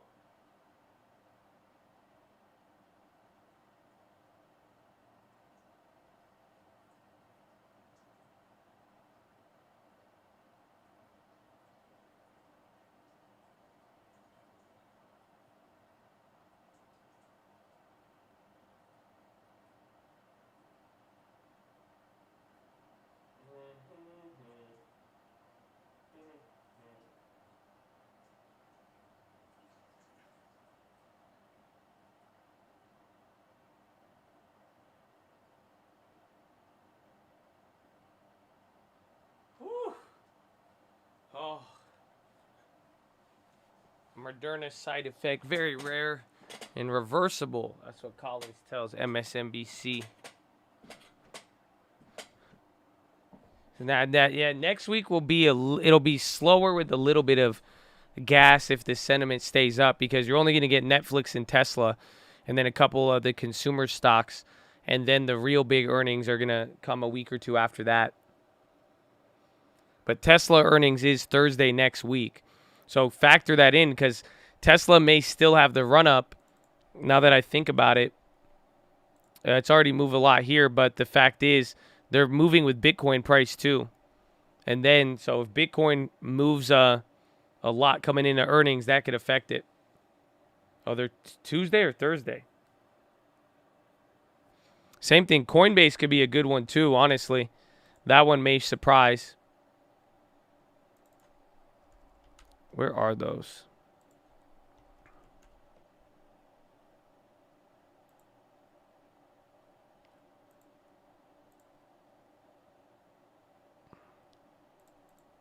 So those are good. I mean, Tesla, if you really want to go for it, that one wouldn't be too bad. But it's already up a lot. And then Coinbase, I think it's up, but I feel like the options are going to be way cheaper than where they were last time it popped.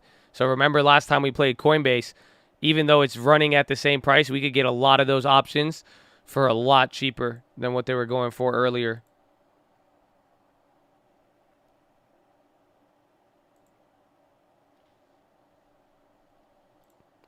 But Coinbase is still expensive.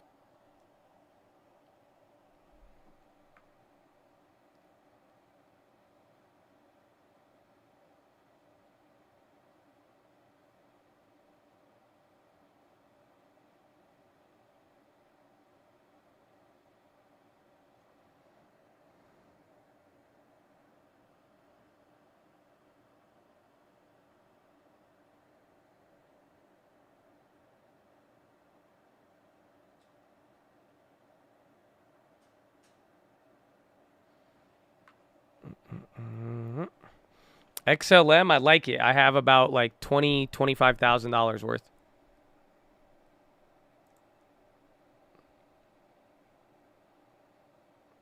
Are all the other altcoins running up right now? It looks like Doge, Shiba, everything kind of got woken up.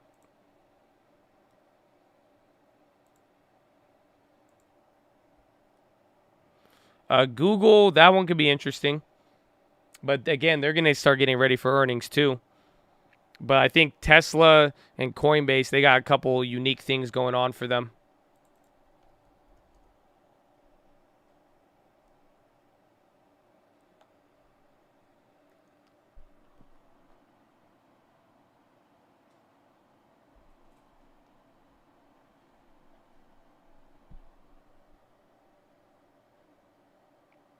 SHIB tanked. Well, Bitcoin, again, when the big caps and crypto do their thing, the altcoins usually don't do as good. They switch off.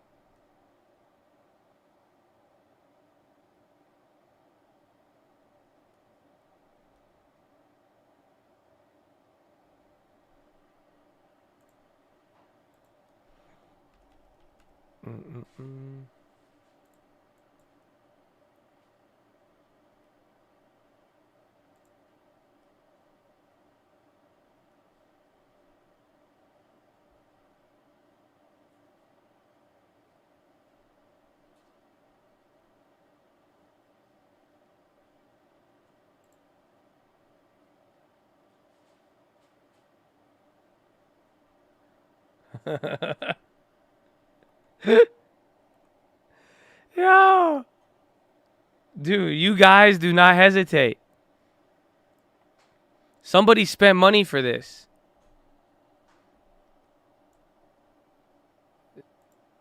Somebody has sent me a Persistent Peach NFT. They've already made the Persistent Peach Club NFT. Only 9 items. I own one of them. I did not make this. Somebody just sent this one to me.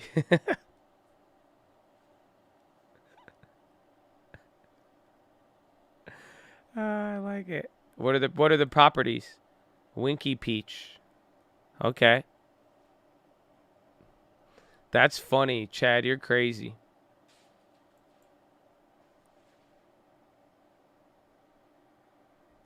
Great craftsmanship.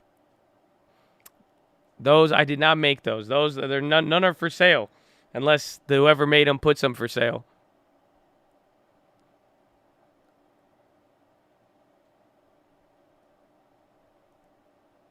UVXY green?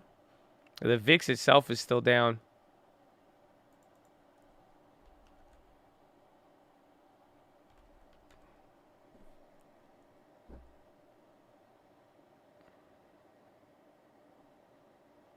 The Persistent Peach Club. That's great. Uber getting more steam. That's another one we like here. I mean, we'll see, though. They're a little bit later in the earnings schedule.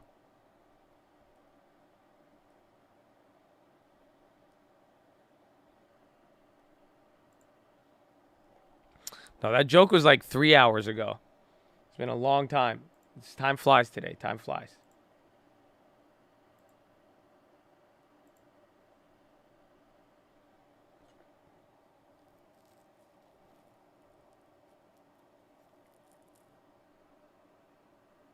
Dude, he made it and got it on OpenSea within within hours. I love it. Tesla, I think, I mean, we were just talking about getting ready for earnings. I don't know if people started positioning. It's moving, though. Tesla all the way back up here. This is crazy. I was 1 week too early on my calls. That's why you always get time. That's why. Oh, it hurts.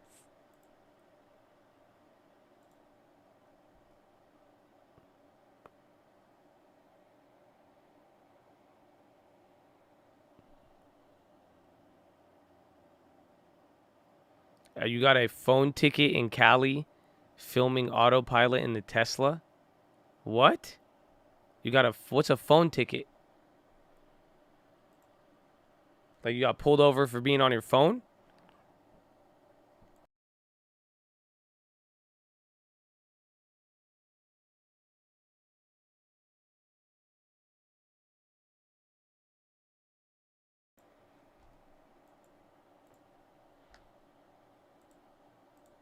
I know. One more week.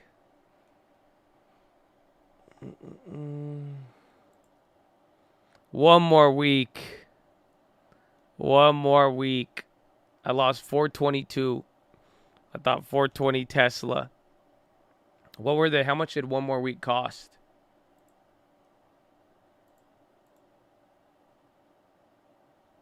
I think it was a lot more. I only paid. Got those at 85. You would have to pay double or triple. That's the crazy part with Tesla. And then they would have came back to the same price.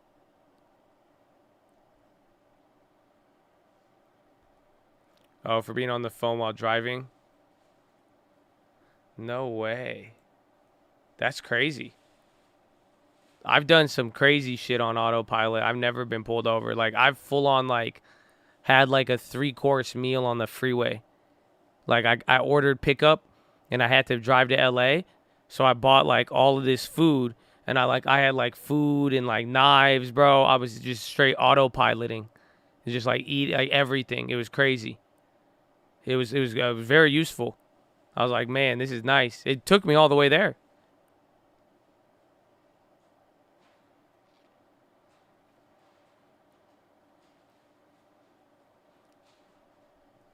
Coinbase popping again. Could be anticipation into the weekend. The Coinbases are a little expensive there, but, I mean, it could be decent. They report a little later.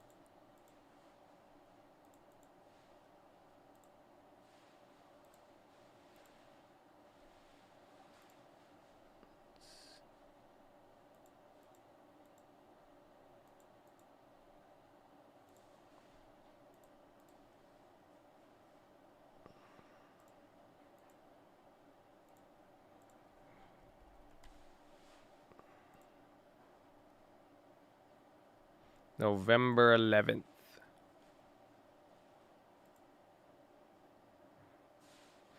Wish is cool, but they spend a lot of money. I mean, they have good revenue. I mean, I think they'll be around, but they are very, you know, they got a lot of negatives from being China based as well as actually I don't know. I think their headquarters may be in U.S., but all of that stuff, and then not to mention they just spend a lot more money. They make a lot of money, but they spend a lot. Yeah, coin 8.2. Bro, coin back at 280 is fire.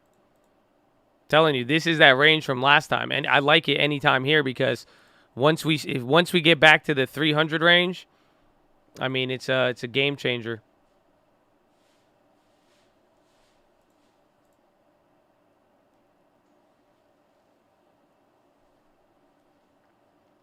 That's 14% in the portfolio. We put like what, 2 deposits towards this?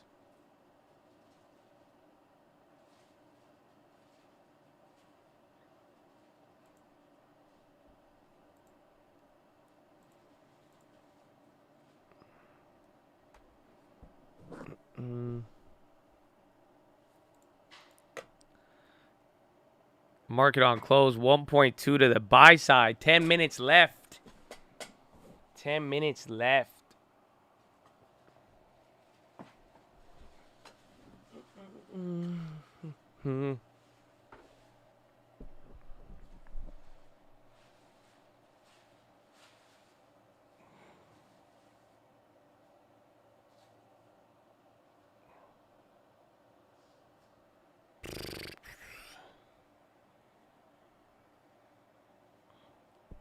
Only up 3% on the 7. Well, I'm still down on the big one. We got a big coin position. I still got another 60 shares. Down 20% on it, though. I mean, that doesn't seem that bad. But we'll see. So if that does come to life. But I do like the options, but they're really expensive unless you go short term. The ones with a decent amount of time, like you're gonna be spending a bag on them, and they've already went up.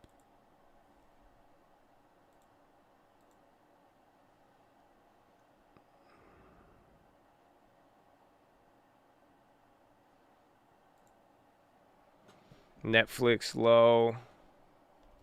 Amazon still hitting the high.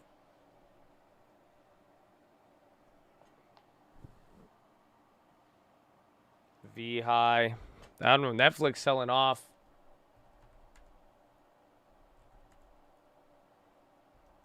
Amazon 3%. Jeez.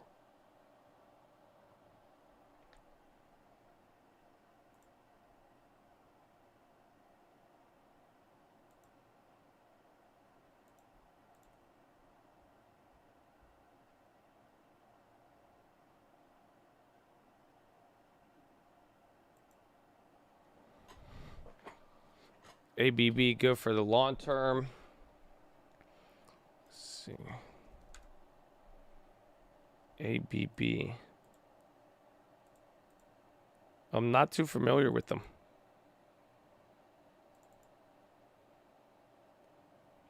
Don't supply quit train liquidity seller. Supply liquidity Tesla sellers at this level. You know, one thing about Tesla, they haven't raised their prices as much year over year. So when you look at a lot of automakers, since Tesla was early in raising their prices for a lot of things, year over year, the Tesla has increased the least in price out of any car. Or at least the average selling price.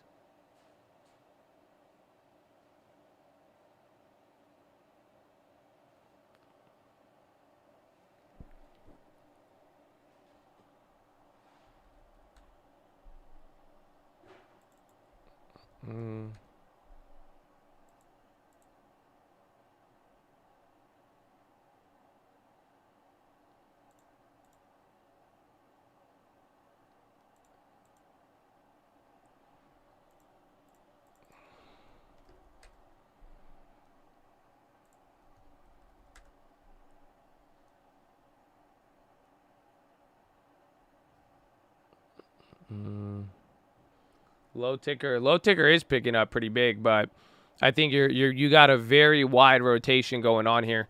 Again, there's so many other names. Everything's just kind of doing its own thing. It's that this is that earnings push, low key. This is getting ready for earnings season right here. Because then there's going to be this move you might get, and next week will chill things out. But this is going to add 20-30% to all the premiums, at least on the upside.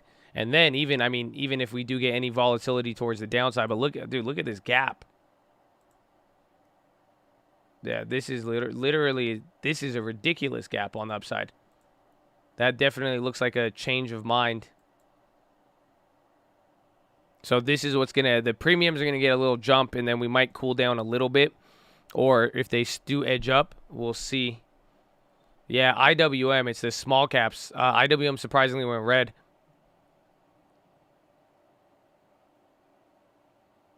No, it's just the small caps that are moving down. So look at the low ticker. You're seeing a lot of things moving down here, but like I'm saying, it's very broad here right now.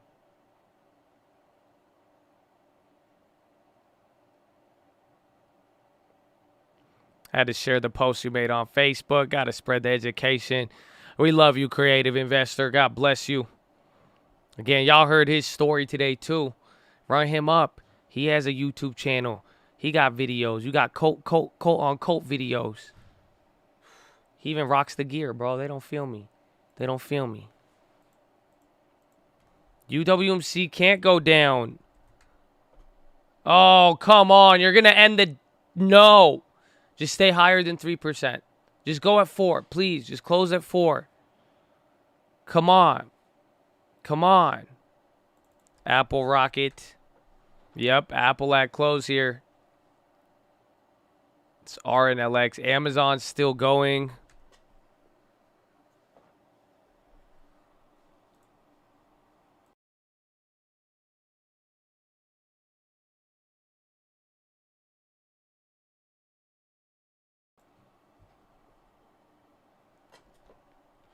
Yeah, again, big tech.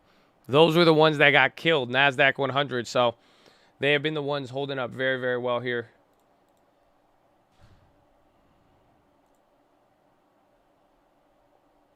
Oh, look at the time.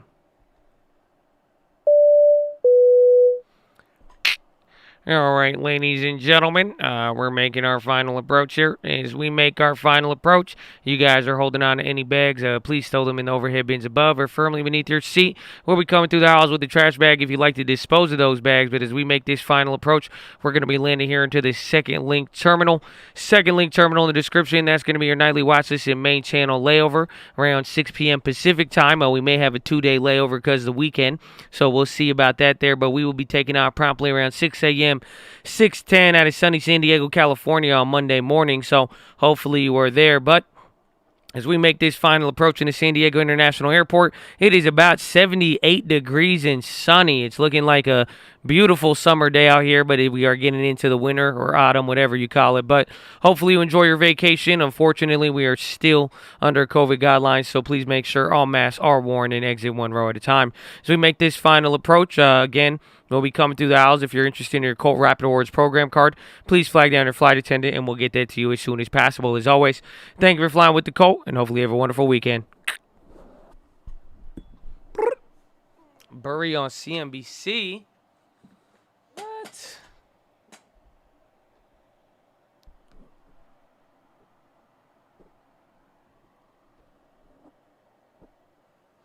Oh, man, just in time. Just in time. Oh, I missed it. 1 minute! Oh, I was too scared. Oh, God. Oh, man. Oh, man.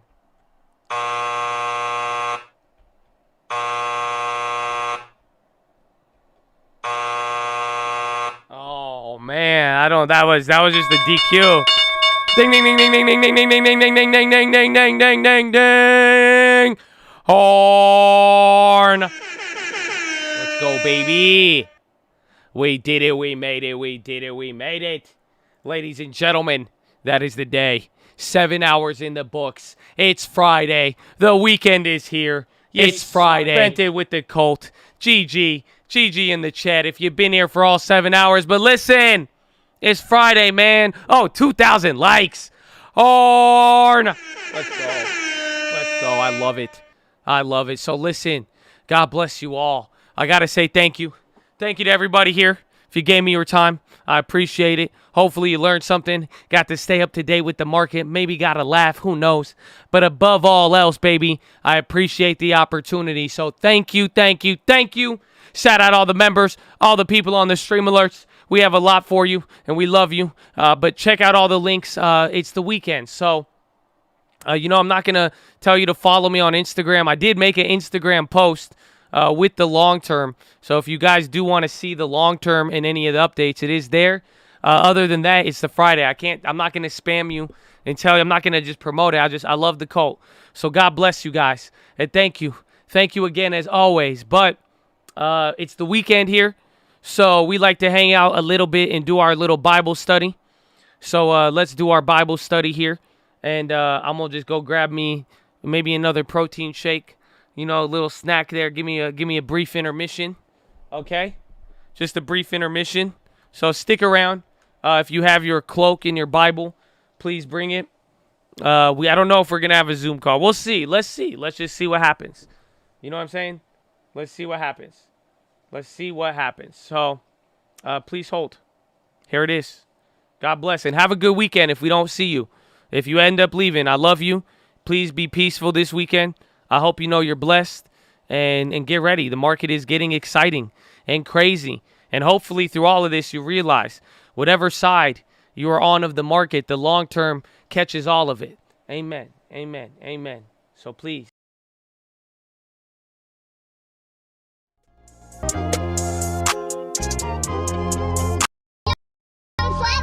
Absent bit. Show me your mind. I got options, bitch. Talking like Honda, right to custom shit. I'ma get pushing cars on all my stocks. I has my shit vested in everything from value tested dividends. Living in houses in the hills, my life is different. Businesses I've been doing that since I was little, yeah. Bigger than that, I'm doing the same thing on the biggest scale. Listen here, I can make $1 million anywhere. This ain't fair. I don't show my face cause I am everywhere. Let me in. You don't gotta like me, but the message ill. This is real. Never make investments based on how you feel. feel. Pick a field, but you cannot quit it till you get a deal. Need a will, otherwise you'll waste your time just spinning wheels. I do this opposite shit. They thought it was easy, like I got here without reading, like I didn't give up sleeping. Tell me what the fuck's a weekend. Tell me what the fuck's your reason for this dream you keep on dreaming. It's gonna leave if you don't lead it, huh?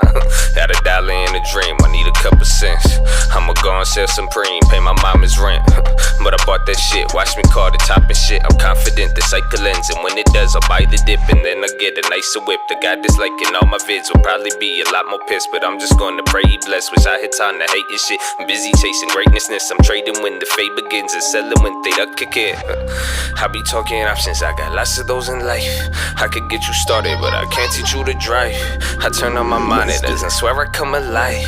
Cash is always liquid, always dripping. I got options, bitch, talking like Honda right there, got some shit. I'ma get pushing cars on all my stocks. I hedge my shit, invested in everything from value tech to dividends. Living in houses in the hills, my life is different. Businesses, I've been doing that since I was little, yeah. Bigger than I'm doing the same thing on the bigger scale. Listen here, I could make $1 million anywhere. This ain't fair, I don't show my face cause I am everywhere. Let me in, you don't gotta like me, but the message ill. This is real, never make investments based on how you feel. Pick a field, but you gotta get it till you get a deal. This is real. Yeah, pray for all of y'all. I hope you never lose your goals. The mock is valid, don't be afraid to take it slow.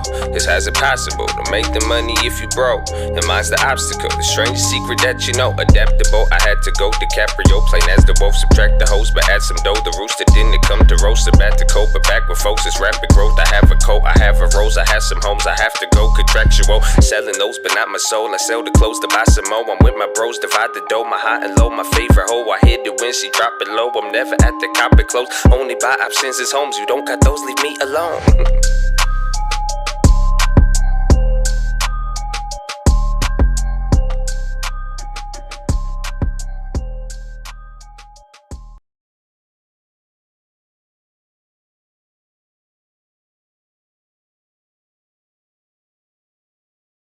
Hello. Hello. How are you? Hello. Hello. Hello. Oh, welcome. Welcome, everybody. So the verse of the day here, as we crack open our bibliotecas. Let's see. Verse of the day. Ooh, this one's a good one. A friend is always loyal, and a brother is born to help in the time of need. Proverbs 17. Wow, that's amazing. That's amazing. Okay. Is there any heathens left? Did we get rid of them? Did we get rid of them? That had to do it. That had to do it. Amen. Amen. I'm just kidding.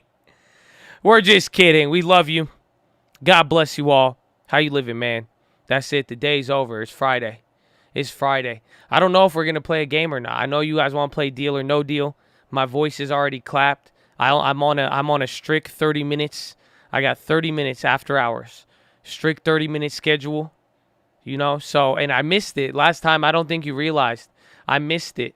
I felt sad. I didn't get to check in with my Chads and see what's going on. Like, come on. Like, what are you doing this weekend? I only need 20. I only need 20.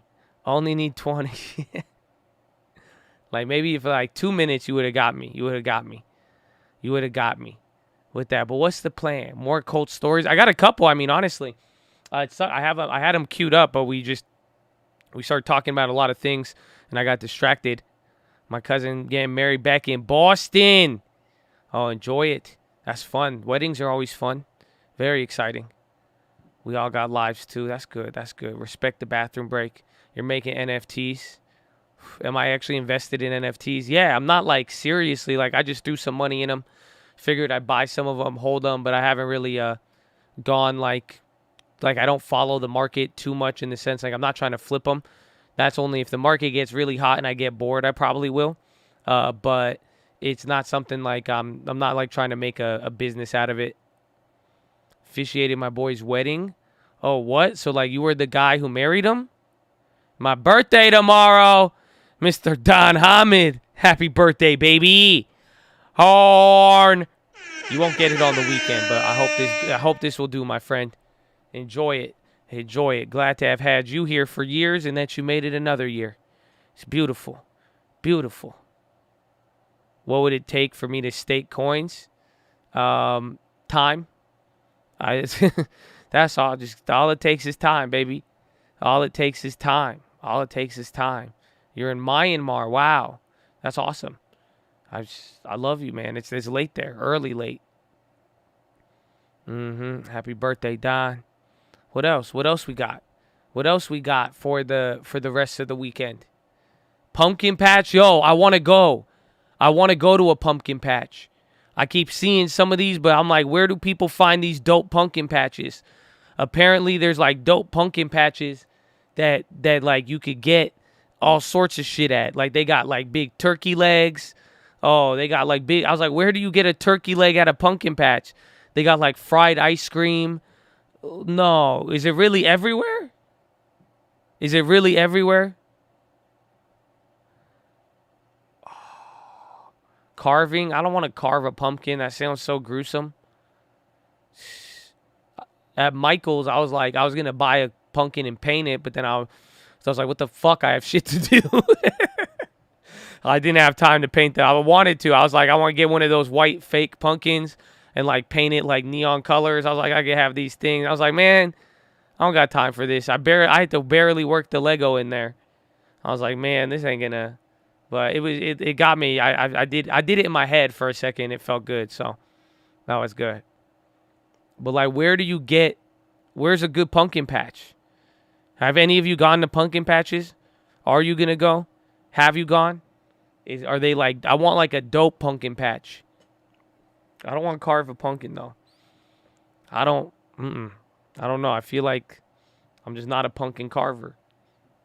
I feel like I did it once when I was younger and it didn't ended up looking like a hole in a pumpkin. One called Patch.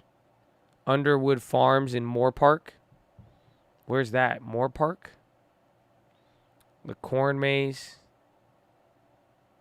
Go to Nut Farm. That's the one I saw. Did they have the apple cannon?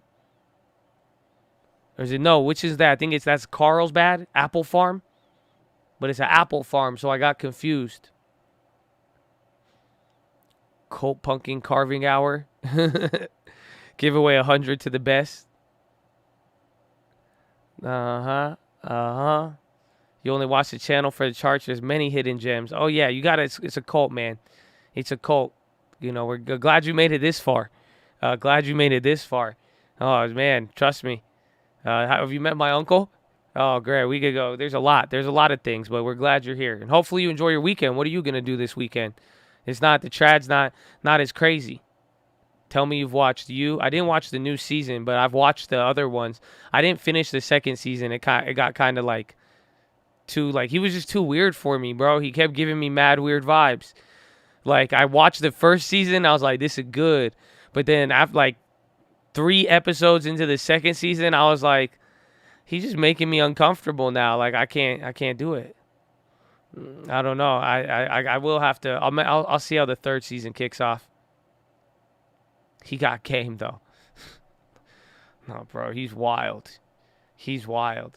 There, you want to know it's the scary part? You want me to keep it real with you? I want to keep it real with you. You want a scary part? There's definitely one Chad who's like him. There's definitely one Chad that is just like Joe that exists. I guarantee you. Some of you are probably giggling and it's probably you. I'm just saying, there's at least one Chad who like straight up, oh, I thought about that the other day. Actually, I was talking about this. with the Mrs. Answers. She was what show was it? There was one show and was just like some weird like killer dude. Oh, what show was it? But like, have you ever like pretty much what are the odds that there's like a Joe weird like kind of like creepy dude just living in a house in your in like your area? I don't want to scare you. Am I scaring you? Oh man, am I scaring you? I don't want to scare you. Yeah, the show is called You. Like Joe, but like think about it. Like, but have you really thought about it? Like there's actually some dude in a house right now in your town. Like, how many people are in your city or town? And, like, there's at least one person, and he just has, like, he lives by himself. He hasn't talked to anybody. And then he's like, oh, what movie was it? What show was that? It was, like, some random Netflix show. And then it was, like, a random Netflix movie. And, like, she found out her husband was, like, a weird killer. And he was like, I just have the urge. He's like, I have the urge to just... He was, like, totally normal, but he just wanted to kill people. I was like, and it's kind of like Joe is a little weird too, from you, but like, oh yeah, it's creepy. It's creepy. I thought about that. That's just like, man, there has to be at least one person. I'm like, man, the world is a wild place. That's why I hope y'all fill it with love and no weird shit. Okay? And if you are on some weird shit, it's okay. I mean, just as long as you want to get better, you know, maybe we just go to the gym a little bit and just focus on positive thoughts. Maybe play video games. Distract yourself. Oh, no. I forgot what that movie was called. My little nephew is in the new You season. That's crazy. He's an actor? That's hype. Watch the OA. So underrated. Man, I feel like there's a... I don't know if it's like... Is it our culture of trading, or is it the culture of this generation? I feel like we like movies and shows, or I feel like a lot of us in here, there's a lot of show and movie aficionados in here. I'm at home all the time, so I just have shit in the background all the time. Saturday Deal or No Deal. If I'm back early, I mean, it's easier to stream than make a video. I got a schedule tomorrow for some real estate stuff. That's why it's going to be, the timing is usually it. That's a big bird. That's a big word. I love them. That's true. Scary movies. I don't know what my favorite scary movie is. I don't really like scary movies. Everything is, nah. I do and I don't. Sometimes I do. I don't know what a good scary movie is, though. The Night House. I think that's what it is. I don't know. It's random. Bad Sport. I watched a little bit of it while I was eating a salad. But then the trailer was about like selling drugs. And then I clicked on the show and then there was nothing about selling drugs. So then I was like, man, it sounded really cool.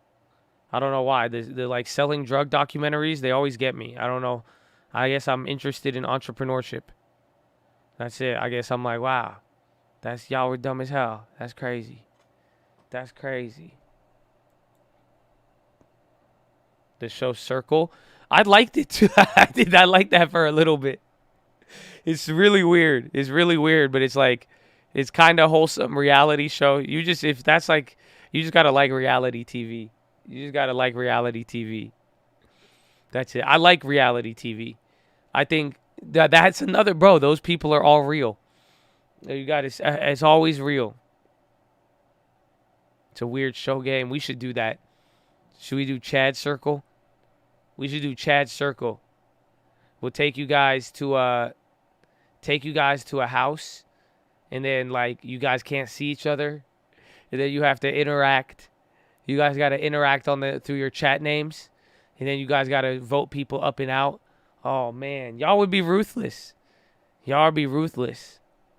Those games aren't fun. Those games aren't fun. You just see like, you're like, damn. You'd be like, he was telling me to get a long term and he just voted me out. The fuck, man? They be like, nah, What if we all swapped accounts for a day? I mean, last time I did that with lending tips, I wound up with Neo. See the true nature. What do you mean the true nature? The option chain show the true nature.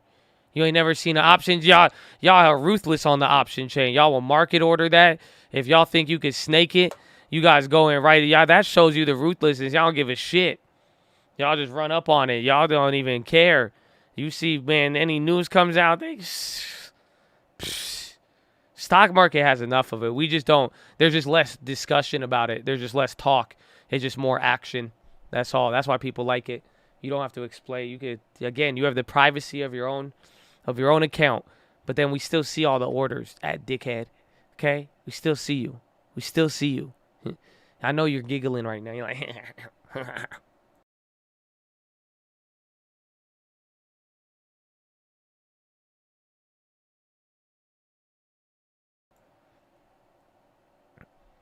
Josh, you want to sell the road bike that was left in your home?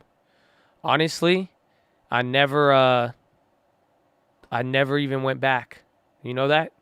I don't even know if it's still there. I didn't, we had all that fire lumber. I was going to sell that to the builders, but I thought we'd keep it. But we didn't, yeah, that wasn't it. Just wasn't it. I could go check, though, or I could ask.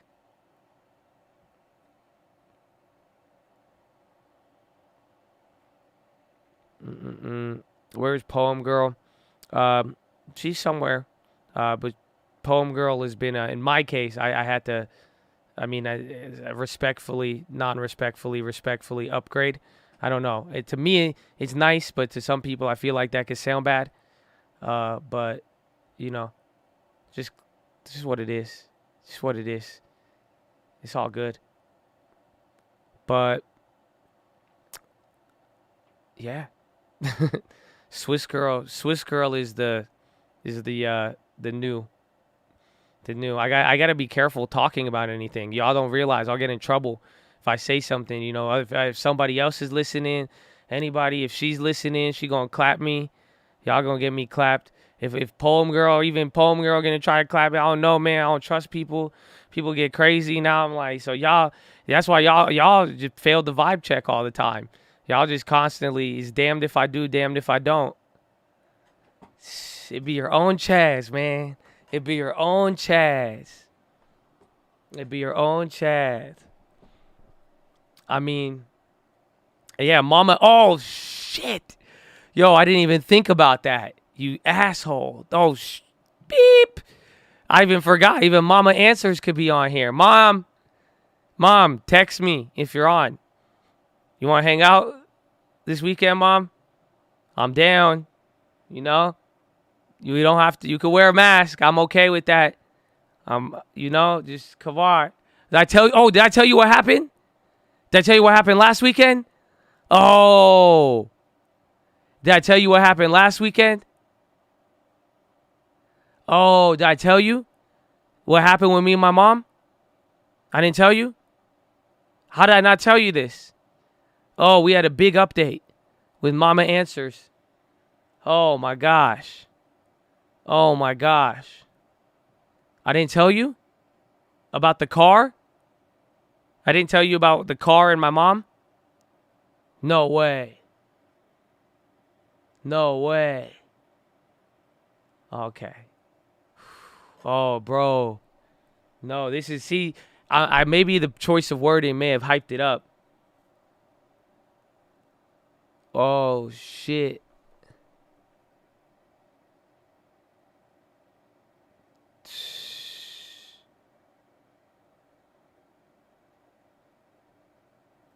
Oh, shit. Oh, I got a text. See, I think you already got me in trouble.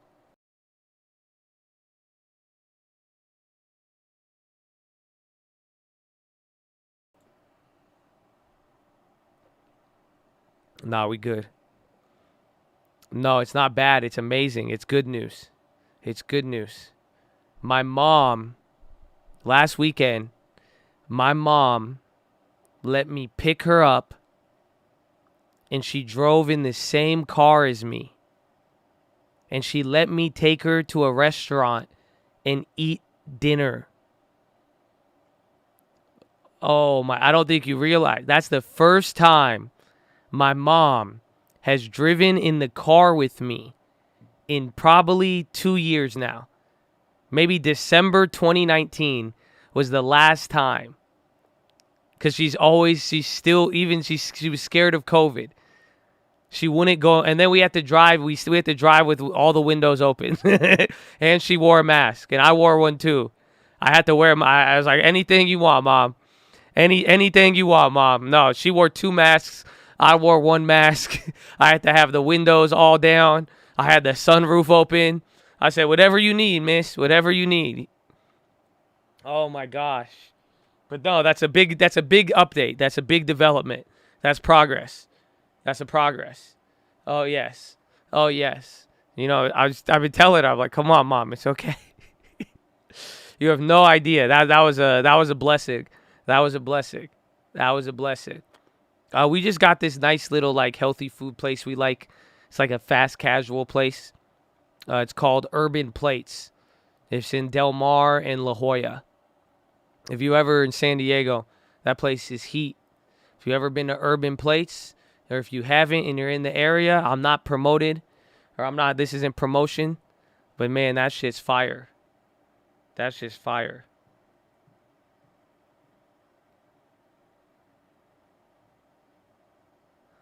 Oh yes, that place. That's it. So Mama loves it. It's like healthy. It's healthier. It's good. It's like fast. It's like not a restaurant, but it is.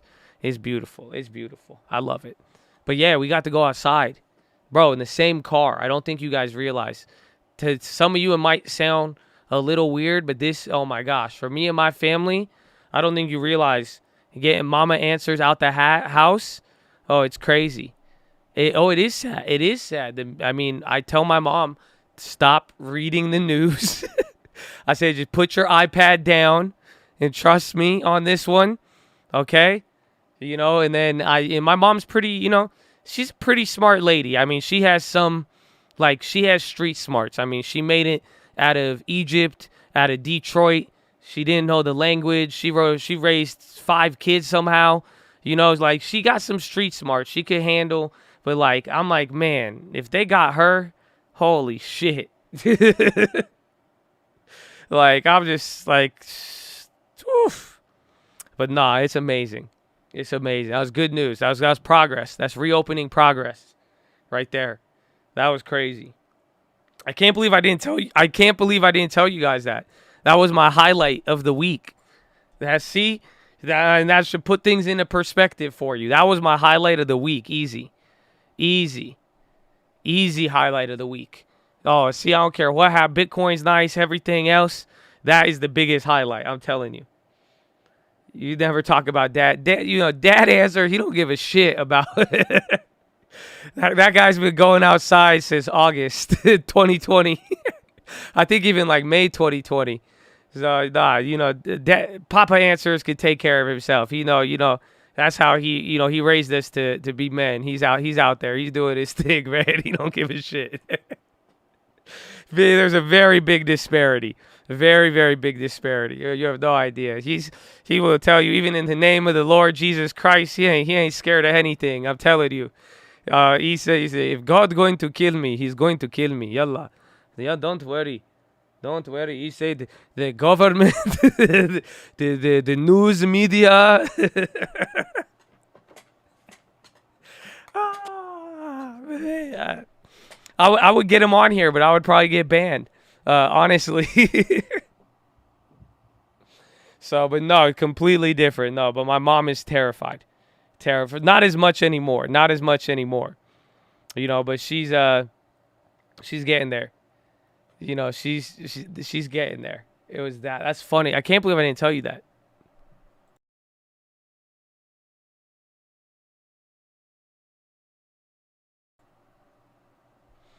Yeah, my dad is like he's more foreign than my mom in a weird way.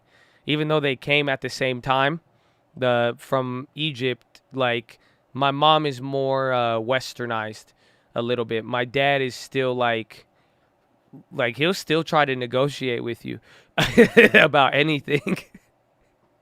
It don't matter what it is, from swap meet to your mask, anything.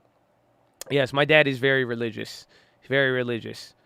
Part of the reason why I grew up in a very religious household. That's why for like most of my life I wasn't really down with Sky Daddy. I wasn't really with that because I realized at an early age. I said, well, without reading the book myself, based on what older people told me, I was like, I'm never going to heaven, so I'm gonna party, and that's what we did. I said, I figured it was a very simple cost-benefit analysis. I was like, I cannot be like my mom. I said, there's no way. She's too perfect. But then I read it myself. So it was good. Yeah, I think it's typical. But the pastors' kids are usually the worst. You know, and the religious household, man, I'm telling you, it's good and bad. I mean, honestly, because some people, they get lost. You know, that's it. I could have got lost and never turned back. And like I was crazy. I was crazier than all of you. I'm telling you, without a doubt. I was even the craziest out of all of my siblings, and like most kids I even grew up with. Like I was on the crazier side of like I don't like God really. Like amen. Like I'm telling you, God is good. I'm here for a reason, and I don't know how. I genuinely cannot tell you how. Like that's why it's I never got arrested, but I mean I probably should have a couple of times, but you know, I didn't really hang out with the best people throughout various times in my life, but I was very I don't know how I managed to stay out of trouble. Like real serious trouble, but I've almost died a couple times. That definitely, but it was it's shocking. It's very, very shocking. But that's why I'm like some people. If you grow up in it though, you grow up in a religious household, you could walk away with like one or the other. That's like you could like realize when you get older, like okay, like you see your parents' view on it, and you see kind of how they live their life, and hopefully you could admire it, because some of them are just honestly plainly flat out way better than any of us. Like honestly, at the end of the day, like when I see it, because it's like I didn't understand it when I was younger, but like when I do look at my mom and I'm like holy shit, like the level of human being is just it's another level. And I'm sure honestly, like some of you guys will be like you tell me stories about your family and your background, but like your parents are very good, like you know, and some of you on the opposite end too. Some of you grew up in other ends where it wasn't, you know, you can't say the same. But for the religious households, it's like you could walk away with good understanding. You know, you're not going to be the same. And some people did, you know, God bless you if you were able to follow in your parents' footsteps. But it was like it's like you get a weird sort of wisdom through it. You could walk away getting best of both worlds. Because when I look at it, some of this stuff that I thought like was crazy as I got older, I'm like, you know, I'm pretty glad that they did that. Like the other day, my sister, she sent me a picture of my niece, and like she like took photos for her kid, and she was like, look, she was like, LOL, like you think mom and dad ever took like 1-year-old photos of us? And I was laughing because I was like, most of our pictures were taken in a church. So like when I look back at any like old family photos, 80% of them are in a church setting. So I was like, you know, I was like, they didn't really do anything like shit like that. But I was like, at the end of the day, I'm like, they kind of did good. At least we grew up in that, you know, it was at least the effort to be better, because the church was shit. But we won't talk about it. It's just the effort. That's what I'm saying. I think some people like are quick to say, well, oh, growing up in the church is bad. I'm not agreeing to that, or good. Like, I'm not agreeing to that. I'm just saying that it was more the effort that they made. Does that make sense? Like, that's what I'm saying. Like, the household you grow up with, and hopefully y'all could appreciate that. It's like they may not have done everything correctly, or it could have, you know, been a different route, but they did make an effort to, like, you know, guide, you know, give you a good guide to, you know, be on a way to be productive, you know, morally, and also just even, you know, just certain qualities. So it's the effort of that, and the effort to try to do better, or try to effort to be in the right place. That is better than not. See, 'cause good or bad, we all ended up on YouTube in a cold, baby. Ah! So it's good. It's good. So take heed in that. Take heed. But that's it.